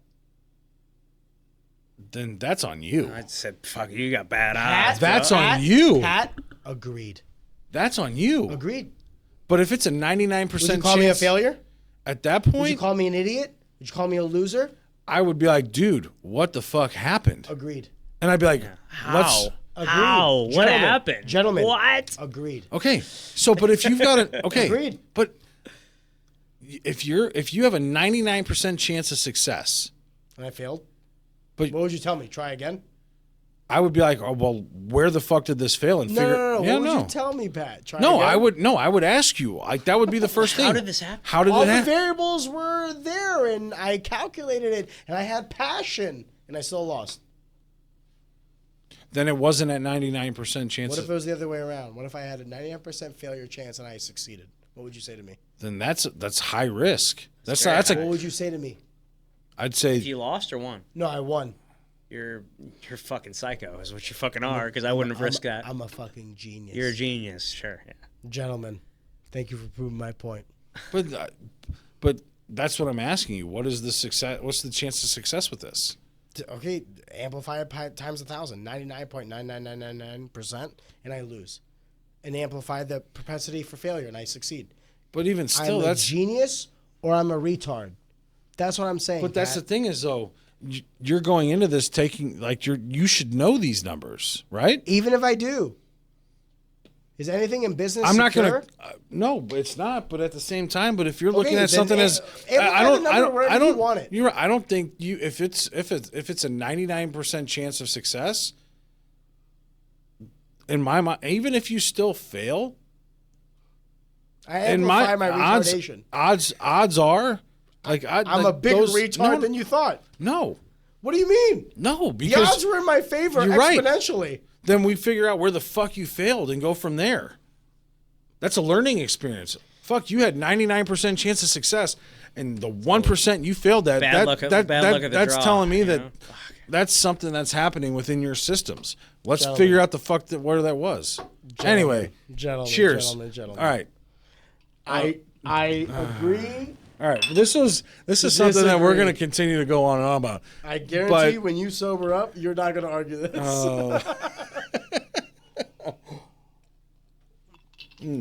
Is this our first 4-hour podcast? No. Where are we at? We still haven't gotten to real estate. I do want to end with that. All right. Yeah. I don't even Adam, remember. how mad would you be if I took a bathroom break? I want to go 20 more minutes on 50%. Yeah. Or sorry, 50-year mortgage. guys, we need to end this. We need to get through this real estate and call it a day. All right. No, we need to end. Or do- We need to end this. We started at 6:30. It's 10:40. Oh, shit. We need to end this. Right now? I'll end it. All right. There's only been 3 other podcasts where we've derailed, but I've enjoyed the conversation. You guys now have entered that esteem. We I joined want the to club. apologize to Zach. Why? Because 60% of this Oh, podcast. 100%. I'm just sitting here just chilling. I'm so All sorry. good. No, I don't I give a hope fuck. this was enjoyable. No, it's a blast. I love You're it. not gonna have to listen to this one because you did. Yeah, no, all good. Before we end this, and I'm gonna probably make a clip out of this last portion. The reason I had you guys on is because I do genuinely enjoy your podcast. I enjoyed the conversations you guys have. I like the dynamic that you guys hold and the way that it is a podcast similar to mine, but if you were to watch an episode of mine and an episode of yours, it's like a fundamentally different product. And that's kind of why I enjoy it so much. My last question to you is, are you happy with your product?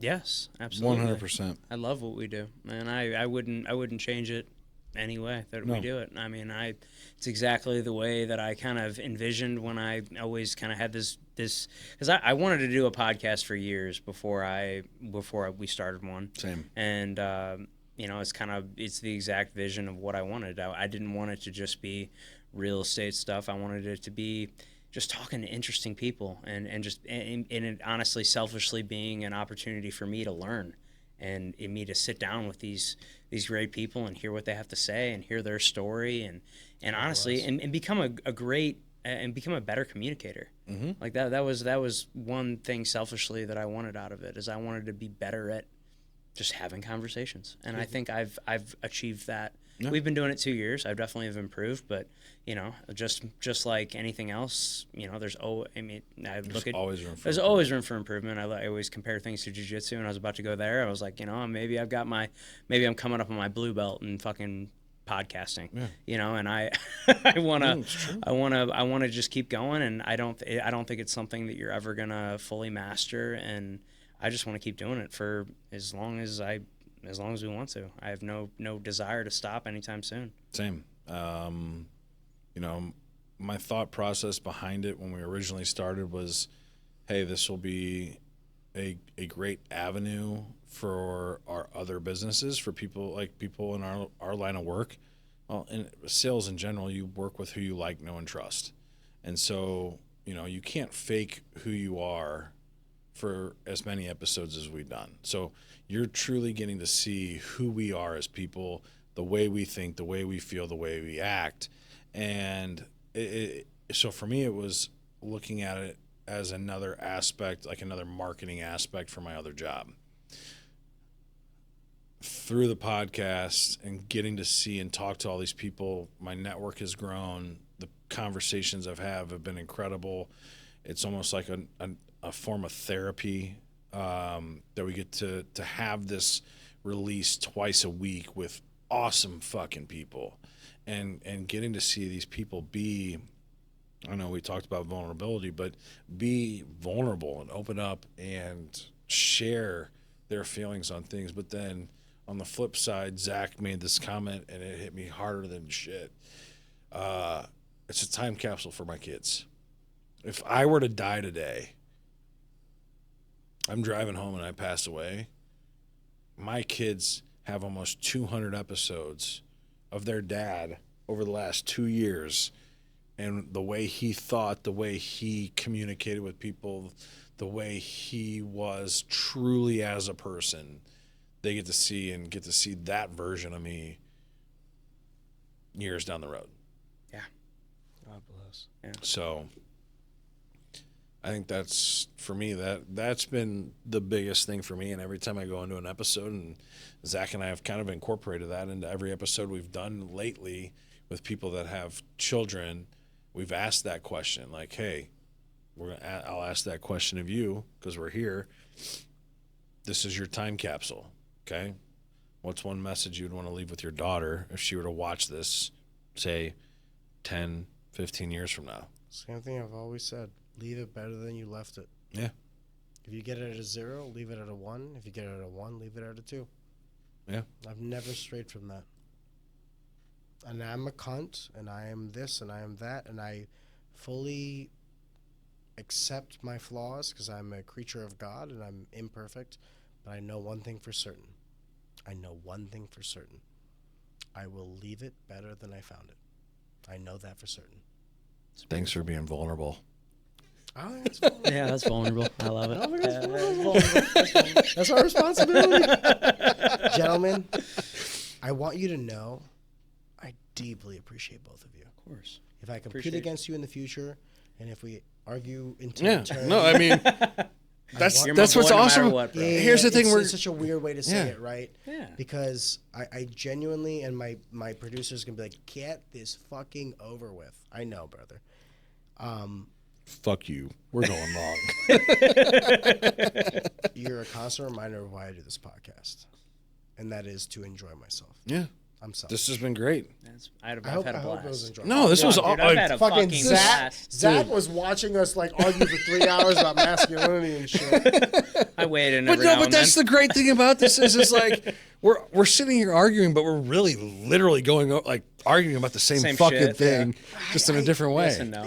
But like that's what's cool, that we can have this conversation, have these and have this talk, but and disagree, but never- still, we you never guys are still disrespectful. friends, right? and Yeah, like we're still gonna shake hands and hug at the end of this, and want you Circle to jerks.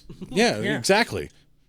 Zach and I are gonna fucking double team you like What we have what I twice now. What I've learned from this podcast is don't roll with Pat because I'm sub 6 foot. And let's talk to Adam about our match. our CXBJJ match. Yeah. Before we call it quits, gentlemen, you guys have your tombstone game. I don't have that. I have. Is there anything else that you guys want to close off on before we put a nightcap on it? By the way, this for sure has taken the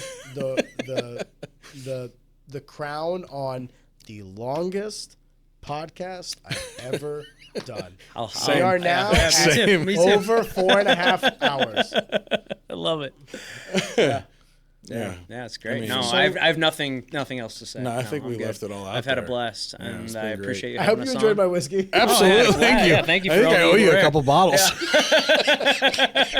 Gentlemen, I appreciate Yeah, you. brother. Thank you. Thanks, thank brother. You so much. Thank you so much. Yeah, man. Thanks for having us on. I hope this was fun. This was So awesome. much fun. I hope it wasn't too complicated. No.